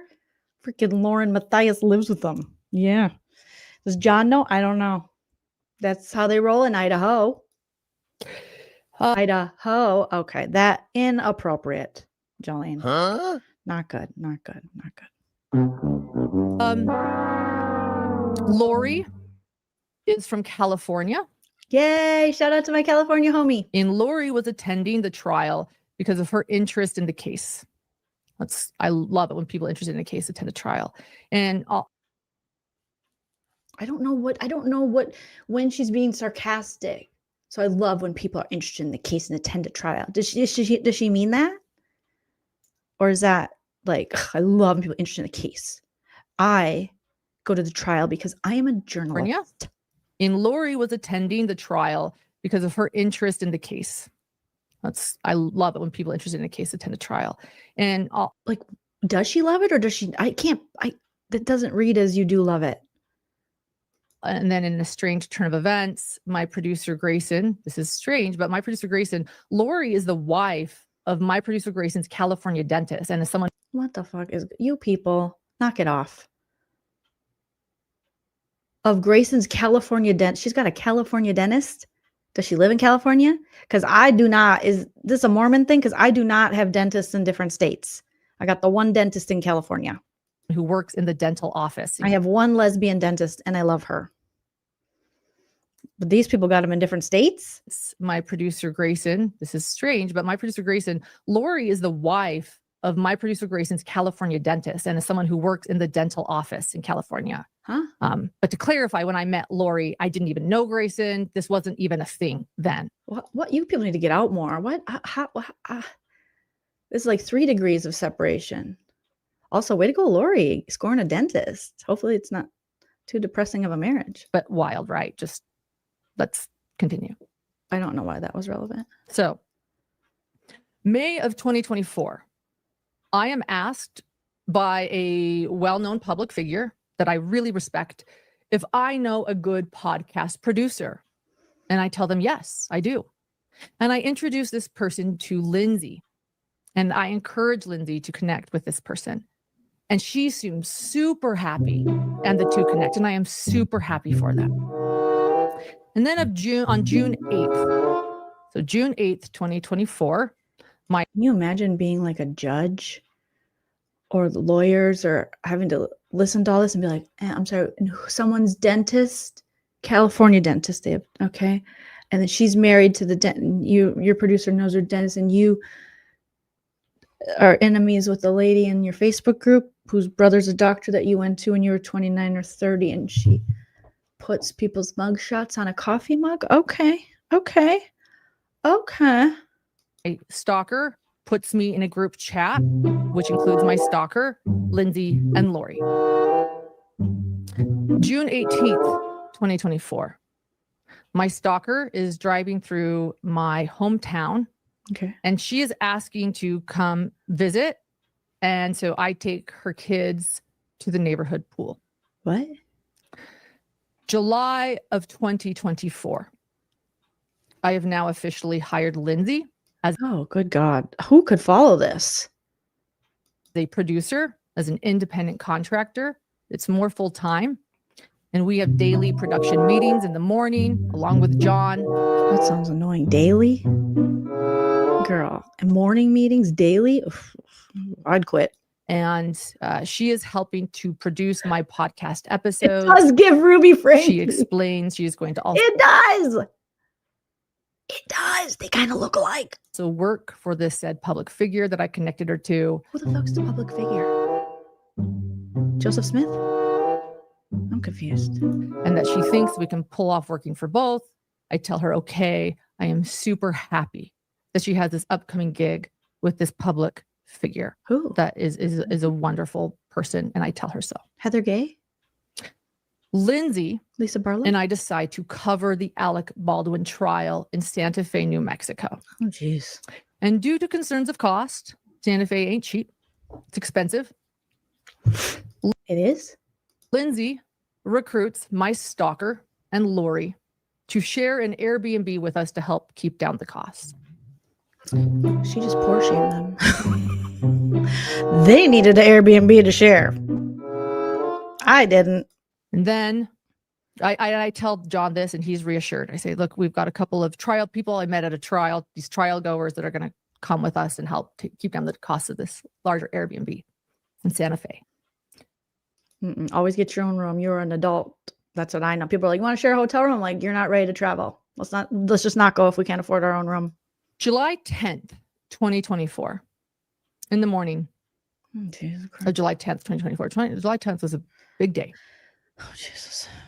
I'm outside of the courthouse of the Alec Baldwin trial. And I interview I interview several people that day. So I don't want anyone confused. There are 3 lives that day. I don't want anyone. But one of the many people I interview live on camera that day is my stalker. Why? And I introduce her as a fan of my podcast, A Hidden Gem. I personally did not think it went great for content. No harm, no foul. It happens. Oh, girl, she said you're boring. That girl said, I didn't think it went great. I interviewed her. It wasn't great. Boom. Her Roasted. content was pretty boring. And then that day continues of July 10th, 2024. And at this time, my ex-contractor, who was my then contractor and friend. What? So my contractor at the time of July 10th, 2024, she is streaming the Alec Baldwin trial live on our YouTube channel for us, while I am in the media room at the courthouse covering it, and she's there. And I reach out to this ex-contractor, again, my contractor at the time, let's clarify that. I reach out to my contractor who's live streaming the Alec Baldwin trial. And I ask how things are going with the streaming. I discuss work in a text with this ex-contractor, then contractor. And I explained that I like this press room for the moment before heading to the courtroom because, and I'm going to say this verbatim, this is what my text says to her, quote, "It's space from roommates. One of them is kind of annoying." What? This contract worker then asks if it was the one I had on a live that morning in front of the courthouse. And I explain that it was. The contract worker states back to me in a text message, "Not going to lie, that person is obnoxious. Don't put her on camera again, laughing face emoji." I agree. And I Oh, you guys are mean. Y'all are mean. The ones that don't say the naughty words, you're mean. Maybe it was her first time. But they don't say swears, but they're like, she sucked. say she is constantly anxious, loud, and worried. End quote. A very private work conversation in a text message. July 10th, 2025. Jesus Christ, who cares? That evening, the contract worker calls me and unexpectedly and angrily quits on me and also ends our relationship for good. What? Damn. As in, is never going to talk to me again and is going to block me. Don't threaten me with a good time, okay? She accuses me of several things. She worked for me, but we were also very close friends. And after this phone call, I try not to, but I start crying hard. And Lori, Lindsay, and my stalker, who are my roommates in this Airbnb, they comfort me. Oh, girl. And I am embarrassed and I keep apologizing for crying. And I am grateful for their kindness. In fact, it was a very traumatic moment for me. And I guess I can say I'm still grateful for their kindness in that moment. And that kind. Because someone didn't want to be your friend anymore and they blocked you? Yes, that they showed me made me open up even more to them in the coming months because they were there for me during a very traumatic moment. That's traumatic? Oh my God. Sounds like a godsend because you had too many people, too many cooks in the kitchen. You needed a couple people to ghost you. Do you know what I mean? A couple people to go, I hate her now. That's too many. I can barely, the only group chat I can be in is my family group chat. If you had me in another group chat, I'm never going to reply. It's too, it's so much. It's so much. You knew too many people. Doctors, dentists, friends of doctors, people with high blood pressure. They did you a favor, lady. Oh my God. The end of July 2025. Did she ever say why the girl stopped being her friend? I hire my stalker. Oh. It was Lindsay's suggestion. Lindsay, it's all your fault, bitch. To do podcast episode artwork for me. She's a very talented artist, my stalker. Oh, good. And this continues for months. Okay. In October of 2024, I cover a trial, as many of you know, in Delphi, Indiana. Damn, there are a lot of trials. With Lindsay. Not your stalker. And I am paying Lindsay daily to be there for me. In my opinion, I was paying her well. So I could cry to her. It seems like a lot of her staff has to listen to her cry. I really hope that I never do that. No offense, all offense. Be there for me daily. And I'm also paying, it's an all expense paid work trip. I am paying for people who say they pay well. They never pay well. Spoiler alert. They don't. You know how you know if you pay well? If your employees say you do. The bosses who are like, I pay very well. all of her lodging and all of her food and as you should on a work trip that you're the boss of the company. Yeah. Everything she needs per diem. Yep. To work for me. Yep. My stalker flies out to attend as public for a couple of days and pays me to stay in my Airbnb that I had. Huh?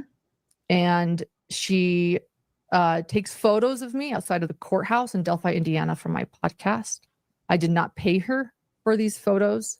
It's an additional free gift for me. I buy. Damn, this chick is just gifting you left and right. She's making it rain. Wow. A phone, a tripod, a microphone, free photography. Girl, call me. Her dinner. I confide in Lindsay, admittedly, that it is harder to work when my stalker is around. She seems kind and is very generous, but it's just a lot. People then don't accept the gifts and go, I don't think this is going to work out.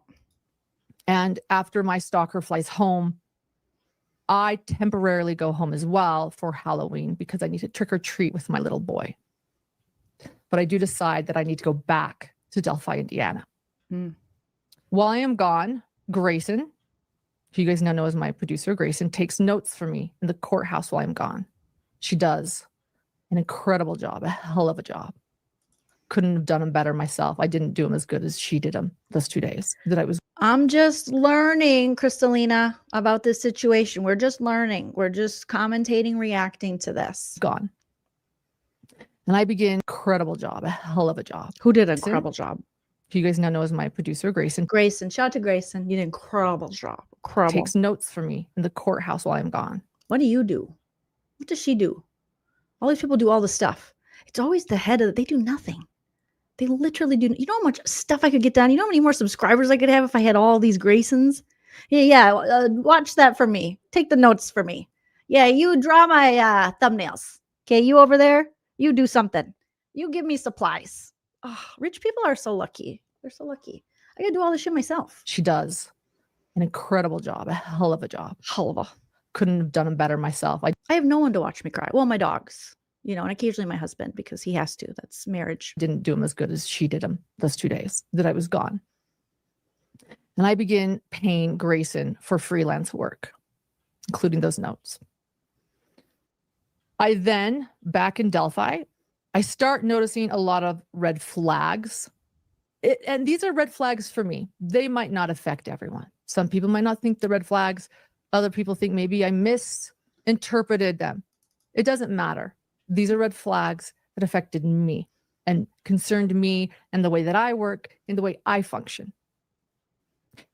One of them was that Lindsay wanted Grayson to stay in a separate Airbnb than the one I had with plenty of room. And Grayson was working for me. She was young. She was alone. And I was paying for the lodging. And that was a concern to me. Okay, I missed that part. Tim says, unfortunately, all I do is occasionally remember to tweet you out. Sorry, I'll try to be a better hidden gem of the Lean team. You are just perfect.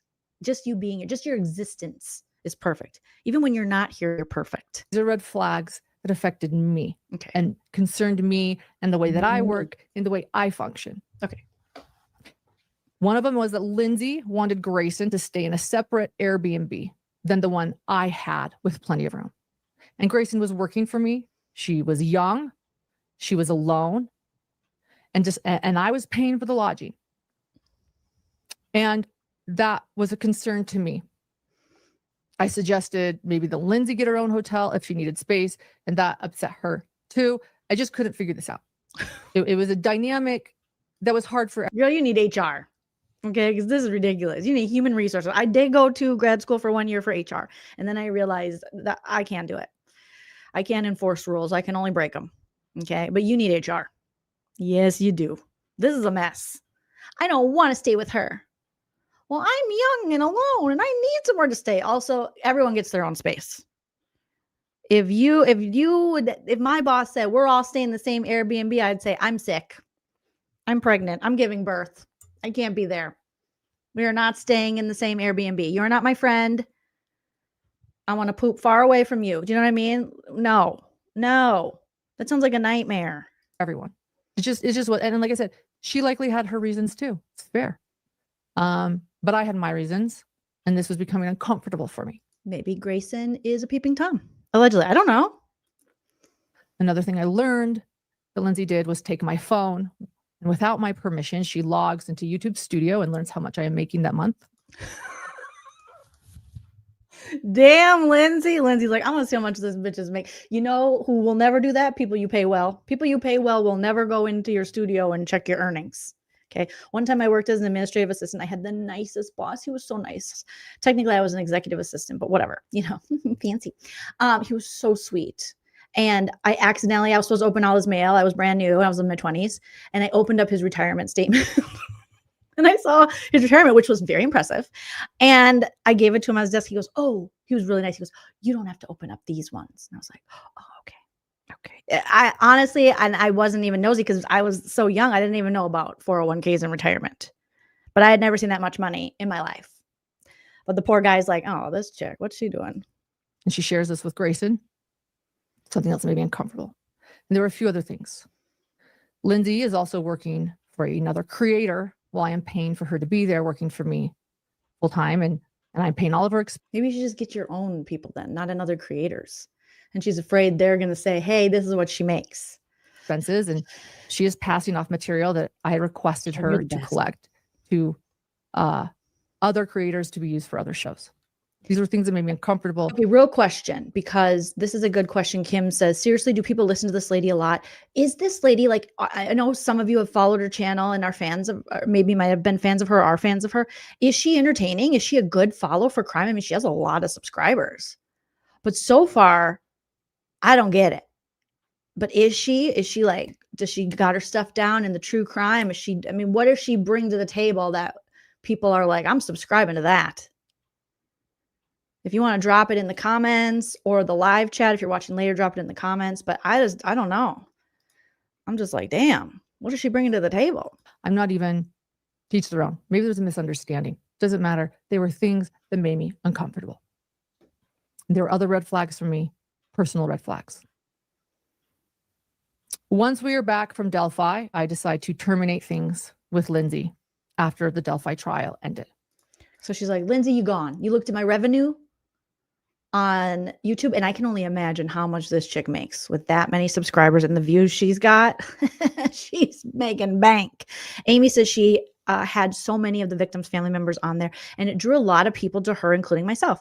I've watched her for years up until Delphi. Okay, so was it like interviews with victims' families? Is that what kind of drew people to her? Buffy says she has a very successful channel. I prefer Annie Elise. LOL.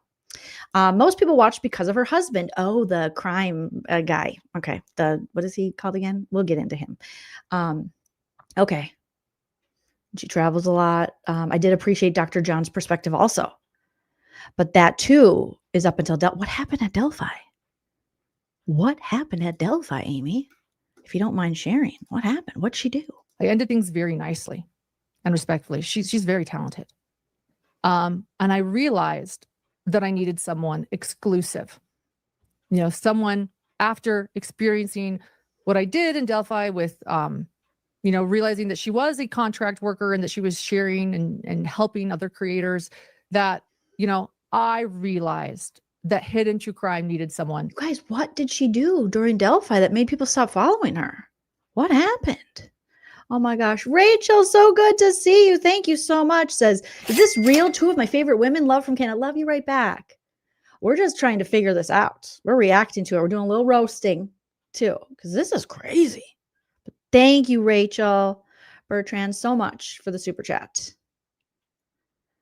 This is why I'm so glad I'm in law school, DC says. The lawyers win every time. Okay. Amy says, Delphi had no video or audio, so we depended on them. Her opinion, which to be fair was the same as the jury's, but it was the opposite of every law tuber. Interesting. Oh, okay. So Disco says, I prefer Grizzly TC occasionally, rarely watch Lauren. So these are other crime. Okay. Also true crime and wine time. Oh, it's cute. Phantom Purple says she accused one of the victims' grandmothers of poisoning cookies. What?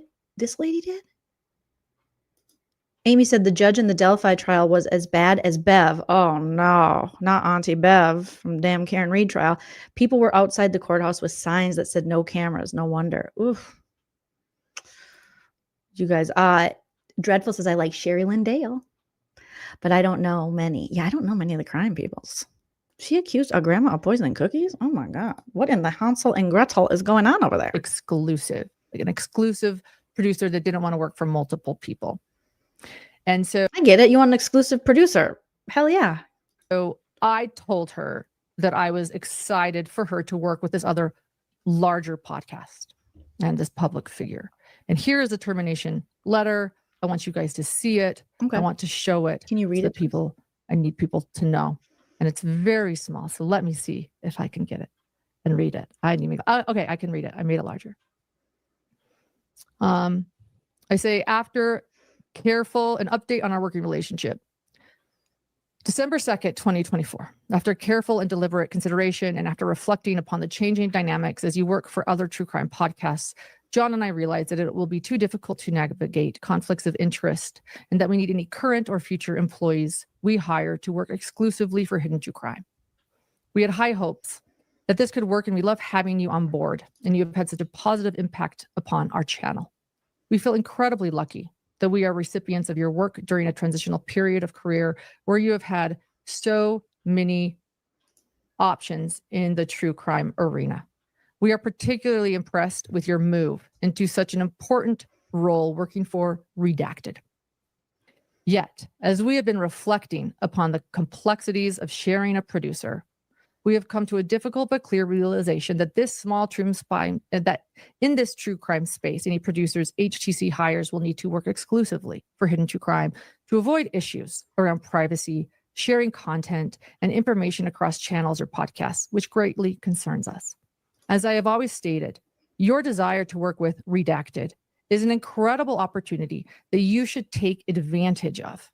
And we are thrilled for your exceptional talents being recognized with such a major talent.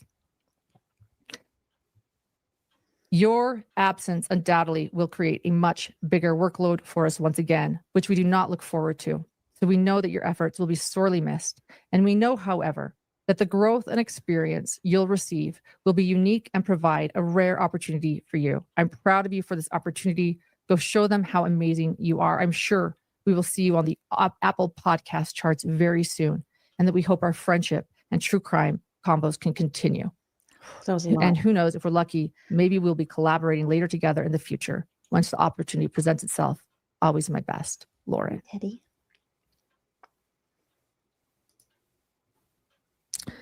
And so, that was long.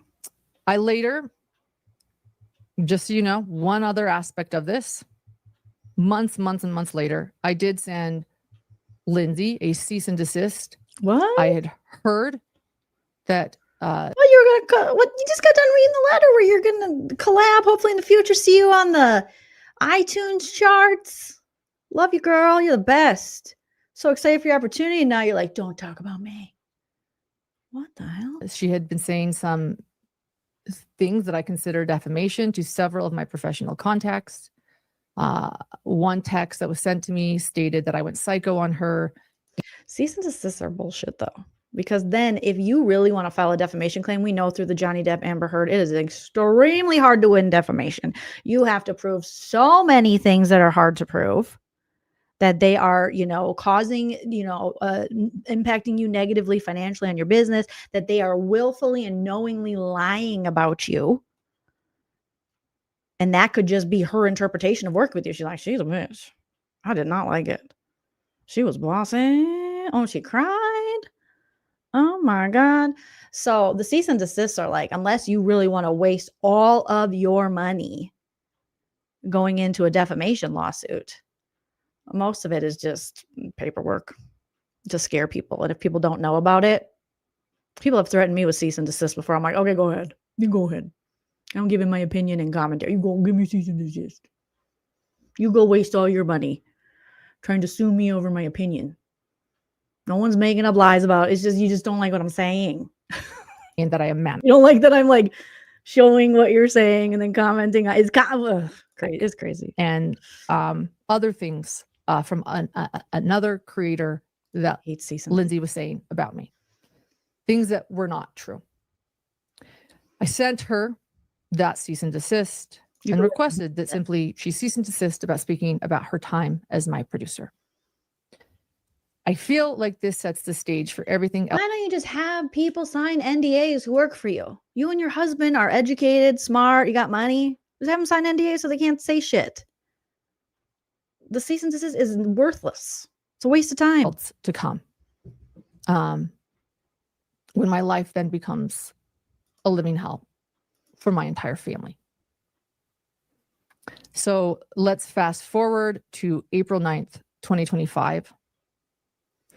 When my stalker confronts me in the Maricopa County Courthouse. Ooh, while I was shout out to Arizona, Maricopa. Hell yeah. Okay, sorry. I just lived there for 6 years. I met my husband there and started stand up there. Shout out to Arizona. Reporting on the Lori Daybell trial. Lori Daybell.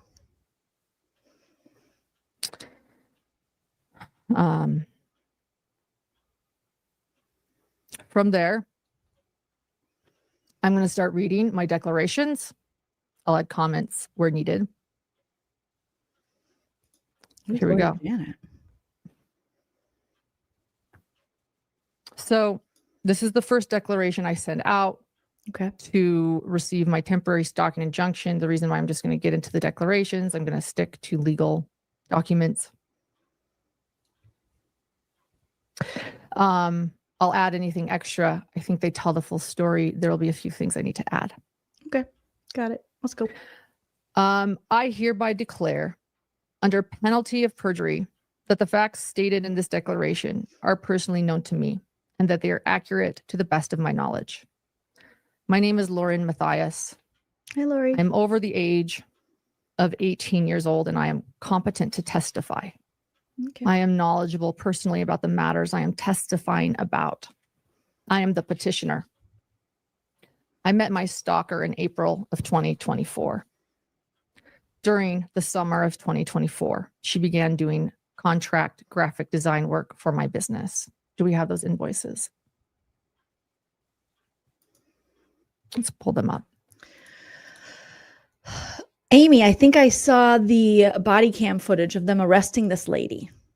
That Laura Owens was charged with 7 felonies, Amy says. That's what I've been following. Is that something I should look into? Because I was very interested because was this the one that was arrested in Arizona? She was living like in her parents' casita and she was claiming her dad couldn't get out of bed. And then lo and behold, her dad got out of bed. And she was like, well, get out of here. It's 7 in the morning. You can't arrest me at this time. They're like, ma'am, we can arrest you at any time. Is that the one? Because that seemed a little interesting. I was like, oh, what's this lady's story? I think you mentioned it before. The one who had the fake babies. Oh, not the fake babies. What is going on? What is going on? Us women have it hard enough. We don't need the crazies to make us look worse. Oh my gosh. Oh boy. Allegedly. Okay. But I saw the body cam of that and I was like, ooh. Ooh. I'll get off soon. This is just this is fascinating to me. And it's also frustrating and also fascinating. And producer Prince is here. Yeah, this is a lady that I think she claimed. Didn't she claim that she was pregnant with this Clayton who was a bachelor, his babies? And was she stalking him? Laura Owens. Okay, major issues.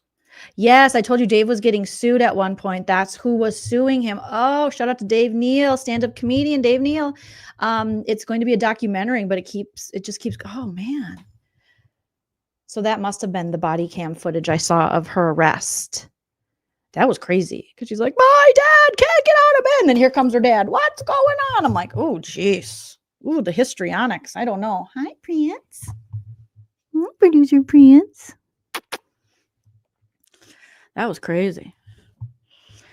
And it looked like the mom wanted her to get arrested. She was like, get her out of here. And she wouldn't come out of her casita. She's like, I'm going to call my lawyer. And then her lawyer's like, you have to go outside. Laura, you have to. And she's like, I guess you can arrest me then. They may not matter, but I would like to show them. What are we looking at now? There's one. Okay. I'm paying her. That's all you need to know. $300 for what? Matter for my business. April of 2024. During the summer of 2024, she began doing contract graphic design work for my business. Do we have those invoices? You okay, baby boy? Let's pull them up. They may not matter, but I would like to show them. There's one. Okay. $300. That's all you need to know.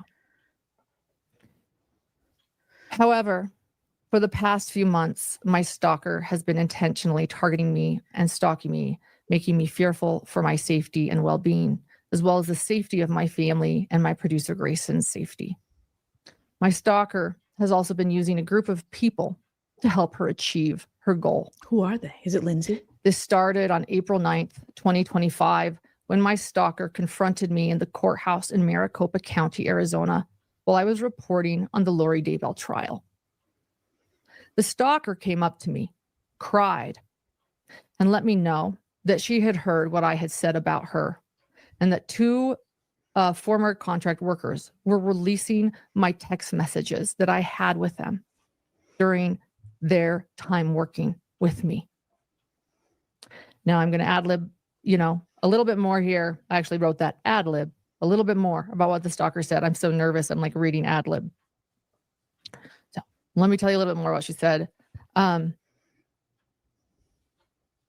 She came up to me and said, I know what you said about me. She was crying. She said, I know what you did last summer. Gave her a hug.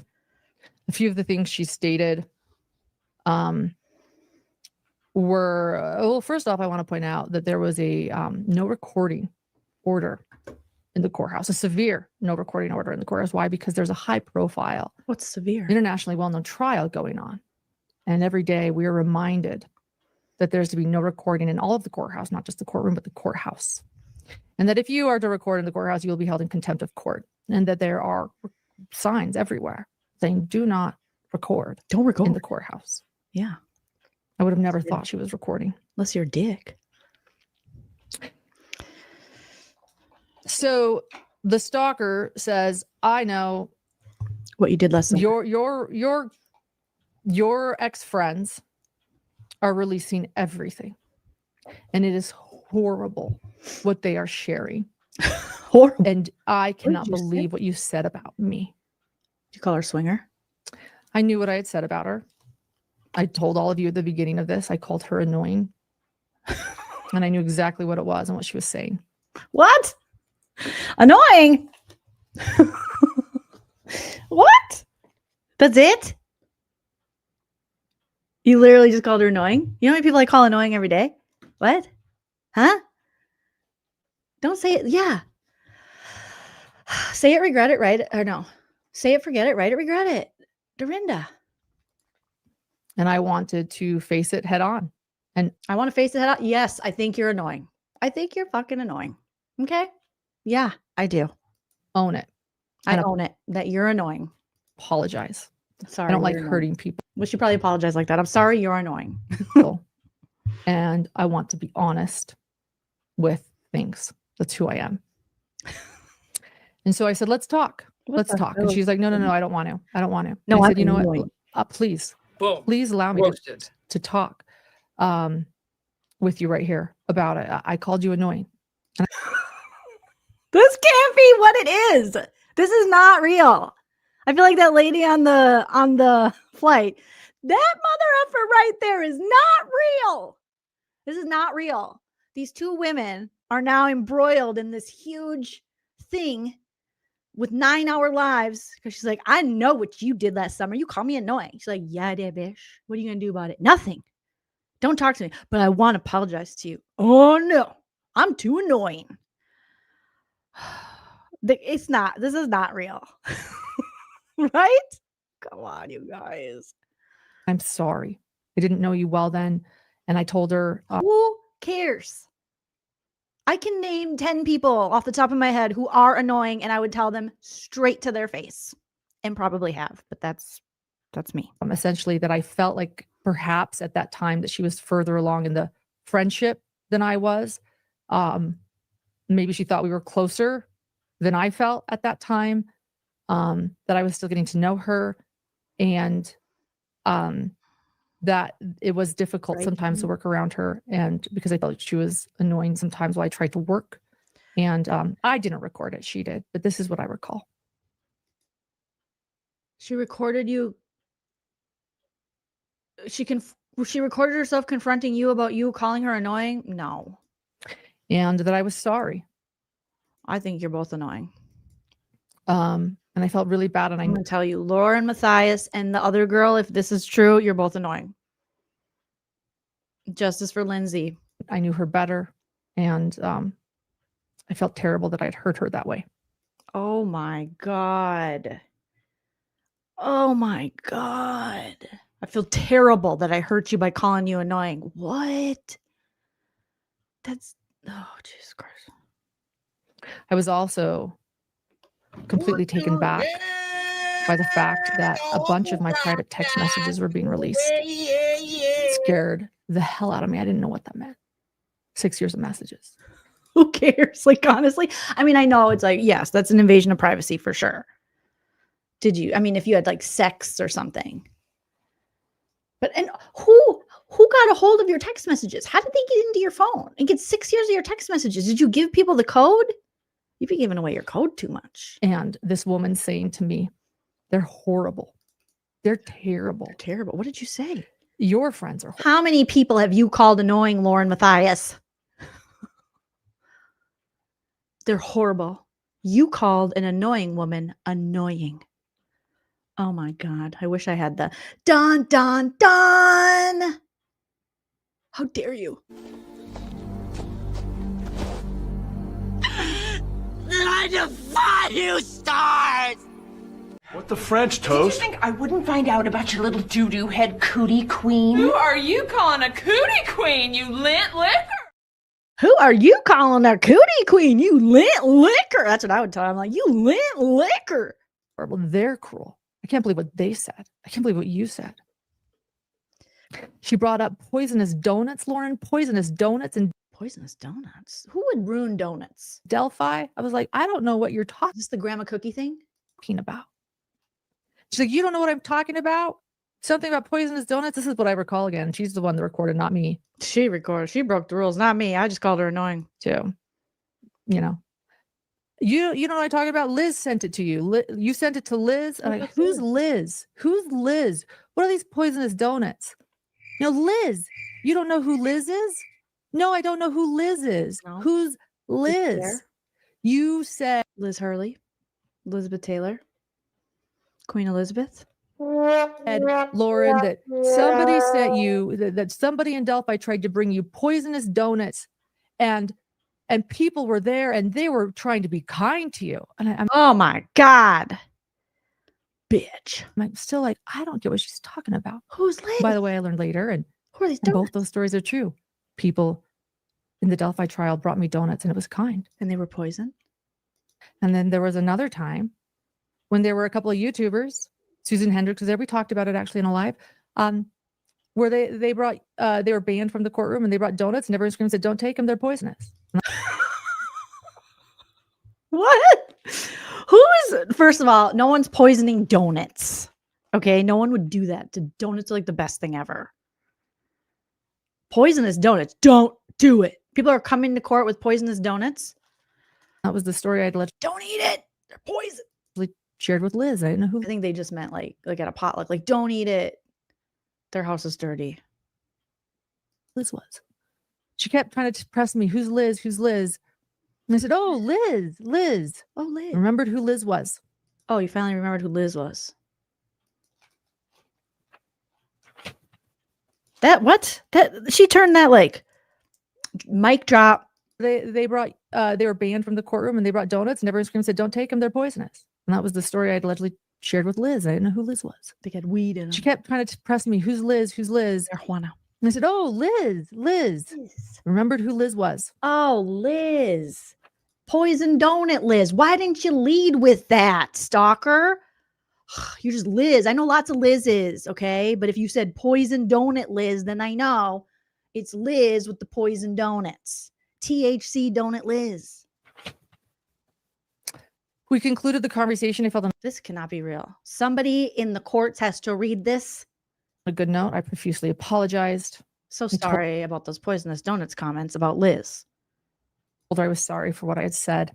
And you're annoying. And for what many of the things perhaps that I had said to those ex-friends of mine. Like and what? then did the ex-friend post her text messages of what she said? Because is it really she's just calling people annoying? Because that is not bad. Okay. So let me continue. Let me continue. Please don't. So the text about the stalker stated that she was annoying.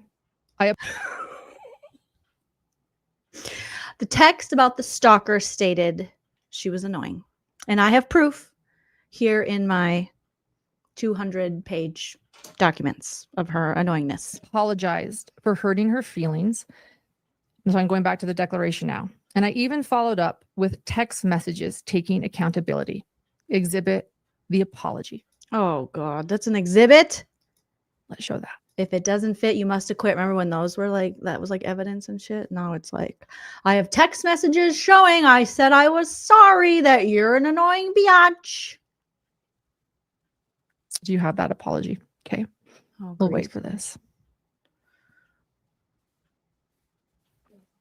Is she going to read it? I said, "I love you and I'm sorry. Thank you for talking to me. I have a lot to process about my..." This is her to her stalker saying she loves her? How did you get on the love? People just jump to that love. Did you really love her? Self and my actions. I have a lot to process about myself and my actions. Oh, geez Louise. I'd be like, yo, I was annoyed with you. I thought you were annoying. That wasn't nice of me to say. Sorry, bro. I'm so sorry. She thanked me for being vulnerable and vulnerable about myself. I said, Jesus, these people, oh my God. They're overdue on the vulnerability. "Everything I love about you is real and sincere. Everything I judged you for Before I gave you a chance, I was wrong. Unfortunately, you can't erase words and they hurt. I'll forever regret the things I said and thought. But the About being annoying? Everything I love about you is real and sincere. Everything I judged you for before I gave you a chance, I was wrong. You're not that annoying. Unfortunately, you can't erase words. Words hurt, they cut, and they hurt. I'll forever regret the things I said and thought. Things you think? Oh my God, I have to regret the things I think. You know how many invasive thoughts I have? Oh, Jesus, Louises. But the truth is, I defend you to the moon and back forever, and I do. Gee, oh my God, that's like they're close. But I realize it will take a long time to earn your trust. Oh God, I'd be like, let's just end this. This is why I ghost people. This is too much. If I ever earn it again, and if I don't, I understand. I was so wrongs, not just wrong. She was wrongs, plural. I believe her because she's wrongs, plural. But know that no matter where our paths lead in life, Jesus Christ, I know I'll forever defend you and call you a dear friend. With the biggest heart, I know I'd do anything for you if you ever needed me. Three people I would text that to. My husband, 4 people. My husband, my mom, my niece and nephew. Everyone else, they're going to get a shortened version. Okay. That's too heartfelt for a stalker. Oh my God. This is a lot. Thank you, Blue Lady. Me too. I would rather be ghosted than get this text. If you send me this text, you never knew me, you never loved me, and you want me dead. Like this is horrendous. I'll call you a dear friend and the biggest heart I know. I'd do anything for anything. Let's put it to the test. Okay. Anything. Because I got a lot of things on my list. You said anything. truth is, I defend you to the moon and back forever, and I do. But I realize it will take a long time to earn your trust if I ever earn it again. And if I don't, these ladies are annoying. I got to fast forward a little bit. Other stuff for you if you ever need me. And then that's how good of a person I am. Oddly. And then we'll talk about some other stuff after that. We'll talk about this in Grayson's declaration. But I also did leave court early that day because I had a panic attack about. I'm going to have a panic attack.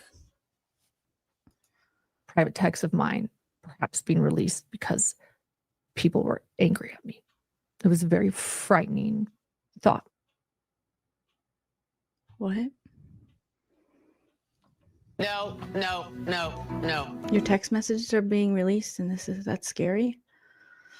I've been chased by 2 men in my life who tried to kidnap me.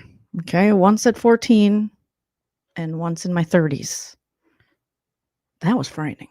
Someone releasing my text, I'd be like, that's an invasion of privacy and really shitty. Let's get to the bottom of it. But good God. But we'll get into that later. We'll continue with my declaration. I haven't even talked this much about, like, literally, I was almost kidnapped as a 14-year-old.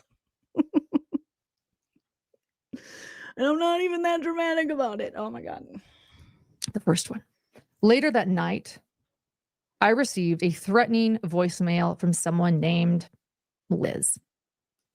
Oh, fucking Poison Donut Liz is back at it again. She brought up the fact that I had said that I didn't know who she was, which was something that I told my stalker during our conversation. Her feelings are hurt. She's like, I'm Liz. I'm Poison Donut Liz. We've talked many times. I may not be that important to you, but clearly you're important enough to me that I remember you. You're all high and mighty in Idaho on your crime channel with hundreds of thousands of subs, but you can't remember Poison Donut Liz? What other Liz do you know who poisons donuts? You can't carve out a little piece of your brain for Poison Donut Liz? That's shitty, Lauren. I could see why she was hurt. And so now I'm realizing, oh my gosh, she recorded me. Take a listen to the voice. Lauren, it's Liz. Oh, Liz. Liz does just that little bit. Liz poisoned those donuts. No offense, Liz, but you poisoned them donuts. You and some other stuff. Liz has got bodies buried in the backyard. Liz, don't come for me, Liz. Okay, we're good. Let me remind you, Liz. Oh my gosh. She recorded me. Take a listen Liz has got some secrets. Listen to this voice. to the voice. Lauren, it's Liz. Let me remind you, Liz. I know you don't recall my name, but I actually think you do recall my name. I think Liz has had a couple cocktails, okay? As a recovering alcoholic, it sounds like she's a little. Hello, Liz. Yeah, you fucking bitch. I just finished a bottle of Smirnoff and I gotta tell you something. I didn't know you remember my name because I'm Liz, okay? Don't say you don't know Liz. I separated you. I took a strand of your hair and I ate it. I just wanted a little piece of you inside of me. It's Liz. You know me. Like, she is lit. She's a little lit. Liz, that's some Boone's Farm right there, Liz. But I'd like to talk to you for a second. I'd like to talk to you about Oh my God, would she take her number one, Lunesta? I guess. The fuck are these people talking so slow? I'd like to talk to you for a minute. I'd like to talk to you about donuts. But I actually think you do recall my name. But I'd like to talk to you for a second. I'd like to talk to you about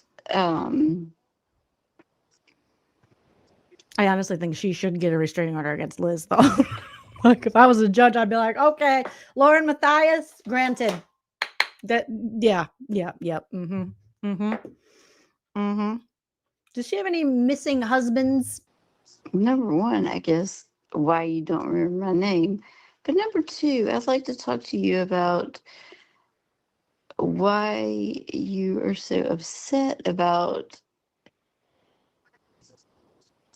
texts that you have sent to me in group chats about other people who I'm sure you don't. I'm sure it's hard to admit that you have said those things about those people, but I want to clear it up with you. So I would appreciate if you would call me back. Don't call her back. Don't call her back. I want to hear, like, I want a whole audio book of Liz text mess or Liz voicemails. No, not trying to be threatening or anything. I would truly. She just said she's not trying to be threatening, Lauren. Okay, I take it back. Case dismissed. She said she's not trying to be threatening. Clearly, she's not trying to be threatening. It's like that guy that waited for me after a comedy show at the Tempe Improv and said, let me walk you to your car. And I said, no. He said, it's not like I'm going to grape you and kill you or something. And I was like, the fact that you mentioned that makes me think you thought about that. So I'm going to go get security now. Thank you so much, sir. Really like to clarify maybe where I'm missing something. So if you'd please give me a call back, I would appreciate it.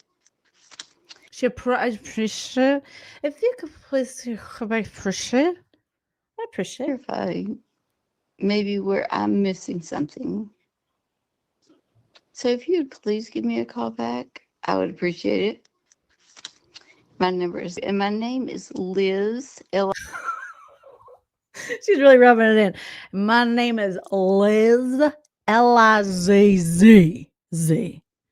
Because I'm sleepy. So I got 3 Z's in my Liz name. Lizzy. My name is Lesbian Liz. What is going on over here? If you'd please give me a call back, I would appreciate it. My name is Liz, L-I-Z. In case you don't remember, Liz, L-I-Z. This chick is petty. Liz, L-I-Z. Liz, L as in lunatic. I as in interloper. Z as in zebra. And zoo. And zoologist. Don't want to.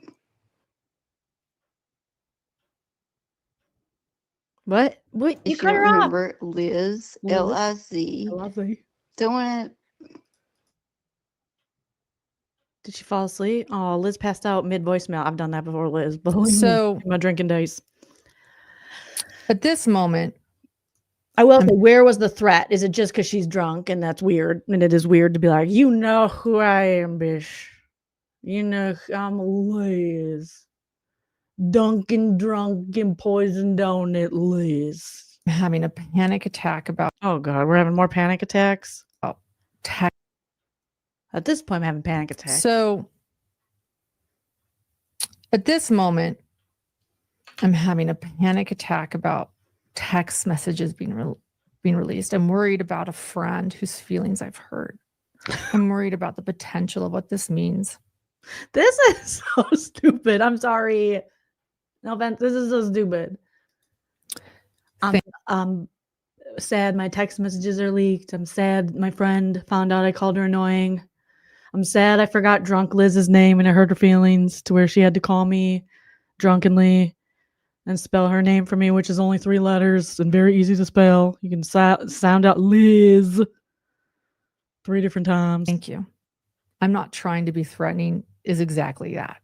Ooh. That's what I thought it was porn star. That's what Paul Moster says. Not trying to be threatening equals I'm threatening. Lauren says, I read between the lines. It's threatening. You're threatening me, babe. And I am worried that a vulnerable conversation that I just had with somebody in a courthouse. Okay, so the vulnerable conversation is you apologizing for calling your stalker annoying? Now was recorded and being shared to people who might be calling me and threatening me. This was a very overwhelming moment for me. I did not expect a Liz voicemail. Very. I'm sorry, what? To people who might be calling me and threatening me. This was a very overwhelming moment for me. Very. Very overwhelming. I can't even explain what's overwhelming for me. My laundry. Oh God, I'm barreling through. But geez Louise, the minute you think you're done, there's another load. You're like, what? And then you got 5 pets, and it's just, ugh. I hear you. I felt in that moment. A very overwhelming moment for me. Very. I can't even explain what I felt in that moment. Can you try? Thank you to the people who were there for me. For the Liz voicemails? And so, after I received that text message, I sent the stalker a text message stating, telling her how much you love her, to please not share our conversations. Oh yes, I'm sure that always works. Please don't share. That means they're going to share it. It was private. It's private. And that I was feeling threatened. Thank you, Jim. And if we can pull that up, there are so many exhibits here. Ugh. More Liz. I would appreciate, this is what I wrote on April 9th. Okay. I would appreciate you not talk about our private conversation, which you described as vulnerable with other people. I have done this for you. Yet I am already getting calls about things I said to you in confidence, and I feel threatened. Do not screenshot or share private conversations that are meant to be private. Do not share things that I've said to you in private, because they are considered private. And I reiterate, this is becoming a threatening matter, and I will have to take legal action if it continues. Stalker responds, Lauren, I would never text this much to someone who was causing so many problems in my life. Why would I give them more ammo? Why are you feeding the troll? Why are you feeding the stalker? Don't screenshot this. And meanwhile, she's like, picking out her music for TikTok. Oh my God.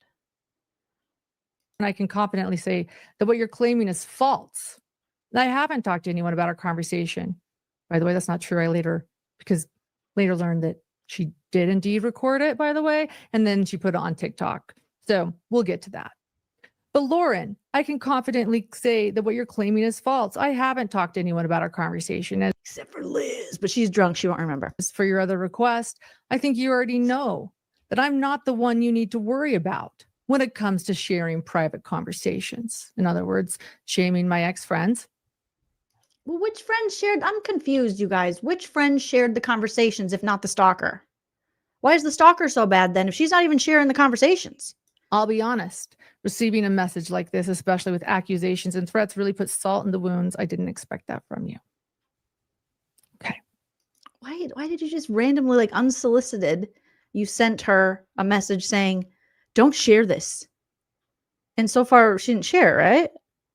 How did we go from drunk Liz to this?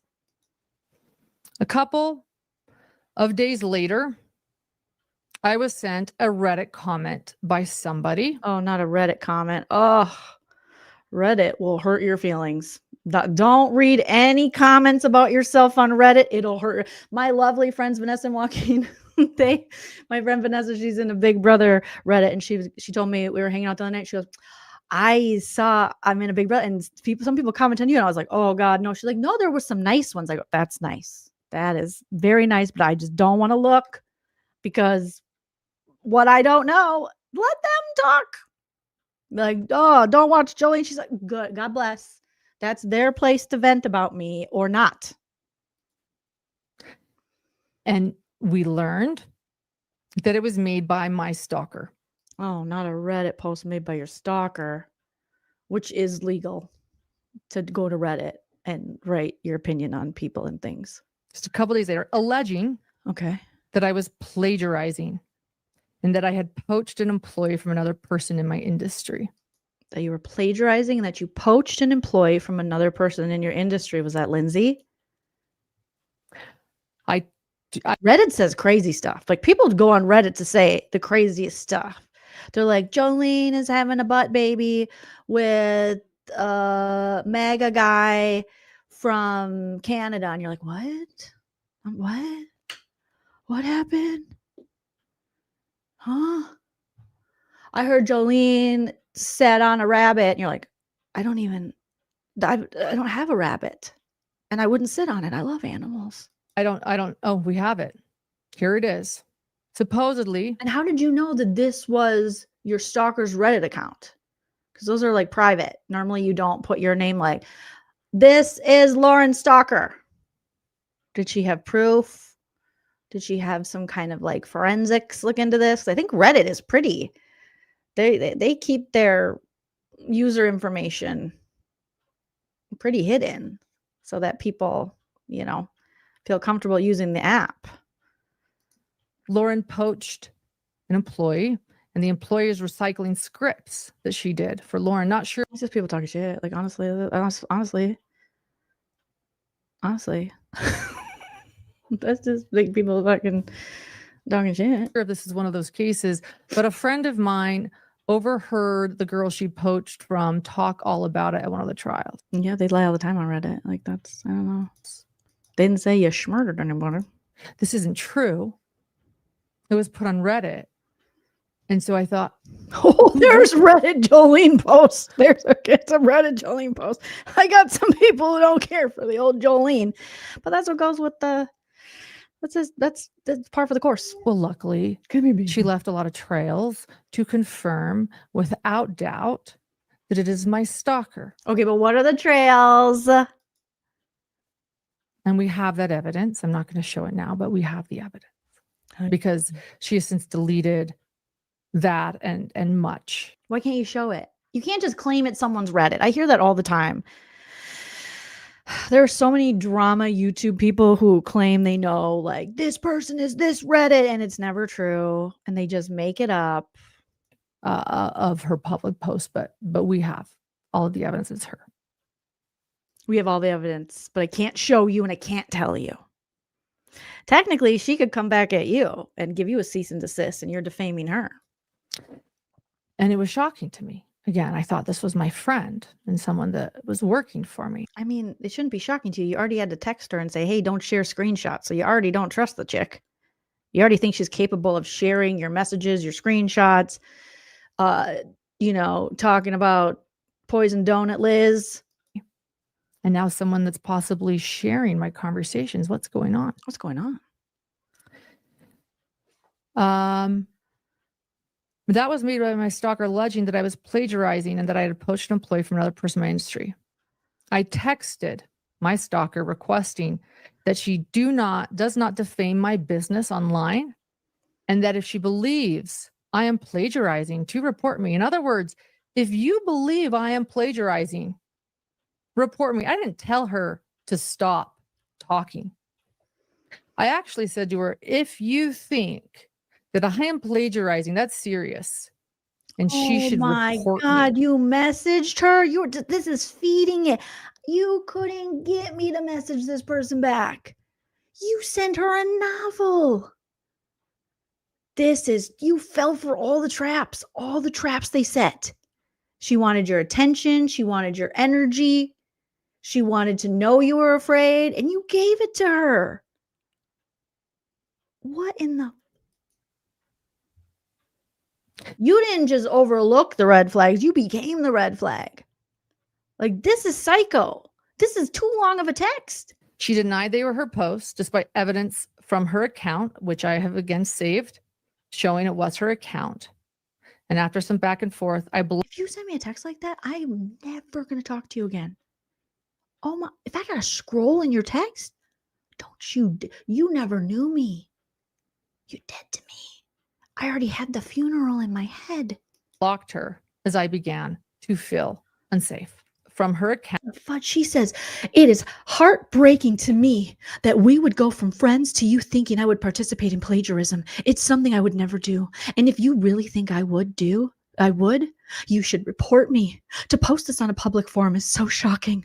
I don't know what I did to deserve this. I'm deeply apologetic for the things I initially thought about you as I got to know you. Yes, I made mistakes and misjudgments of character, but that does not make me a liar. I am not a cheat. I am not someone who plagiarizes others' work or poaches others' employees. I am not someone who tries to defame people on public forums. I stand up for people. Oh, God. Soapbox. I have integrity, and I own my mistakes. This is drama. These people are drama. This is so dramatic. Especially for 40-plus-year-old women. This is no way. No way. I own my mistakes. I'm a work in progress. I am loyal, and I am an honest business owner. Never would I ever try to hurt someone's family business by posting that they are practicing in something illegal, especially when it's not even true. Is that about Liz and the poison donuts? As far as this Reddit post goes, many creators were asked to cover blankety redacted. At the same time, blankety redacted did not copy me. This whole post is unnecessary, but the comment from you crushes me. I am heartbroken you would A, think this, and B, write this.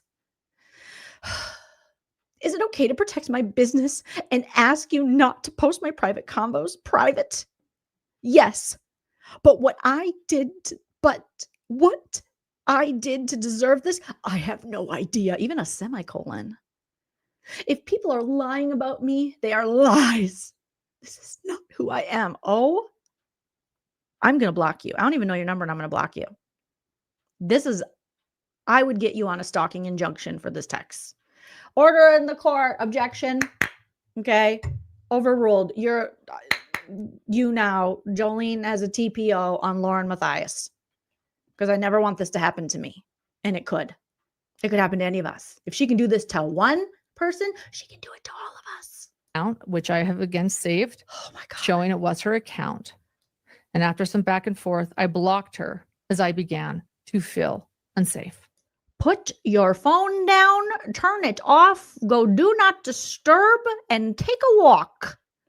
Drink some water, shave your legs, take a bubble bath, do some marijuana, eat candy. There's so many things I would rather do than that. She then sent me, after I blocked her and after we both agreed. You can't send a novel and block someone. That is a dick move. You mean you just made me read all that and then you're like, block.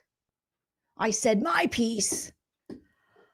She said, I'm not going to continue this conversation with someone. And I said, you know what? How do you know if you blocked her? You're right. At this moment, I don't know who she is. I know who you are. Didn't you guys just meet at a trial like not too long ago? These people have no boundaries. It's like, I love you. You crushed me. I don't know her intentions. I am feeling very threatened. I block her. Ice cream. This relationship, unfortunately, sadly, is going to have to end. She then sends me. Why does this relationship unfortunately have to end? It should end. It seems like you're both very unhappy with it. Unfortunately, we have to stop this chaotic circle of drama with each other, even though one or both of us think it's kind of fun. An aggressive email.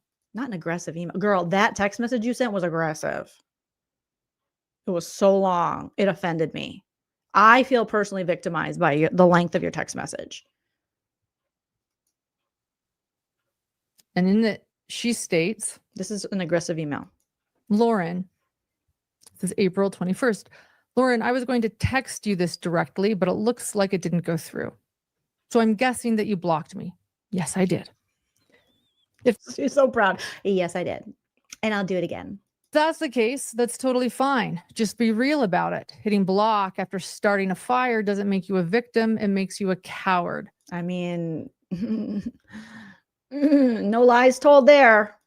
On top of that, you're really out here playing the victim while casually coaching someone on how to trash a redacted creator on Reddit. Bold move, especially for someone who loves to preach about integrity every 5 minutes. But hey, maybe encouraging anonymous hit pieces is just part of your brand. I wouldn't know. I've been too busy minding my own business and not anonymously running smear campaigns in the comment section. She meant on Reddit. Also, a fun twist. I now know that Reddit comment actually came from one of your own mods, and yet you still claimed it as your own when bragging to your old friends. So either you're lying to them or you're lying now. Take your pick. Do you prefer hypocrite or liar? Sincerely. How is that threatening? What's threatening about that? I don't get it. Am I supposed to be cheering for the stalker? Because right now I kind of am. Because that was good. Do you prefer hypocrite or liar? Sincerely, stalker. Stalker. I have no idea what the hell she's talking about, but she has no idea what the hell you're talking about. You're both dumb and you're both annoying. She has added some screenshots to this email. Can we look at screenshots? Look at those screenshots. Do we have the screenshots? She could give you a virus. We're trying to pull them. We'll see if we can pull them. Oh, girl. In it are alleged screenshots. I'll just explain it while Grayson's looking. In them are screenshots from a message the stalker has added. Happens. We'll edit later. The stalker has added the reminder where we left off. And in the reminder where we left off, I don't know, it's my... How do they have time in the day to do this much back and forth? She is stating, I've never rewritten history. I've acknowledged what I've done. I've apologized, acknowledged your hurt. I'm not afraid to own my mistakes. And then we agree. Look at that. She agrees to be done engaging. We agreed. Or is that my text? Is that my text? Oh, this is my text that I'm like. You are both so psycho. You don't even know which one sent the crazy long text to each other. This is insane. You ain't going to be finding a text that long from me unless I copy pasted something. And I don't even think I'd do that. It's more like me. Okay. This is me. This is me. So take it back. I told you that this was crazy, but this is me. So this is not crazy. So she says, reminder of where we left off. This is my text. You always text this long, lady. That's crazy. I state that I've never rewritten history. I've acknowledged what I've done. I've apologized and acknowledged your hurt. I have never taken that back or pretended otherwise. Even my initial text today. I am not afraid to own my mistakes, as I am an honest and imperfect person who works to be self-aware and honest with my actions. Pointing out words written on your public account with a request you don't publicly defame me, and sharing that it hurts me. Okay, I think you said it enough. You don't want anything private going public. Oh my God. In no way rewrites history or disregards what I have apologized for and owned, and I have owned it. And this is just the annoying comment. These ladies, get a hobby. Okay. Go volunteer. You're going to go to your local animal rescue and volunteer. Give your time cleaning up after the animals, taking them for walks, foster, brush long-haired cat's hair. Do anything. This is a waste of your time. I'm mad that you're wasting your life doing this. This is so stupid. I never engaged with anyone who stalked me. Anyone who cyberbullied me online, I never engaged with them. Like I'm not going to sit and go back and forth with messages with you. That's cuckoo. Here today. Then I'm on their level. Tonight too, I want to point out, I called her annoying. I hope one day. Why are you so sorry for calling her annoying? Why don't you just say, I think you're annoying, bitch? We all could be over this. If Lauren Matthias just said, you know what? I called you annoying and I still think you're fucking annoying.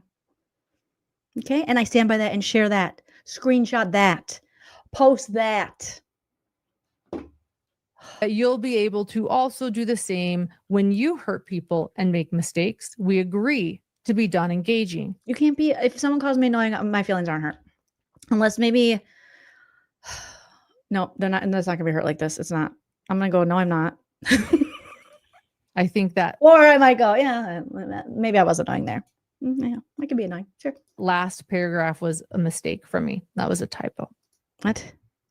I hope that one day you'll also be able to do the same when you hurt people and make. So again, holier than thou, I hope one day you'll be able to be as great as I am when you make mistakes. Follow Jesus. WWJD, bitch. We agree to be done engaging. We agree to be done engaging. And once again, I am sorry, all caps, for getting Froyo. You should have just bought her Froyo. Okay. But I was clearly trying to apologize. You ladies are insane. This is insane. This is insane. Guys. If this was a Real Housewives storyline, I'd be like, losers. Losers. I think you're both losers and annoying for this. Then. And I stand by that. So she puts this in an email after she calls me a hypocrite or liar, and then she shares other photos. No, she said, do you prefer hypocrite or liar? You got to pick. She gave you a choice. It was a choose your own adventure insult, which is actually very creative. And these other photos, do we have those? We're trying to find them. We might. Can you be ready for this? There's a lot of stuff. You have a producer. Okay, I have producers, but one of them's sleeping and the other one's on my lap. And yeah, they press buttons, but not the ones I want them to press. Stuff going on, guys. So as we look for those, we have a lot going on. We have a lot of irrationally long text messages that I sent myself to someone I claim to be my stalker that we got to go through. This is about the Ross Live. This is worse than I thought. Honestly, I thought I would maybe be like, okay, Lauren, I get it a little bit, but this is really horrible. I said at the beginning of this month, PS, that I'm going to work to connect to all of you again. It's been a while since I've done a live. Here I am, real life. So as we try to look for those, what she sends me is an obscure, very obscure messages, kind of blurry. It looks like it's been passed around from a group chat I'm in. And I'm responding to someone who made a comment in Reddit, and I say, how's it doing? And the reason, I'm just going to tell you guys now. Oh, here it is. What are you doing? Well, you're still responding to people? Ma'am, you can't be stalked and all this if you're responding to the people. What are you doing? Oh, my God. And I'm responding to someone who made a comment in Reddit, and I say, why are you on Reddit searching your own name, psycho? How's it doing? And the reason, I'm just going to tell you guys now. Oh, here it is. Okay. How's it doing? So here it is. Here's I say, how's it doing? And then the person replies, my comment, I'm pretty sure it's the top one with a nervous emoji. So let me tell you what this is. It has nothing to do with me. Nothing to do with a trial I've covered. Someone in this group text was following a creator, a podcaster on a trial that I did not cover and knew nothing about. And they were disappointed that this podcaster got facts wrong. Huh? Because they were attending the trial. Huh? And I wasn't actually a part. You know those group texts where you really don't go in a lot? All of them. All of them. And if they have an option to leave, I leave. This was one of those happening. I wasn't even in the majority of this conversation. I didn't know what was going on. When I popped in, I saw all these things, and I saw that this person had actually fact-checked that person, that creator, and posted about it under her actual real name, not even anonymously, some things that this creator got wrong in a podcast. And this person quite liked the podcaster. So they were actually stressed about putting this up there and seemed worried about it. Right. I do that. They all said, the time. the comment is there. I You don't know. even go back and forth with people who leave comments in the comment section. I like very rarely will I, if people are just basically like, I hate you, this is stupid, you're dumb, I'm just like, okay, delete, bye. Like, what? How I was going to do, you know, they was kind of looking for feedback in like a group message. Wasn't a part of this conversation Okay, so at all. what's the point? And I pop in, I see that she is nervous, and I wrote, how's it doing? And if you know, you instigator, her response ends with a worried face emoji when she says, it's the top one. She does. I don't get it. If you're not involved in this, why even ask how's it doing in the group? What are you talking about? Doesn't know if that's good. Does anyone know what she's talking about?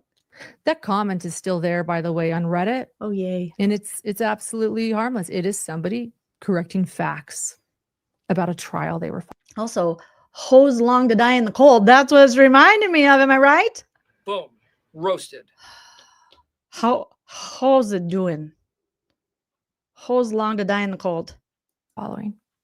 I know none of the facts of this case, nor did I follow this So why are you commenting on it? Podcaster on this case. I don't even know. I have known nothing about it. So what are you doing? But I want you to know that this text has gone around for months. To who? With people telling me that I am doing smear campaigns on this podcaster. Who? Which podcaster? Who are you talking about? Are we going to stay cryptic or are you going to give us the deets? Is it Liz? Is it drunk Liz? Is it Liz with the poison donuts? Top media people. Top media? Who? John Quinones? Who is it? Connie Chung? Jane Pauley? Believe that I have smeared this creator. Who? On Reddit. That I tried to hurt her. Which one? Business. This has gone far and wide because of that. I have no idea what that is about. And I have told several people Julie Jen? that it's not true. Julie Jen doesn't think highly of you. You might be doing something right. Okay, you might. Okay. Les Mundes? True. And there's no evidence that I have ever tried to hurt this person's business. In fact, who's she talking about? Is it a top like true crime creator? I have actually promoted this person's business repeatedly, sourced them, encouraged followers, collabed with them, and tried to help their business. But there is, and if anybody has heard this, why do all these people have a problem with you? Like a lot of people. A rumor. I have a cousin like this. It's always everyone else's fault. But I'm like, there's a reason like no one talks to you. Can't be everyone else's fault if everyone agrees that you suck. It can't like, and I'll say that to your face. Like you keep doing the same stuff that makes people not want to be around you. So how can it be everybody else if the common denominator is you? That I have created fake accounts and tried to hurt my fellow creator or any creator, I will tell you right now, that is false. It's false, liar. Completely false. Because even in my stalker's response to me, when I filed a civil stalking injunction, she claims that she has seen evidence of me hurting other people's businesses, yet cannot show a single moment where I actually have. Because I don't. Really quickly, do we have who cares? My response to her? I never read my response. I don't have any phones now. Oh, more responses? Okay. Someone needs her So- husband. I normally would never say a husband should, but unplug her Wi-Fi. Unplug the router and get her offline. Sir, you got to step in. Get that router. Get gone. This is a sickness. Did She's replying to everything. No wonder she's stressed out and having panic attacks. She's replying to everybody and everything. Okay, this is my response on the screen. Got it. So I wrote are we good? Are we safe? Okay. I wrote this person back, the stopper back. And I state, I blocked you because I'm tired of being harassed. Why are you replying to your stalker? That's my opinion.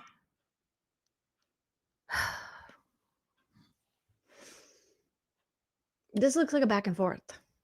Honestly, this looks like a back and forth. If I was a judge, I'd be like, you two went back and forth with each other. And you continued to. Yep. And you don't like each other. And you both tried to hurt each other. Looks like you both participated in this. It's weird. And threatened by others who are misinformed and illegally sharing and taking private chats. Is this why she doesn't want it on long crime? Because it's so ridiculous. Out of context. The only coward in this conversation is the one who is unable to acknowledge any wrongdoing whatsoever. So who is starting fires? And then I share again, who is starting fires? Her Reddit comment that's now been deleted from Reddit, by the way. Get the fuck off Reddit, lady. It's not for you. I wanted to be like, okay, I could see. Let me just take a look. We'll laugh a little, but there's got to be, shout out to Lauren, I did not think it was going to be this cuckoo. It's like when I first got into the Karen Reed case and I was like, oh shit, these people are whole lying ass liars. They are setting this chick up. This is insane. When someone tells me to stop engaging, my response is to stop. But here you continue. No. You have multiple times been like, we're done, we're stopping, and you keep engaging, lady. How does her husband not see this? Is he blinded? Blinded by the veg. Like, what's going on? I would hope Hype Man Husband Show would unplug the router and go, JoJo, we're gonna go on vacay. We'll take the doogies and we're gonna go on vacation. Because you've lost it, my love. Harassing me in emails, even though I've blocked you. How do you know she's harassing you if you blocked her? Oh my God, this is insane. We're gonna have to wrap it up here because I gotta get my doogs out. Get them. They're like, Mom, where's dinner? Okay. But we'll listen to a little more of this and then we'll do some more tomorrow. You guys. Oh my God. Obviously are misinformed about this podcaster. I never wrote an anonymous hit piece. Thank you, Anna. About this podcaster. That was written quite openly by the person who wrote it. I'm just gonna throw this out there and feel free to tell me if I'm wrong. Innocent people don't have to go, I didn't write an anonymous hit piece and email multiple people, text message multiple people. If someone said, Jolene, you wrote a hit piece about, I don't know, another, I don't even know who I would write a hit piece about, like another creator. And they're like, yes, she did do it. I wouldn't even address it. Because of course I didn't do that. Where's your proof? I would not respond to anyone who said those things to me. I just wouldn't. What are you talking about? Yes, a moderator. And innocent people don't respond like this. Someone who attended that trial of this case. Sounds like this community is dirty. It's real dirty with all the ladies talking shit, group text messages, Facebook groups, Reddit. Like you gotta, I don't know, just pull back a little bit. Unleash yourself from this. I get it's your job. Online content creation is my job too. But you got to be able to pull it back. Daily. You're wrapped up, girl. She was correcting some factual errors that this podcaster had made regarding a case that I never covered. It was never a hit piece and it doesn't hide her identity. Nor did I ever anonymously write the factual correction from court. That was somebody else. I asked how the comment was doing, which was supporting my friend, nothing more or less. I'm not sure how that has anything to do with smearing someone.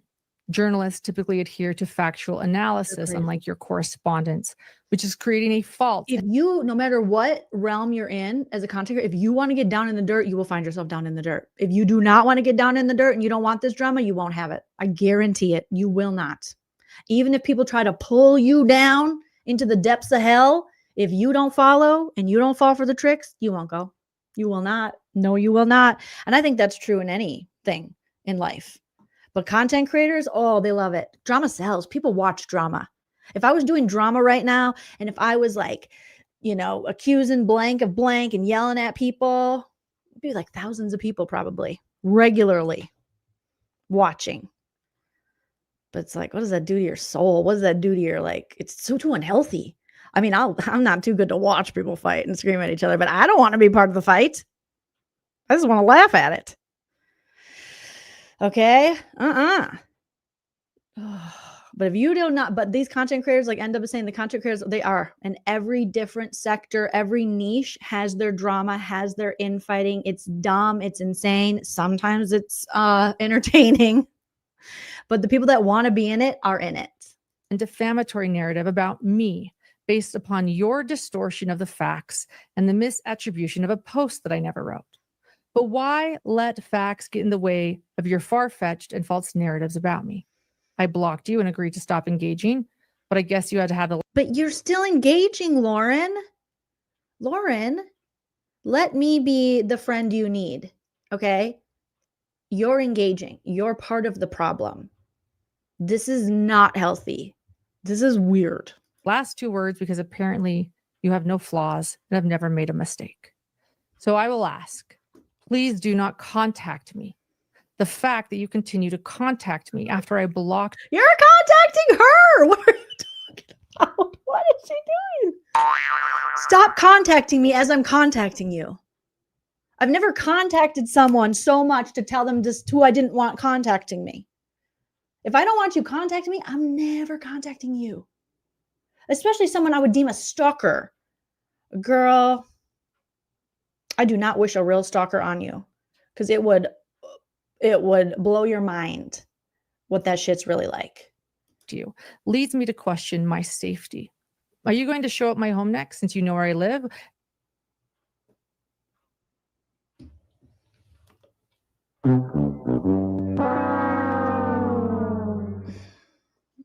Did she say she was going to? And berate me until you believe your false narratives about me are proven to your confused satisfaction. I'm also asking you to stop posting lies and false information about me publicly, which negatively impacts my business. If you continue to harass me, I will be forced to take legal action. Okay. You already did. You did a stupid cease and desist that nobody pays attention to. If you get a cease and desist, literally wipe your butt with it. Literally, unless you get it from like Elon Musk. Which then maybe someone, you know, with that much money and power and corruption could possibly do something to harm you. But if just a regular schmegular or even a YouTube person gives you a cease and desist, wipe your butt with it. I mean, also you could think if you're getting cease and desist, if you are doing something that, you know, maybe you'd rather not be doing, maybe stop doing that. But if it's just someone's way to silence you, wipe your butt with it. I know that that was strong. I know it was. Shut the fuck up, lady. I know that was strong and stern. I know it was. I know it was. But sometimes when you're a hero for the victims and the people, you have to be strong and you have to be stern. And you have to message your stalker multiple times to tell her to stop messaging you, even though you're messaging her.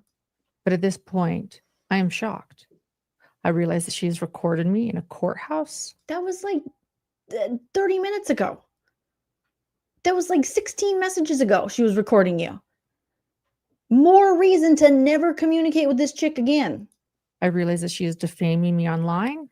She's just called me a hypocrite and a liar. This just seems like common sense, right? And she is taking a text with me asking, how's it doing? Completely out of... How's it doing?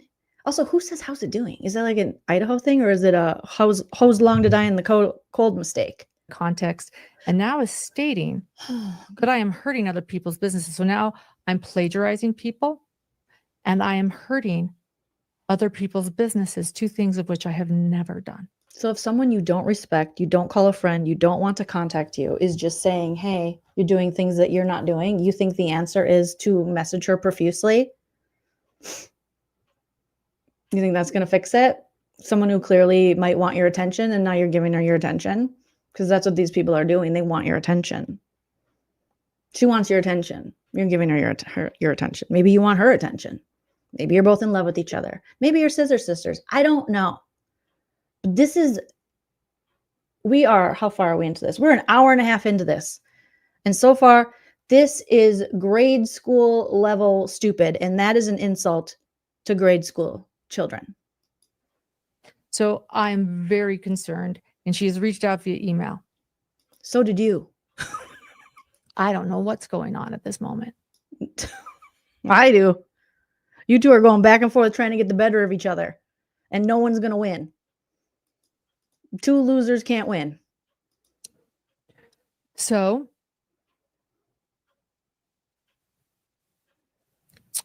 just have sex and get it over with. Like, something's going on here. All right. Where was I? We don't know, Lauren. You were messaging your stalker again about how you don't want to message your stalker and you don't want her to message you. Thank you.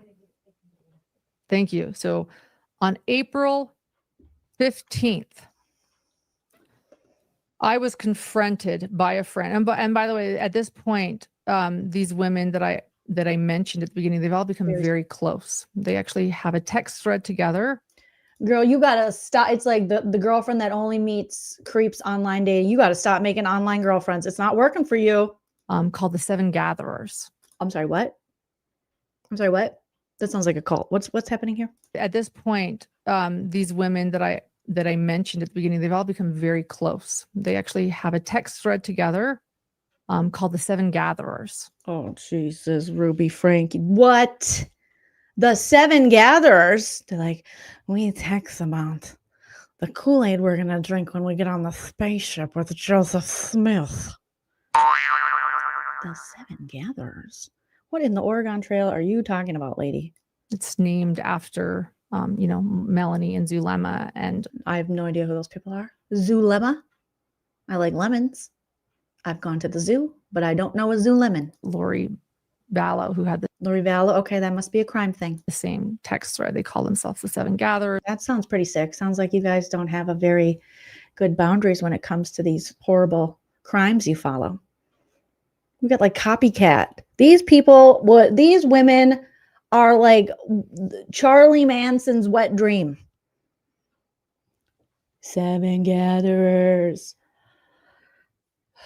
We done the Seven Gatherers like the Lori Vallow. Very happy for their friendship. They're posting pictures of each other at the courthouse. I'm happy that they all get along.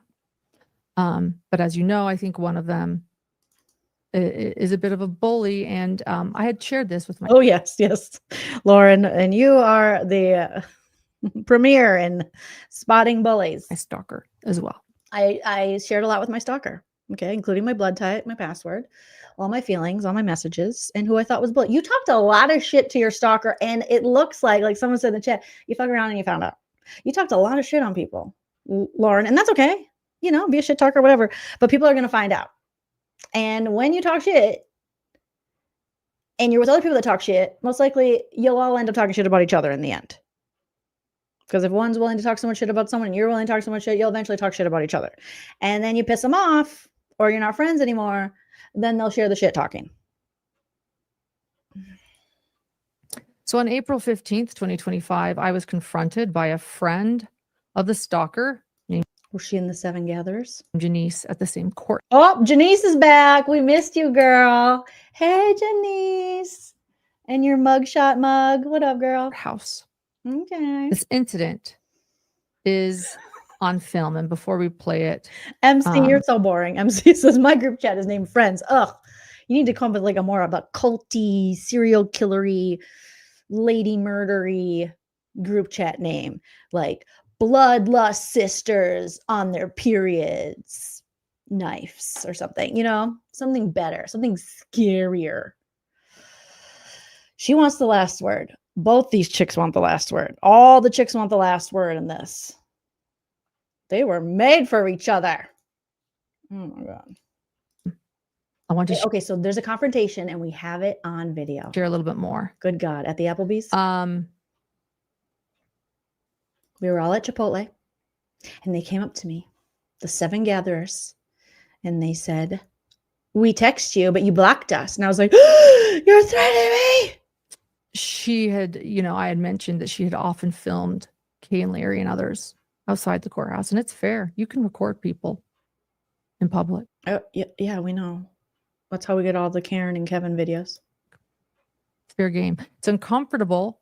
And I think there comes a point where it can be considered harassment. Yeah. You know, when someone is filming you all the time. Unless you're a Kardashian. And what I had been noticing is that, and Grayson had been noticing, because Grayson was with Grayson too. Not just me. Grayson, the person I pay, feels the same way as me because I pay her. Me at this trial, and she was my producer at this time, that she filmed me and Grayson everywhere we went.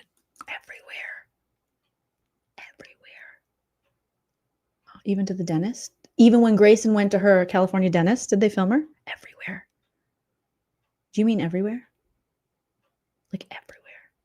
Every time you went to the potty, every time you went to Chili's, everywhere.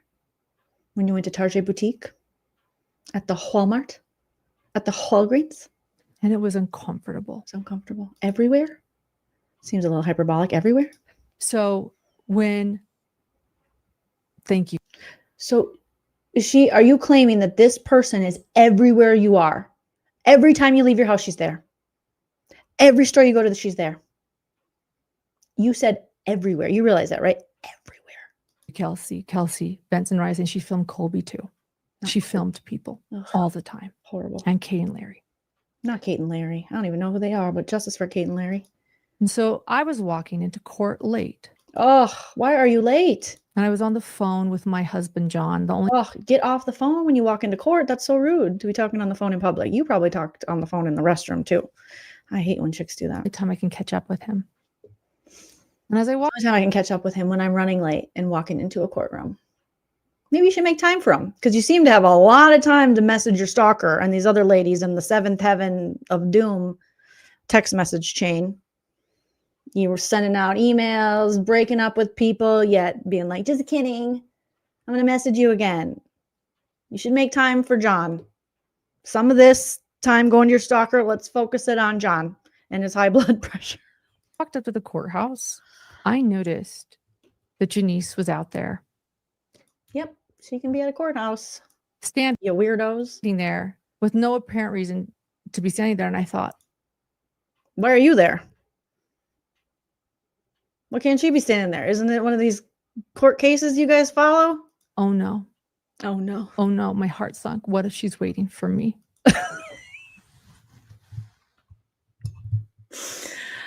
Girl, it can't be all about you. This is not for real. This is not real life. This is not real life. Oh no. This is probably about me. Again, what did I say? 5 hours ago. Ego. Oh, the ego. It is horrible. It ruins you. You think people who already followed cases and trials are at a courthouse for a trial, allegedly, just for you? And so for safety, which I had started to do. I shot her. No. What are you going to do? Because she's good friends with the doctor. She's the sister of the doctor that you had at 29 that you don't live with and you'd never dated. Right? Is that the same girl? With my stalker. In fact, when I saw my stalker and she had confronted me in the courthouse, she'd actually been with Janice. They had been. What? They were together? How dare they have a friendship outside of you? These dirty ass bitches. Oh my goodness. And they had actually been standing next to each other and talking. Probably about me. Maybe me. To the me. And then there's me. Together. And it made me nervous. Yeah, me too, girl. So I said, John, I've got to go. John, I might not make it home, John. I hope your blood pressure goes down, John. I can't. John, you need more fiber in your diet, John. Drink some water, John. Meditate, John. Try the Calm app, John. I'll see you in the next life, John. Don't marry anyone hotter. Someone's here outside the courthouse and I'm scared. I'm getting worried about everything. And he knew everything going on. I'm going to just put my phone. Oh, John, John, John, John, John, John, John, John, John. You got John. I know that's your wife and you love her and that's great and that's sweet. But there's a point where you got to be like, baby, you sick. Baby, we got to get you well, baby. Baby, we got to get you well. Because this is a sickness. Camera on just in case. Put my camera on. I'm just worried. You should have a body cam on all the time. All the time. And so that is why my phone camera was on. It was just in case. And I was walking into the courthouse. Well, how come you get to film and no one else can? Huh? Everyone else is so suspect. But when you film, it's for safety. Well, maybe Stalker does it for safety too. That was my goal. The doors were right there. And unfortunately I got scared and it stopped, but play the first video I have. Oh God.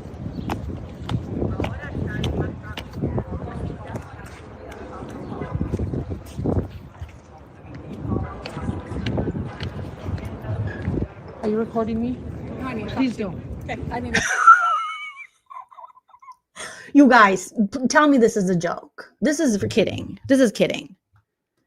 She just went up to that lady in that skirt and said, "Are you recording me?" And the lady was like, "What? No. What? No. What? Are you recording me? Stop." Oh God, what did I do? Why did I do that? Oh, there's more crying. Oh, geez, Louise. Are you recording me? You better stop it. You better stop it right now. Did we already go here? Okay. Oh, geez. Oh, there's so much. Oh my God, girl. This could have been an email. This is, okay, here I think we got it. Okay. Are you recording me? Because I'm recording you. That's what she should have said. Are you recording me? Because I'm recording you. We're record sisters. Really looks like she's just walking up the steps.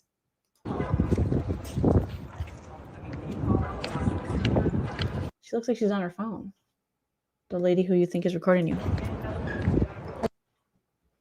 Isn't the phone to her ear? Are you recording me? Please don't. Are you recording me? No, I'm not recording you. You recording me? Yeah. Am I recording you? Yeah. Let's record each other. Yeah, you want to do a TikTok dance? Let's do it. Let's do that one that's trending. You know, with like 100 motherfuckers can't tell me nothing. Bees in the trap. Bees. Yeah, let's do it. Let's do it. Oh, these fucking chicks. Okay, I need to. And please don't record me.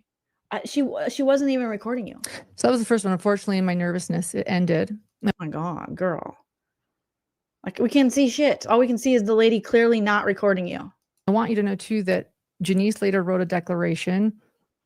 And in her independence declaration to the court, she actually stated that I approached her. Please do not talk to me. I feel threatened.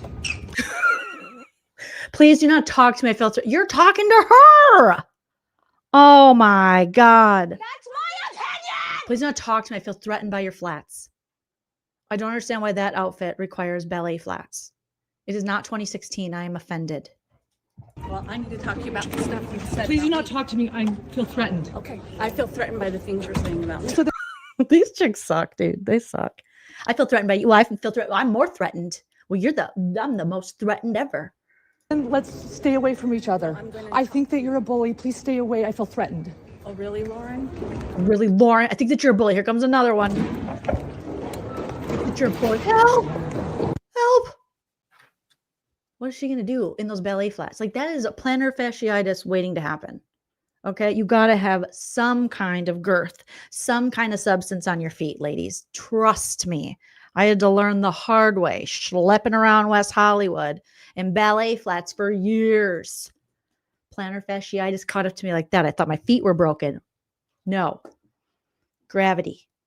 Non-supportive shoes. She's like, I'm scaring me. So after this moment and this recording, after this happening, You can't be threatened by a lady in a cardigan. It just, especially like a 3/4 sleeve cropped cardigan with cleavage. No. so often. No. I took this recording to the bailiff. Oh my God. And I said, she's threatening me. Could you request this person just to stay away from me? She records me all the time. All the time? When else does she record you? This is the first we've heard of it, right? She records me all the time. All the time. You lie all the time. All the time. What would you give me for a basket of kisses? A basket of hugs. She reminds me of Rhoda from The Bad Seed, all grown up. She records my producer all the time. Not Grayson. Where? Where is this happening all the time? She is friends with someone that is harassing me in emails and accusing me of things I didn't do. Girl, you've emailed her more than I've seen her email you. And we just need to attend this public trial in peace. I can be around. We need to attend this public murder trial in peace. I want to peacefully watch this horrible murder trial where people were gruesomely murdered peacefully. That is my God-given American right to exploit and make money off of gruesomely murdered people. In Jesus' name, amen. People that don't like me. I get All right, it. we gotta stop there, you guys. We gotta stop there. The dogs are looking at me like, you're crazy, Mom. Okay. We did 6 hours. Okay. 6 hours. I'll try to break this up and cut this part out and put it in its own video for you to reference later.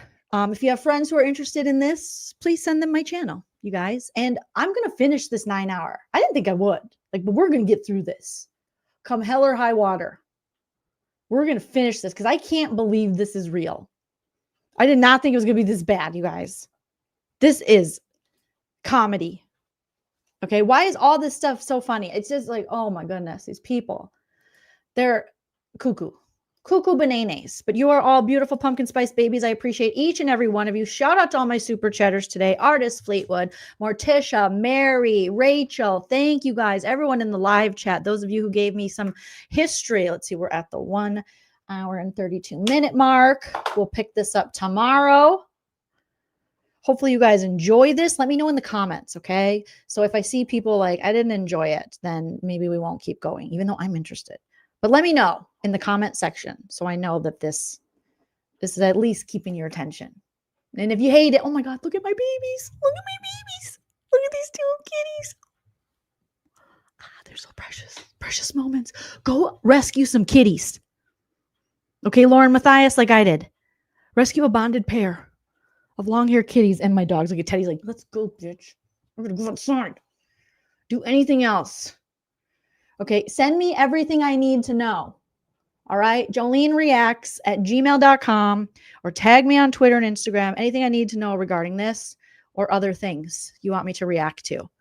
Because I do like reacting to this stuff. This is insane.